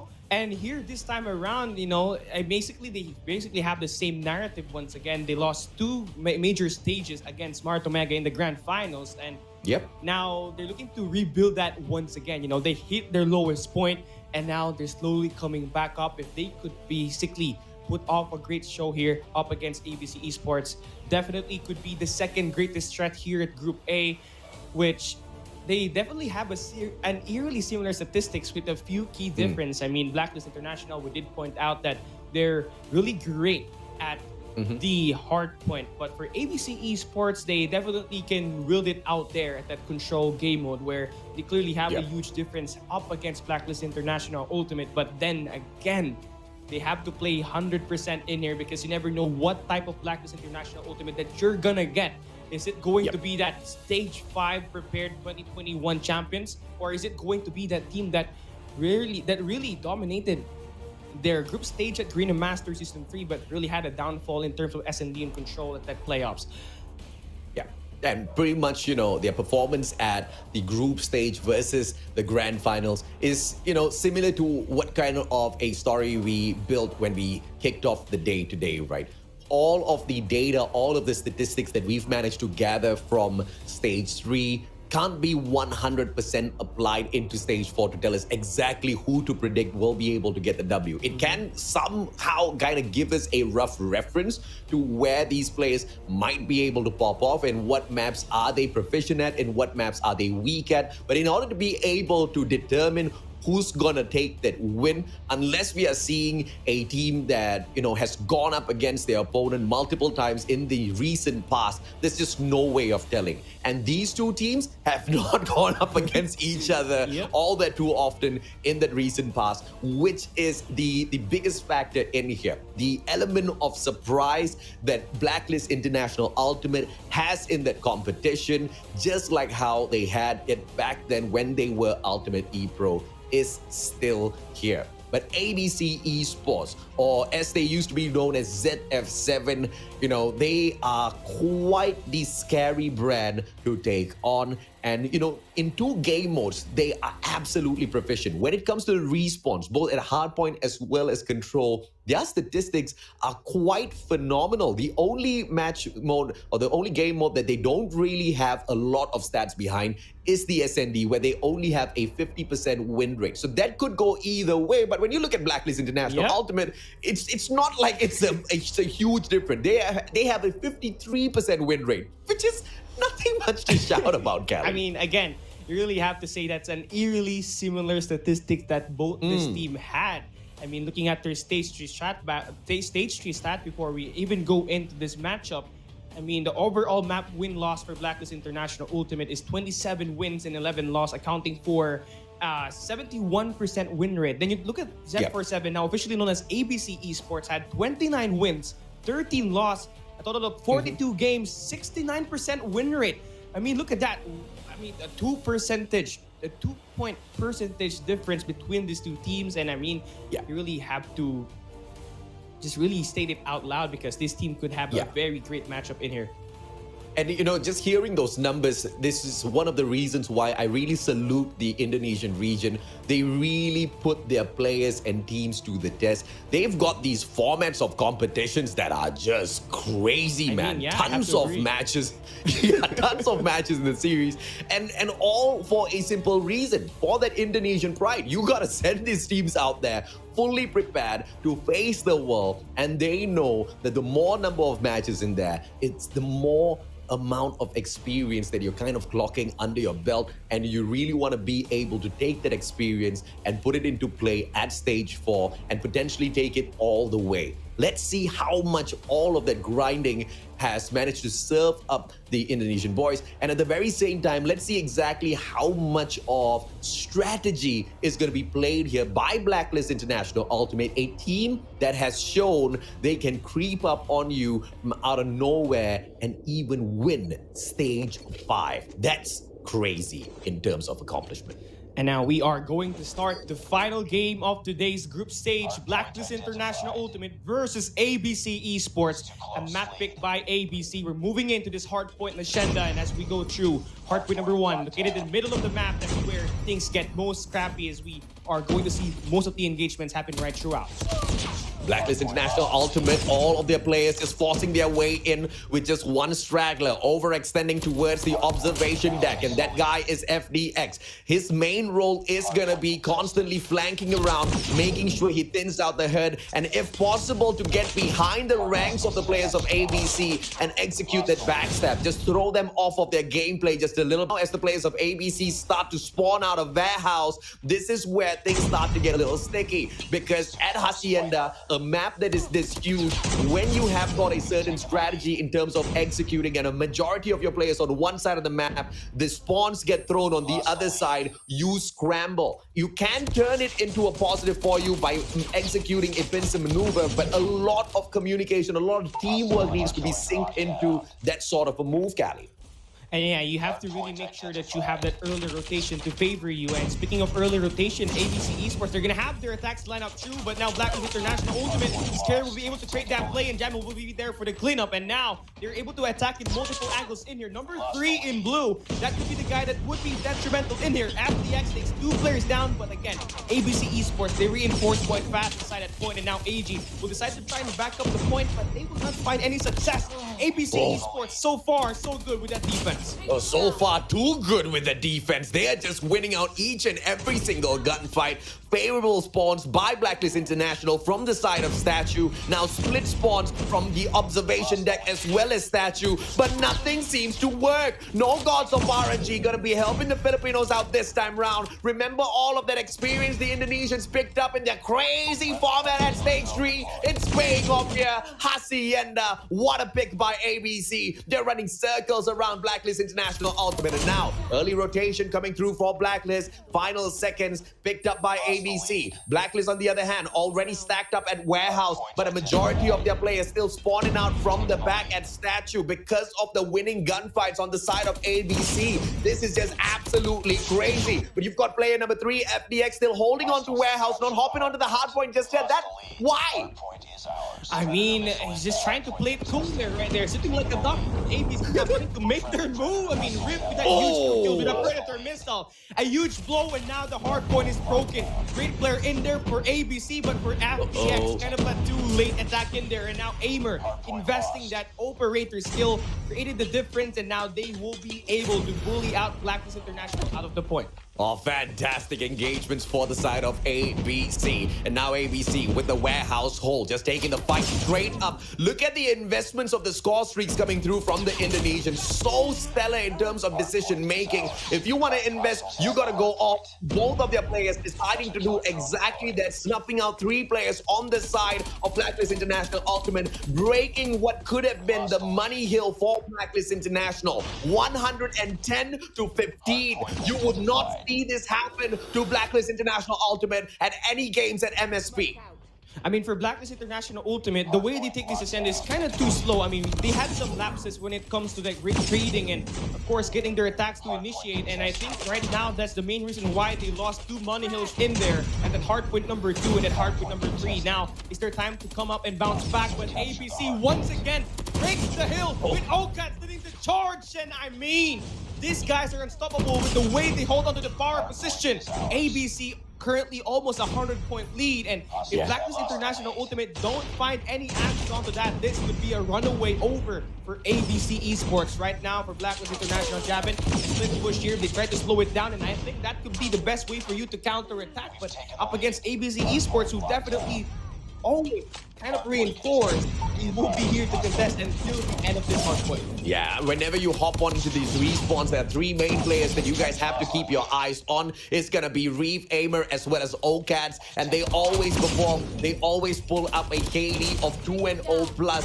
Absolute slayers, absolute annihilators, and they are doing exactly that against Blacklist International Ultimate, annihilating them where they stand. This is the second rotation of those hard points that will be activated at that center point at Mana, and ABC loses the hole initially, but it is for a greater plan, and that plan is to take over the second floor of Mana. Hunter Killer Drone goes in for the hunt, manages to find AG. That's the opener. 2 back-to-back kills coming through for the players of ABC, but no objective player hopping on in just yet to stop the points trickling towards the side of the Filipinos. And Blacklist International Ultimate has managed to put a little bit of hurt, but ABC finds that break. 30 seconds to go. This is going to go back and forth just a little bit to the detriment of Blacklist International Ultimate, because when they hop on in there and they lose their lives, they're allowing the players of ABC to once again streak themselves up. And you saw what sort of annihilation they brought forth with those streaks, Callie.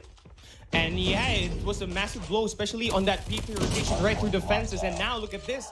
You know, ABC, they slow it down at this P1, not really going in for that engagement, just to make sure that they maintain this spawn to the left side of that minimap. And now they're looking to change that P1 to P2. They're playing this like a film, and ABC, the easiest 1, 2, 3. I mean, Trickster now off of the defense, only the player alive in here along with Reef, and right now the defense is just too strong, taking off that huge power angle at the head of the shred beside the Lambo.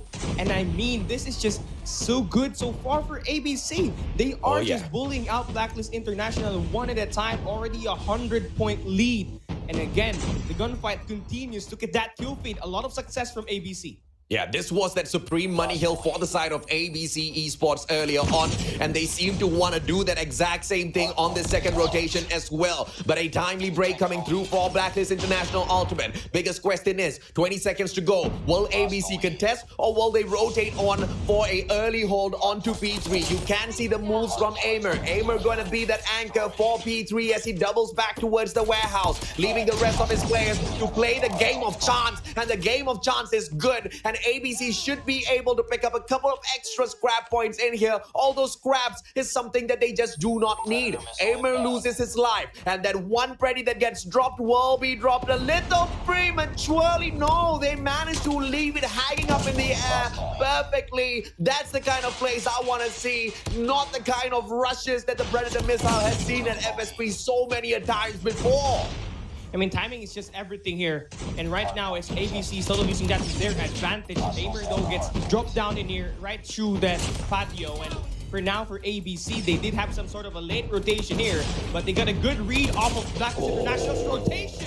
Oakens gets that huge 2 kills, and now they're going to bully out Blacklist International Ultimate at defenses for the second time. And now they are already into 100 point mark. Oakens able to get that quadra kill. One more with that Hunter Killer drone. Spots him down. Oh, one more elimination, but finally gets shot down. But the damage has been done. ABC Esports already close to that end goal. You know, I thought it was going to be very difficult to see a 3-0 in this final series, but the way ABC Esports is playing this, it looks like we have got an absolute annihilation on standby. But that being said, this is the weakest mode for the side of Blacklist if Hacienda is involved. They just hate this map, and I don't know why they didn't ban it out. This seems to be playing absolutely horrible for them, and they are getting punished for not taking this map out of all of those picks. 224 to 77. Blacklist International Ultimate haven't crossed that 100-point mark, and they are being invited into that 100-point club. How often is that, Cali? How often is that? I don't think that's basically possible, especially going up against Blacklist International Ultimate, a team that basically is the world champ of Eastern Finals. Yeah. For them to get dominated like this, it's not good, really. And right now for ABC, they use this core streak. That Pred Missile gets 2 kills. P6 with that Sparrow gets 2 kills, and they bully out Blacklist International Ultimate, and this scrap points once again gonna favor ABC. And every time they score a second, they're gonna score some points, and this is now on the late game. ABC moving on to that P1. They might as well end this in here. We need to see some sort of a double down effort for Blacklist International Ultimate as they go around this game. Well, they literally went around the players of Blacklist International Ultimate into that first hard point and wrapped up game number 1. And now you understand why the Indonesian scene is so strong. Because they practice, man. Their format in terms of stage 3, the formatting of the number of series that these teams needed to play out there on the battlefield may have been hectic. It may have tired them out, but what it gave them was valuable experience. Valuable experience against big teams and big sorts of matches where they had to be perfect each and every single day. And although ABC Esports wasn't the most perfect team out of Indonesia, they sure as hell managed to dominate Blacklist International Ultimate on that first matchup. But on the side of Blacklist International Ultimate, once again, this was a huge mistake even from the get-go. They should have banned out Hacienda, and not doing so punished them greatly. I mean, you kind of saw it coming. I mean, they should have known better and saw it coming as well, because that's the only game where they really struggled out the most. And the same thing here happened for against ABC Esports. I mean, the only loss that they moving into stage 4 is up against VVV Esports, a 250 to 246 victory, which is a very close one. And that errors that they had there against VVV, that we did see here against ABC Esports, losing the early rotation, and of course getting broken when they have that early rotation. Does not really give you a lot of good jobs here at all. And just talk about the effectivity of this core streak and the operators that this team used up against Blacklist International Ultimate. The Predator Missile is always there to take the players down when there's no torpedo system available in the ground. And of course, that Sparrow basically tuning them down. And the MVP of that hard point is going to be Reef with 31 kills, being that game changer for ABC Esports. And this is the shocker, right? Because you saw ALMGHTY making a lot of plays out there on the battlefield, Mystics stepping up for the team as well. But this was one of the guys that I did tell the audience to keep their eyes on for a good reason. He is an absolute monster when it comes to those engagements. 250 to 82. Welcome to the 100-point club, Blacklist International Ultimate. And, you know, if there's one thing that their new coach can, you know, once returning back to the team, can help them do is master Hacienda. Or at least if he cannot help them do that just yet, just, you know, manage to convince them at the very least to ban the map out consistently, match after match after match. Because everybody that wins that coin toss against Blacklist International Ultimate will be hoping and praying that they do not ban out Hacienda Hardpoint, of course, providing they know the map. And clearly, ABC knew every single angle on that map, and they played it to perfection. I mean, ALMGHTY is there, always up there on that opener. Then Reap will be able to follow up and play for the trades. Then not to mention Mystics, who always timed that score streak and that Sparrow perfectly. Now, this time around, you won't have those operators and score streaks to begin with, but now you're starting to play it a little bit slow. And coming into this S&D, it's going to be a 50-50 in here. Both teams struggled at S&D in their stage 3 matchup, but you already know. With that being said, we are guaranteed to have a very good show here at this map number 2. ABC Esports, they start as the defender. Blacklist International Ultimate as the attacker though. Where are you gonna try and plant that bomb? Where are you gonna initiate as we move into this first round? I think this is a much more equal, you know, match to kind of like gauge the true prowess of both teams. We're going to call the Hacienda a fluke. Blacklist made the biggest mistake of their lives. They know they made the mistake, and I'm just confused as to why they did that, right? Maybe they did not expect to get punished outside of MSP at Hacienda, which is a little bit ridiculous for me to think about because they are going up against one of the best from Indonesia. And in fact, anybody that you take on is like one of the best from their region. So you really have to show them that respect. And you have to understand that as much as the homework you do, they will do as well. And clearly ABC knew exactly where to drag in the boys of Blacklist International. But this time around, FDX trying to get that wall bang. Mystics spots him and shuts him down. What a shot! Now, lovely shot there for Mystics, and that should be the first blood that ABC needs to pressure Blacklist International even more. Kind of a very slow take in here for Blacklist, as you can clearly tell that they really respect this team right now. Tin will be on the first opener. He gets one player spotted, but there it goes, scared with that trade. And as we go and move forward, Mystics with another blow, and now Blacklist cut down to the final 2 players. Me6, he's the guy on the side of ABC that strikes once again. Jabin shut down all that too easily. Me6 spotting out the white warehouse. It's a good angle to hold on to, but as Tin gets a little bit distracted, Aimer steps on in front of him, tags him up, shuts him down with a KSP, and ABC Esports picks up round number 1. Great job there for ABC, especially for Mystics, being able to convert that first blood and being able to capitalize on the 5v4 man advantage that ABC had up against Blacklist International Ultimate, completely rumming them down over using that long-range engagement that Mystics basically initiated for the team, having 3 kills in that sided first round. But here, this time, a fast round for Blacklist International Ultimate. Me6, there is a hit mark there, but not going to be something that he wants to shout about just yet. Tricks this shuts down Tin. Opportunity for Mystics! Yes! Oh, takes it out of the equation. Repositions, doesn't need to do much at all. FTX gets traded out by OCAS. Me6 now with the scope. Can't find nothing. And Aimer once again ends the round. ABC Esports running circles around Blacklist.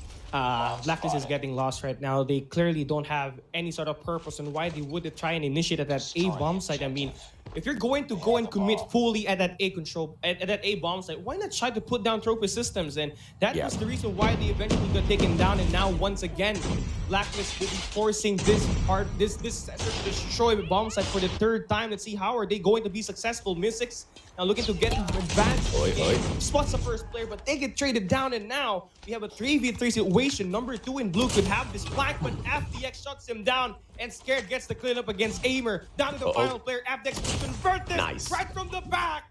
ABC, they lose round number 3. 1 round back, Blacklist International Ultimate, although they were punished with yet another god nade courtesy of ABC Esports. they did have that numbers advantage, and FDX slowly waking up in this matchup as well. And if you are gonna be dealing with a player like Me6, you need FDX to be on his best gameplay. Earlier in the first 2 rounds, FDX just couldn't find his momentum, but this time, I really like the way Me6 plays this, right? Just this back-to-back, and he gets the God Sticky again. Where are the trophies, Blacklist? I have to agree with you on that one. That's the 3rd time they lost a round with those trophy system not evident in the round itself. They get picked apart one at a time, and now number 2 in blue will be going in for that flank, but finally, Blacklist International Ultimate, they did take care of that guy, Okad, so now they're able to push around the back and move into the B side, but FDX will be cut across with Reef taking that guy down right across the top wood. And all eyes on Jabin on this one. I mean, a 1v4 with that bomb getting gatekeep. Not exactly a friendly moment for him right now, but could definitely use a big one. But Me6 shuts them down. And talk about a player that basically is so evidently great for ABC Esports. It has been Me6, always ready for those first bloods. I'm lost, I'm confused, I'm wondering what's happening to Blacklist International Ultimate. This is not the usual way this team plays those matches out there. And, you know, we did see their coach, you know, kind of talk up a storm in terms of what they could do and what they did manage to do at stage 5 the last time round. Hopefully he does have that quality once again to help this team all the way up to the top. Didn't this time, does manage to trade out Me6 as Trickster drops Jabin. It's a 4v4, so the numbers all equal, and Okats with that backstab just punishes FDX. And once you take FDX out of the round already, you automatically have that advantage because he's the greatest damage dealer in that matchup for the side of Blacklist. ABC Esports making this look way too easy. It's easy right now because of how well they've been able to convert those first bloods and capitalizing onto it. Meanwhile, on the flip side, you take a look at Blacklist International Ultimate, they are really lacking some sort of a firepower in here. FDX doing a great job so far getting those picks with that sniper, but no one really able to back him up just yet. And Rani, we're pushing at the A side for like the 5th time now. You got to put the scope system down, misses with the hit mark once again. Nate's going through, 10 with the first blood, so there we go. The opening that Blacklist needed, the opening that they get. It's a good opening. And AG with the quick plant, just piling on the pressure on the Indonesians, and Tin gets a god nade this time round. Blacklist try to turn the tides, switch the momentum, and they've done exactly that. This is that advantage that they needed to just build up a little bit more confidence. But Okats, I like this backstab. They're rotating around just to be punished by FDX, who keeps an eye on the midsection of that map. And Trickster, final player left in here. Right-tech AMR will not be able to find anyone, and that's a clean team ace coming out of Blacklist International Ultimate to strike right back. Now that's the Blacklist Ultimate that we clearly needed into this matchup. A kind of a Blacklist Ultimate that's very decisive and a kind of where they know where they want to go and when they want to initiate. But now you see it here as we switch the sides. FDX continues to be the bane for ABC as Griff gets shot down. One of the key players officially out and done for Blacklist International Ultimate. That's going to be a success for them right now. FDX could get a follow-up in here one more time, but I doubt that's going to be very successful. But then again, they still have that number advantage to work with. And as the players back away, Me6 could reposition. Up play gets stacked up. Okats, engagement goes in back there. And Trickster helps him to shut Tin down. Fantastic teamwork by the side of ABC Esports. And that's just a fantastic engagement and distraction by Okats that caught Tin off guard. But now, Jabin has to deal with a lot here because the player right behind that wall in the name of Okats might just be the death of him as he sneaks on out. Okats doesn't take advantage. FDX, on the other hand, doesn't have an angle to work around with. Me6 and Tricksters putting the damage on. FDX, Jabin. Jabin does not spot one behind the wall. Manages to get behind them, but all out chaos as Tricksters drops him with the MW11. That's just a little bit of salt in the wound of Blacklist International. And, you know, ABC Esports, post-plant defense on point. They were able to take down Tin, who is majorly defending that B bomb site. So with him actually out, there's no one really close from Blacklist International Ultimate to kind of reinforce him. The closest one is right exactly at the sandbags, where it's kind of a little bit of risky to rotate, and of course, it could cost him his life. So they try to play it passively, but to no avail. They get nothing in it now for ABC, looking to get that bomb. But at this A bomb site, very aggressive on this one. Yeah. Tropa system are all down, and Blacklist International Ultimate using those tactical utilities to try to close down that gap as they work in for that retake. Yeah, fantastic play coming through from ABC. No way. They piled it. No way. Oh, come on. Hits his knee. FDX, you cannot afford those knee shots, man. And Jabin misses a great big opportunity to take out one of the side of ABC Esports. OCATs as well as Reef. They do not miss their target. KSP on for the pop. Aimer trades out Jabin as well. This is a GGWP. ABC's here to play the best game of Call of Duty Mobile that you've ever seen. Indonesian region, stand up because Blacklist International Ultimate has to sit down after they have these boys running multiple circles around them. Blacklist is getting dizzy. Yeah, I mean, ABC Esports, all the countless hours and days and preparation leading up to this tournament time and going up against Blacklist International Ultimate, who is the biggest threat as we move into this stage 4, gets completely obliterated. And I mean, Rip is getting comfortable at this point, extending outside their territory. But then again, AG gets that kill. So with that being said, 6-2 right now. One more for the win for ABC. The question is, can they close it out here at the moment? Tricksters has a good position, but Aimer is the one that gets the slay. Jabin taken out at FDX. Great flick. Aimer punished. 6-2. This is Blacklist trying to hold on for their dear lives as ABC reaches that match point. FDX slays once again, leaving Tricksters all alone. It's a 1v3, but Tricksters hits that hit mark, and nothing else comes true from that. Holding on to the scout tower, just clearly not the best play at this SND. And Trickster, he could have picked a different spot, but now spots the back of FDX. It's not enough to punish him just yet.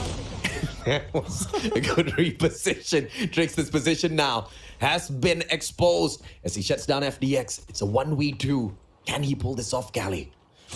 Yes. Oh, one more. Oh! That was close, but no cigar there for ABC Esports. It's all right because it's all in the name of the game. Blacklist International Ultimate needs to win 4 rounds back-to-back. I mean, if ABC could do it, I'm sure the Eastern Champs can do it as well.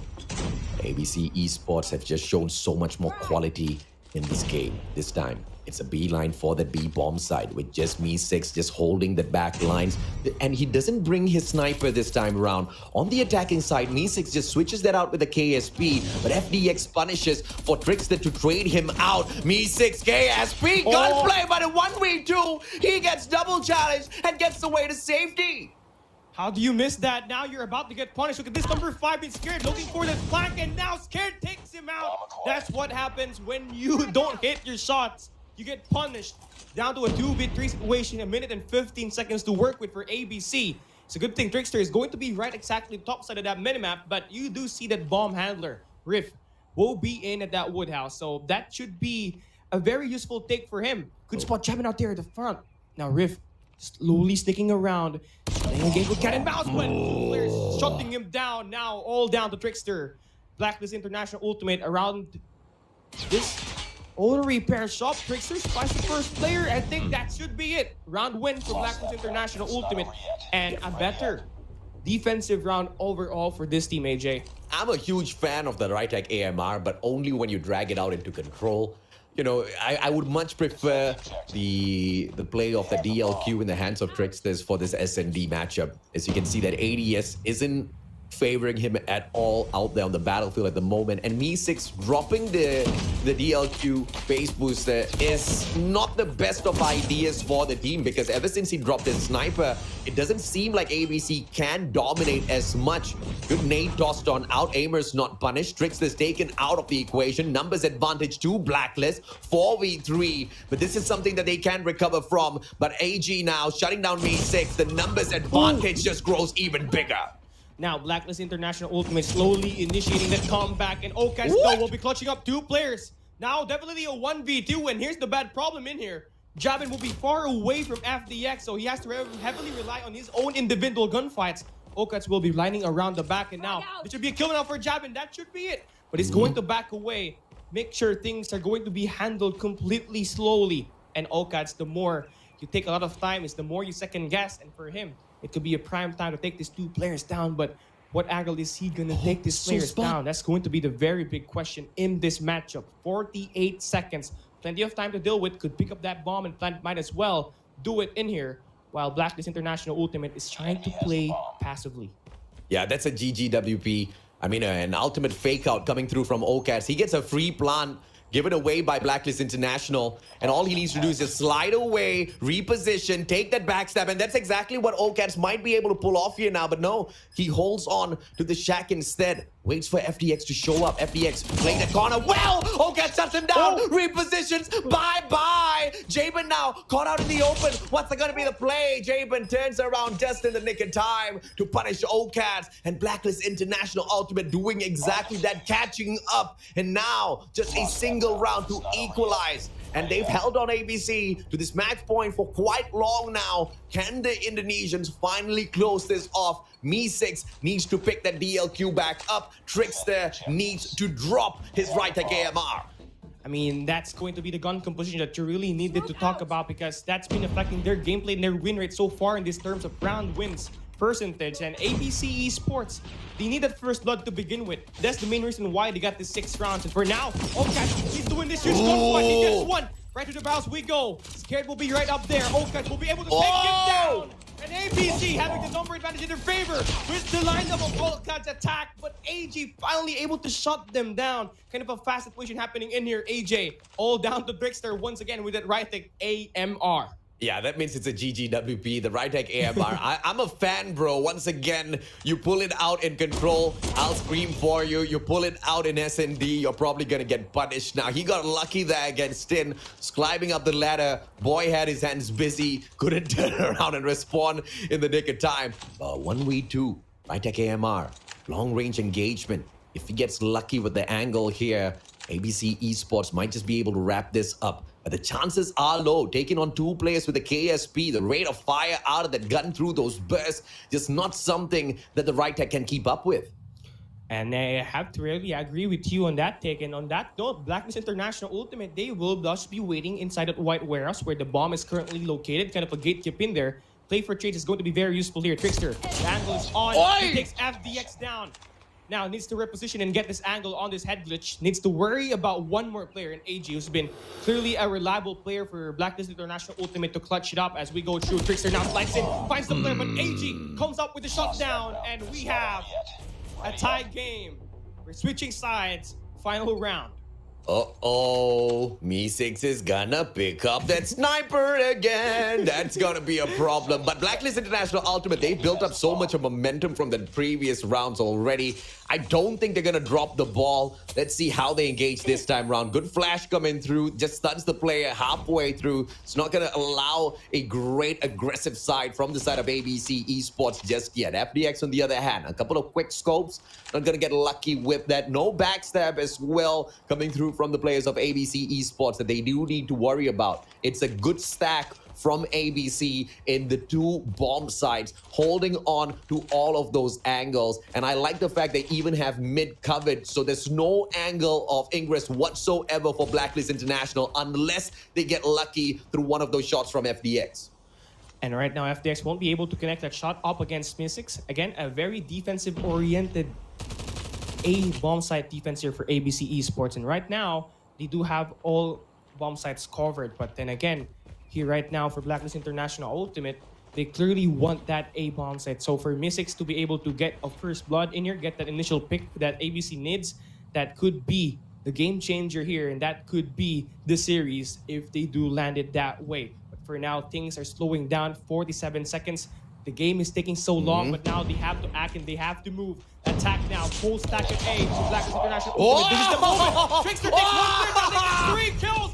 Me6 with the shot, they ended in just 10 seconds of engagement. My God, Me6, just pick up the DLQ and Trickster, please stop tricking us out, man. That got way too close. ABC Esports putting the little cherry on top of the cake finally after allowing the players of Blacklist International Ultimate to make them shiver and shake just a little bit. But the Indonesian region, this is exactly what we expected out of them. Fantastic engagements out there on the battlefield. I mean, yeah, obviously, the preparation for this stage 4 is greatly immense for this team. And I mean, when you have 9 days of playoffs, that will basically put you up with a lot of great performances leading up to this event. So with that also being said, a 2-0 lead here now for ABC Esports. They took the best map, the best game mode right now for Blacklist International Ultimate at Hardpoint. Then they also managed to defeat this team in a very close 7-6 action on the Search and Destroy. Now, they go into their element, AJ. Their best game mode is Control. And it so also happens to be Blacklist's worst game mode of all the 3 game modes we had. So, a potential 3-0 could be lined up in this matchup. Yummy donut in my tummy. That's all I'm gonna say. I'm a hungry boy, and I feel like the players are going to this might just be a problem here, because I believe there was supposed to be the overtime turned on, but who set up the lobby did not switch on that option, so there might be a continuation of this SND. And this might just actually play against the players of ABC Esports, because usually once you pick up a victory, you're happy, and then someone tells you you gotta get back in there and do it again. You are gonna be stumped. It will affect you mentally. And for the players that lost, on the other hand, it's like a breath of new life. You're telling them that, hey, the game's not over. You can jump on in, you can pick up that victory, and you look at the disappointment on the face of ABC Esports. That's what I'm talking about. This is what could just throw the players off the game here. A little bit of a blunder on who set up that lobby, but I think this might just play out in the hands of Blacklist International Ultimate, or will Me6 not allow that? It's either of the two, but for me, exactly, it could be the first one, AJ. I mean, the last time that Blacklist International Ultimate was put in this kind of situation was up against Dunya Games. We go way back, Garena Invitationals 2021. Dunya Games is up 2-0 in the overall series. And do get this, we had a pause and everything slowed down. Blacklist International Ultimate was able to kind of get a breather, and the next thing you know, they did a reverse sweep to win the grand finals. And I feel like Blacklist International Ultimate, this is going to be a huge advantage for them to think about the attack that they would line up in this game. But same thing goes for ABC Esports though, as they do definitely have the match in their favor. 7-6 moving into this coming SND rematch that we are gonna have. Yeah, and it's a GG for the players of ABC Esports as well, because it's not a decision that they can dispute, because it wasn't really an error on their opponent's side. It was who set up that lobby. So all they can do is just wait and see if they can step on in there and give us the exact same performance. And as we move on with this matchup, I just really want to touch up on a little bit of what Trickster was doing out there with the Rytech AMR. It just wasn't hitting the mark for me, Kali. I mean, yes, of course, he did manage to get a couple of kills, but it was in no way whatsoever comparable to the impact that the one and only Me6 was bringing through all of those rounds with his DLQ. I mean, I think he can just leave the DLQ, that long-range engagement, to the side of Me6 and focus on holding down the angles with the KSP instead. That could just prove to be the winning factor over for the side of ABC Esports.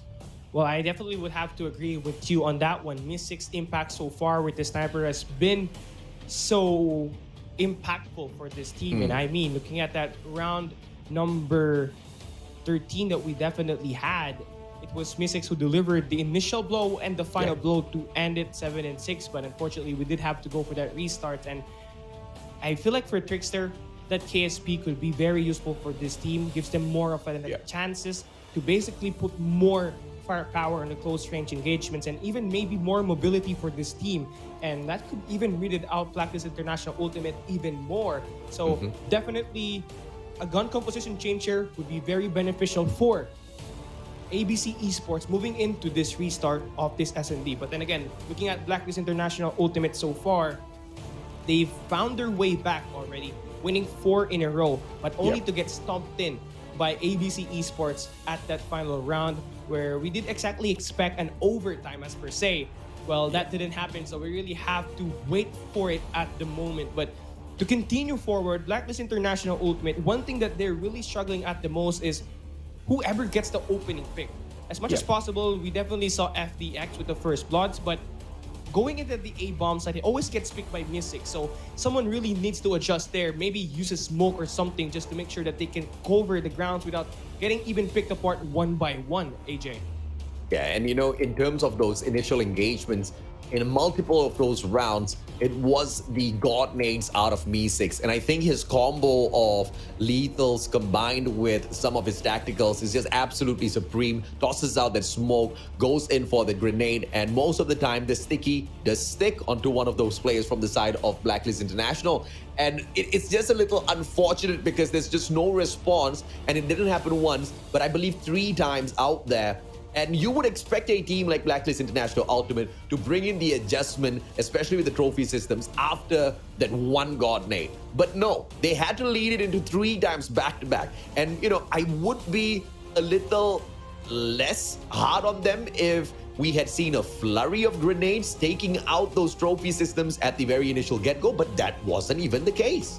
Yeah, that wasn't the case because most of the time when Mystics tries to line up the nade, cooks it very greatly, it always seemed to line up and not really much of a trophy system action in for Blacklist Ultimate, and it cost them a lot of rounds, honestly, and that's the reason why ABC Esports had a pretty good lead before the comeback happened for Blacklist Ultimate. But it's a good thing, you know, that they were on a defensive side and they were kind of very stable and were able to find a few picks here and there, and were able to initialize and initiate the strategy that they really wanted inside the game, get those first blood, play for those retakes. But then again, we move into that switch of sides where they've been really struggling at the most, AJ, and it was not really a good sign at that last round that we saw because they tried to slow it down. They tried to play for initial picks. And then when they decided to push, there was no trophy system involved. They just went in there, barged their head in, and the next thing they know, they got stunned by Mystics' tactical utility, and Trickster was there to back up Mystics to get those delivering blows to end up that final round. Not really an exciting thing to see here, AJ. I mean, you can see them trying to turn on the aircon already. They feel the heat. That's all courtesy of Blacklist International Ultimate, right? Bringing out their best performing side.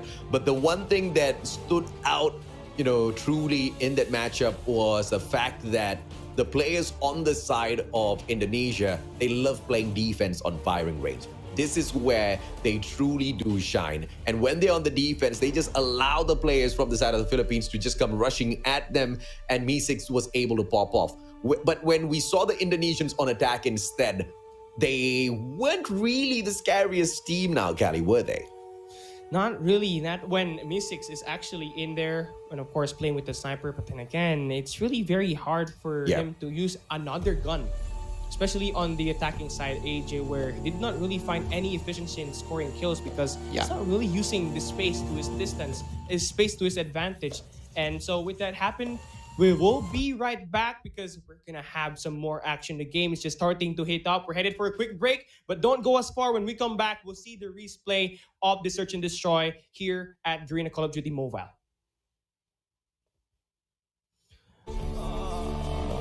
GG. GG.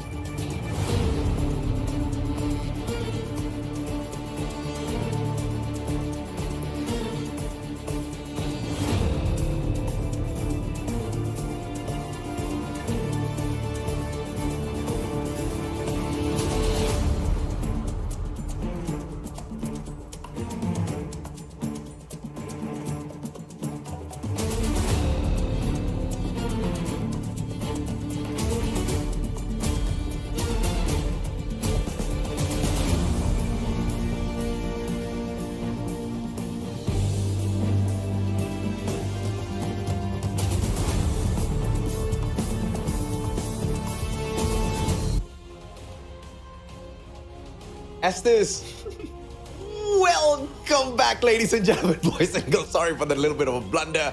It just seems like towards the very end of the day, we are getting a little bit nervous here, all because of ABC Esports and the kind of phenomenal performance they've been bringing out there onto the battlefield. I mean, all this while, MSP has gone on to dominate whenever we jump into the whole of Garena, colliding heads with each other.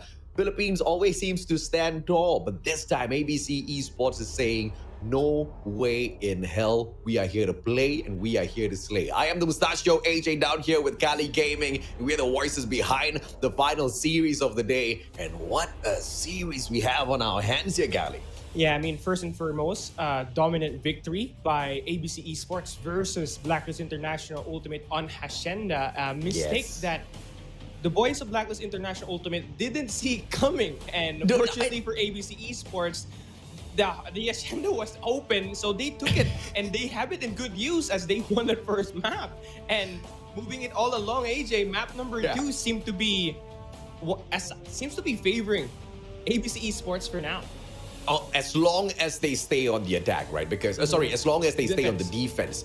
If they move on to the attack, then, you know, that's just all out Blacklist International Ultimate. But you can say that both of these teams are very good when playing defensive on SND. I guess they just don't want to dictate the pace. They want to see exactly how they can lock down all of those angles. But I do agree with you that, you know, that first match was phenomenal. But where I do not agree was, you know, they didn't see it coming. I mean, they should have seen that coming 10 miles away, man. I mean, you barely can see things 10 miles away, but that defeat should have been seen because you are taken on one of the best regions out there on the battlefield that can potentially take a good fight up against the Philippines. And you've got one of the best teams out of Indonesia taking the fight up against you. There's no room for underestimating your opponents. You make that mistake and you will be punished for your mistake. They made that mistake.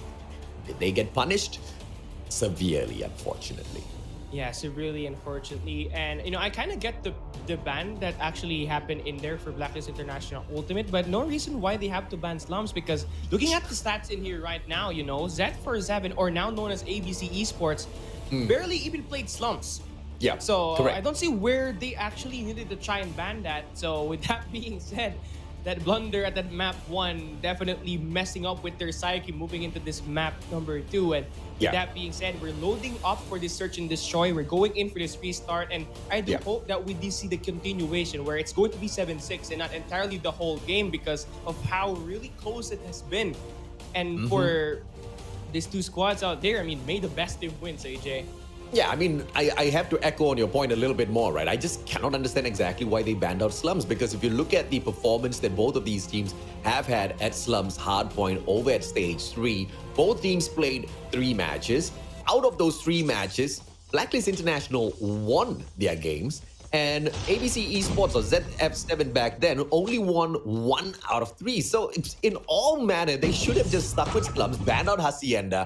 But of course, that's a conversation for later on. Attacking side ABC this time round, and they lose the one and only OCATs, and that must hurt because that's one of their better players out there on the battlefield.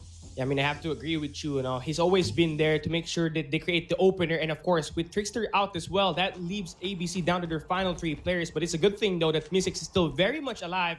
Having that sniper and being able to create the difference in the long range is going to be very beneficial to stop the push being made by Blacklist International Ultimate here so far in this matchup. But do take a note of this. ABC Esports is taking their time to just try and plant that bomb. But the next thing you know, if that bomb gets planted, it's going to be a Fast and Furious thin here. Number 2 in yellow, right across that B bomb side, AJ. I really like the patience being shown here by the Indonesians. They're just waiting to bait out Blacklist International before taking that plant. They know they're at the side already. They know they've got a little bit of time to waste. But what they don't want to do is to rush the process and then just get absolutely thrown out of the competition with the Filipinos just flipping the switch and flipping them out as well. So this is a slow approach that I do love. And that is a good engagement as Reeve shuts down Jabin. That's what the Indonesians are looking for. Reeve hunts, but scared. Explodes the vehicle right in front of him. Collateral damage as Reeve gets taken out of the equation. Me6 dropped by 10 as well. It's a 1v4 and a GGWP. It looks like this overtime is going to go into double overtime. There it goes, ABC Esports finally dropping their final player, and Blacklist International Ultimate will be forcing the overtime as what, again, AJ said in this game. And we are going to switch the sides in here. This time around, ABC is going to have much more success because this is where we do see Mystics create sort of all of the magics in here, where he can just basically drop off all the players at that long trailer. So for now, for FDX, his huge assignment in here is to take him down, and there it goes. The kill has been landed. A 4v5 now, favoring Blacklist International Ultimate. Even if Blacklist International Ultimate does manage to win this round, it doesn't mean that they take the series away. For all of you who are from MSP who are not very used to seeing overtime at S&D, all you have to do is just get 2 points clear of your opponents once you get to that overtime segment, and that's about it. You'll get that victory, 5-3.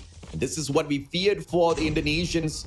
Pushing this into overtime might just put that advantage to the side of Blacklist International Ultimate, and that's exactly what's happening out there on the battlefield. It is a 5v3 now. As the bomb gets planted, Blacklist has this all under control, but just like that, Reef and Tricksters, they hit those back-to-back shots, making this into a 2v2. 35 seconds to go. They need to find those slays as well as the defusal. Player number 3 from the back. Blacklist International has got this ground covered already. FDX repositions, and Aimer from the back can make a good job out of this, but Trickster drops Jabin, traded out by FDX. Reeve gets the win, and ABC, they should be able to have this under control, and they take their step up in front. The defending side still strong for the Indonesians. And yeah, this is their main forte in here when it comes to playing firing range.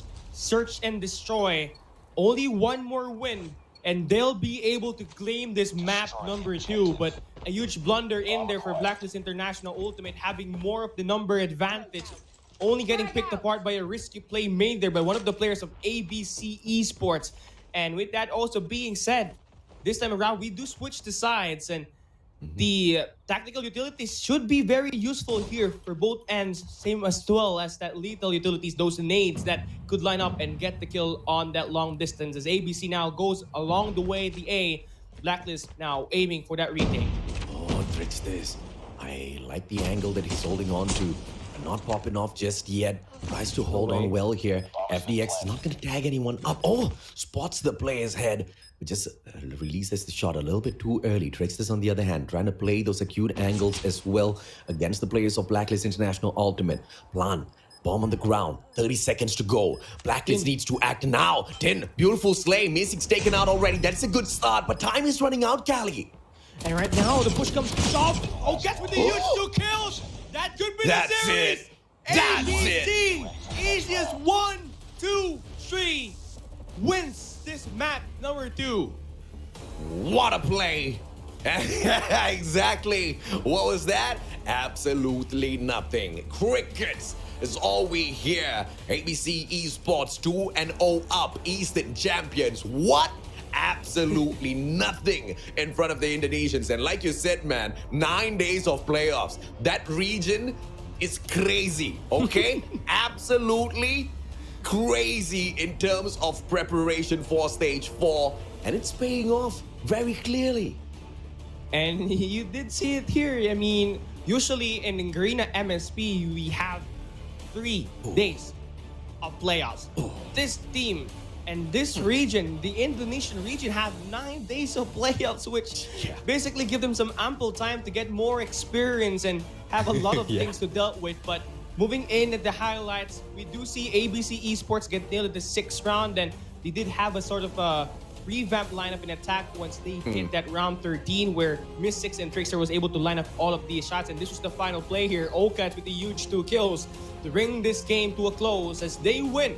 Firing range, search and destroy, 9-7. A 2-point lead made there by ABC Esports on that overtime. And here is the bad part in here, AJ. Blacklist International Ultimate will be playing the map pick of ABC Esports. And do be aware of, Control is the best game mode that ABC Esports can offer. And you look at on the flip side of things, this is where Blacklist International really struggled out the most. So it's going to be very interesting how this team actually play in this game, where at Stand of Control, where they played it in Garena Master Season 3, they definitely had a 50% win rate, winning twice and losing twice as well. So Yeah. it's going to be very hard here for Blacklist Ultimate from here on out.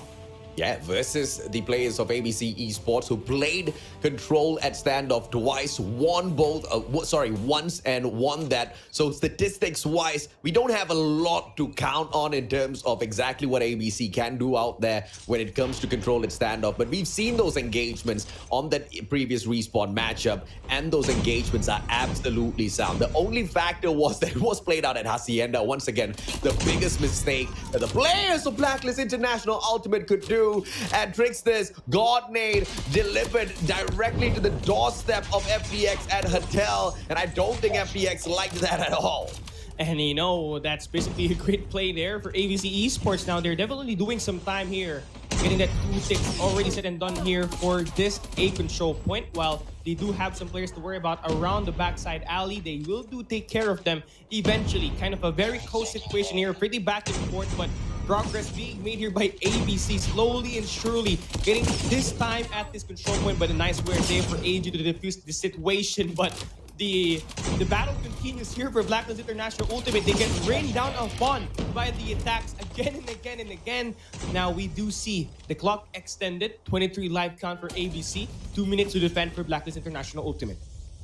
2 life deficit for Blacklist, and they have got one final flag to take control of, or at the very least, try to prevent the players from the side of Indonesia from ripping away from their cold dead hands. Is this going to turn into a team deathmatch, or will it be a strategic approach towards that B control point? And as you can see, Blacklist International Ultimate trying to hold a tight grouping here as they spawn out of the Gorilla base and hop on into the one and only bakery to hold this defense, but backstab by Amer! Not expected, but what he did not expect instead was Tin to hold on to that back, and he gets backstabbed just like what he pulled off. 13-16, 3 life deficit. That B flag just being teased a little bit here by Tricksters. A good flash will try to obscure the vision of AG, but the approach by the players of Blacklist is absolutely sound. That backup, just because they have got that spawn on their side, proves to be a worthy sight to hold. And ABC, they just need to convert this into a team deathmatch now.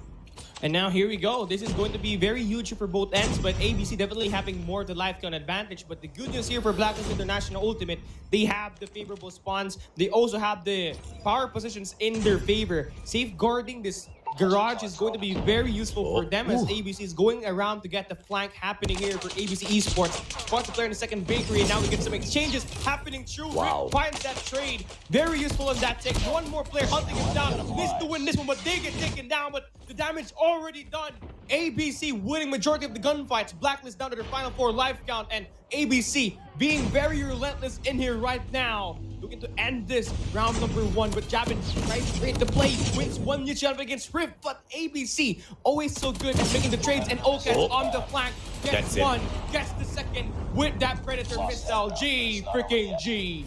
Yep, ABC Esports. Yummy donut in my tummy. It is just an absolute annihilation of the Eastern champs on the opening day of the Garena regional qualifiers. This was sure as heck unexpected. And now, as Tin opens up the matchup, Trickster will be able to trade one up, followed up by Okats as well as Me6, who goes in for the investment of the Sparrow, and Okats already hopping on in for the spawn trap. Skirt are so close, and Okats wasn't punished, manages to get 4 back-to-back slays, get that second score streak for himself as well. Hunter Killer Drone as well as the Freddy. Freddy gets dropped, takes one out of the equation. Hunter Killer Drone will move on out for the hunt a little bit later on. Reeves still has got the Sparrow on his side, and Blacklist International Ultimate, you do not see them getting dominated like this all that too often. Indonesia, what sort of recipe do you bring into this competition? It's absolutely spicy like I am beñat, brother. Yeah, Blacklist International Ultimate can't find any answer. And the key play there for ABC is making good use of the Sparrow. They were able to initiate the spawn trap in there, and Okad's able to create more kills for the team. having them separate this early matchup in the terms of the life advantage, winning more of the gunfights, and ABC continues to get it ongoing. Now they have the mid-map control. Aimer gunning to cut the cross, but we're not able to find any kills in here at all. Now the game is starting to slow down, and this is where you need to really talk about caring about your life. Scared will be able to win that gunfight against Music. So with that all being said, Blacklist International Ultimate have to slow it down here, because right now they're playing by the pace of ABC Esports and they keep getting tagged and tagged and tagged. And the good news in here now for ABC is they definitely have that man advantage, but Blacklist International Ultimate, they capture A.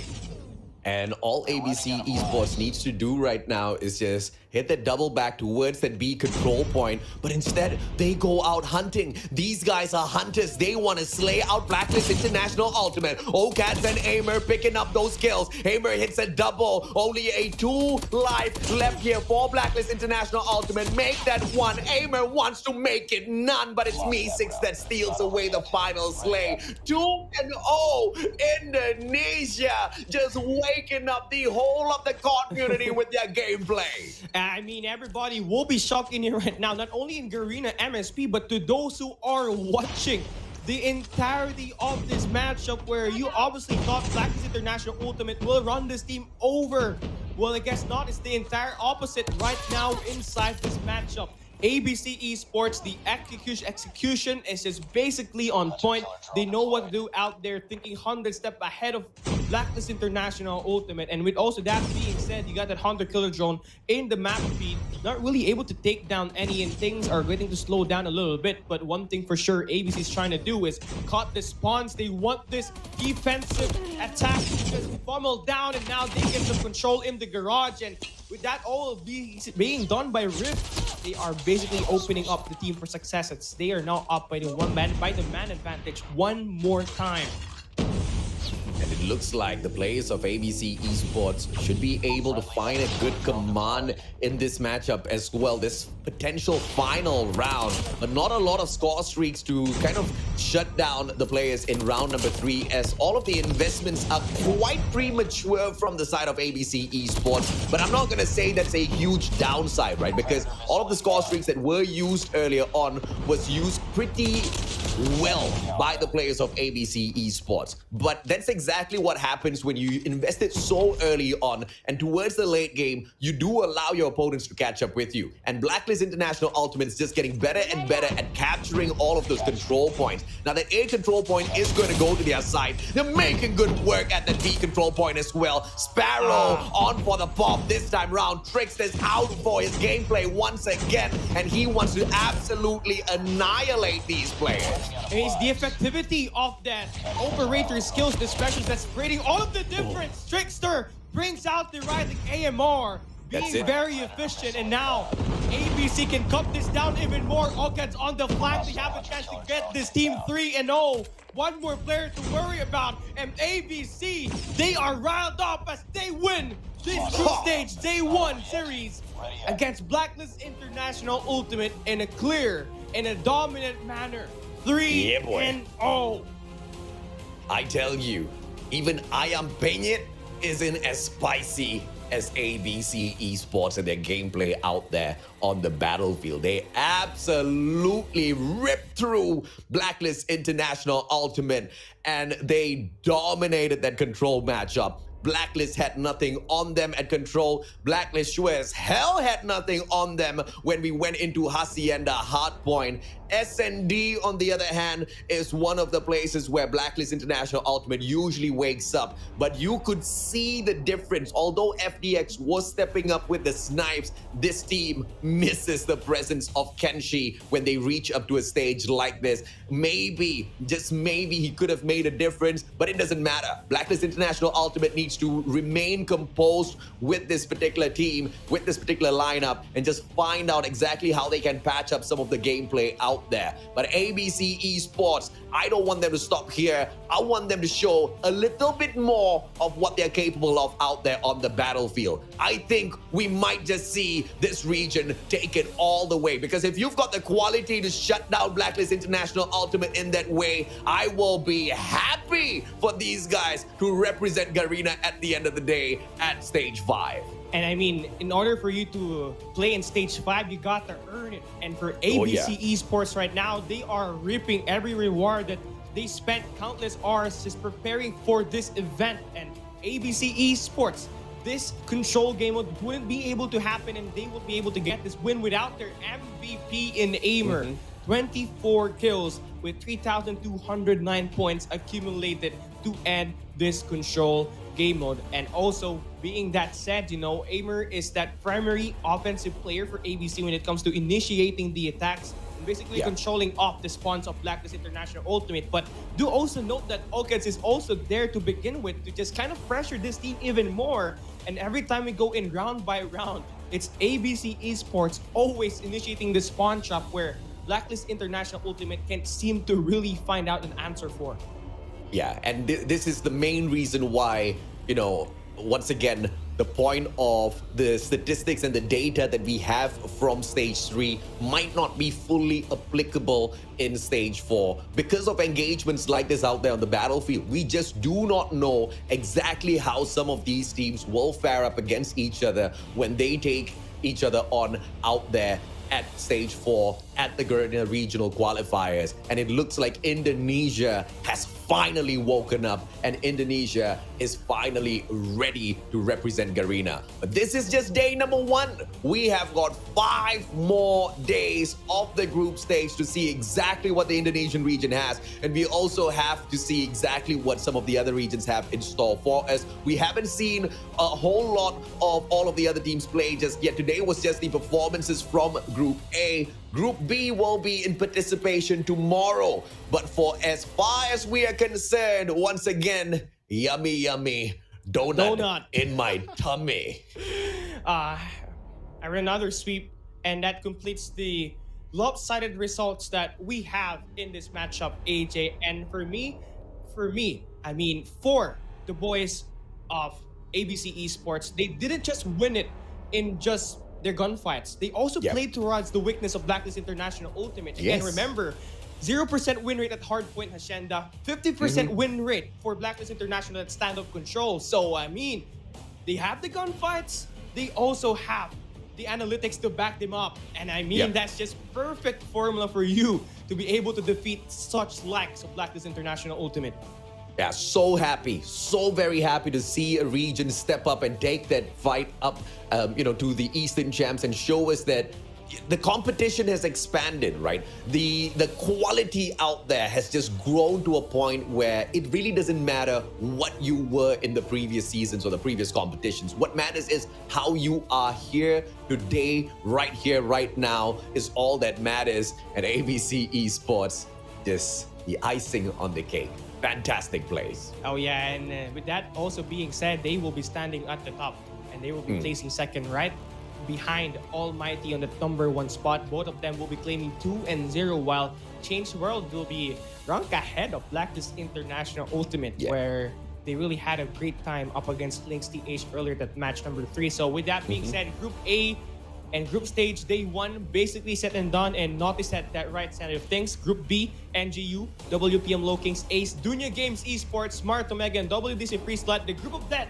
they will be playing tomorrow, so make sure you stay tuned on that because everything is going to get interesting as we move into day 2. I want to see more of just Garena invitationals with these teams, man. I mean, Yeah, like how... I agree with you, man. Yeah, how awesome is that going to be? I mean, hopefully in a little bit of the future, we see exactly that, right? Because the engagements out there on the battlefield, just bringing the excitement up to a whole other level, Cali. I've thoroughly enjoyed day number 1, casting with you as well as Neptune, the gentleman Garcia. I cannot wait to see exactly what the group of that has in store for us tomorrow. And you know, with that being said, things are going to get a little bit more spicier. And speaking of spicy, you have an avatar. Punk Al is unlimited. So make sure you go into your Call of Duty mobile app and of course go into the Redemption Center and use this code right here and activate to claim yours for free. And if you don't want to claim it, we cannot force you. But if you don't claim it, obviously you lose out, right? This is one of the highlights that the audience are always waiting for. Like, where's the code? Where's the code? The code's right here and it's unlimited. But there is a time limit to this. By the time we end the broadcast and about 10-15 minutes elapses, the code is not going to be usable anymore. So take that screenshot as soon as we disappear from your screens, hop on into the game and get that redeemed for yourself. And that's not the end of the redemptions available for you guys. Tomorrow and the rest of the days of the group stages as well, you will have a lot more of these little goodies coming your way. But more important than the goodies, I think this final series of the day has shown us that the quality in Garena is up on a whole other level. And I cannot even believe I am saying that, because you guys know exactly how salty our server has been in MSP. And when you look at the Garena, region all around, we've got super salty lobbies almost all the time, right? And for them to step up their gameplay, I cannot wait for stage 5. But more than that, stage 4, let's see exactly how far this excitement can be pushed, Callie. Yeah, we have more action coming right ahead of you in the following group stage that we have. But once again, to conclude the day, Indo Pride, well, we're headed for the... we end the live stream. We end the journey now. We will see you guys for more action tomorrow. Same time here at Garena Call of Duty Mobile. It's Callie and down here with Mustachio AJ. Thank you guys for having us here. See you tomorrow.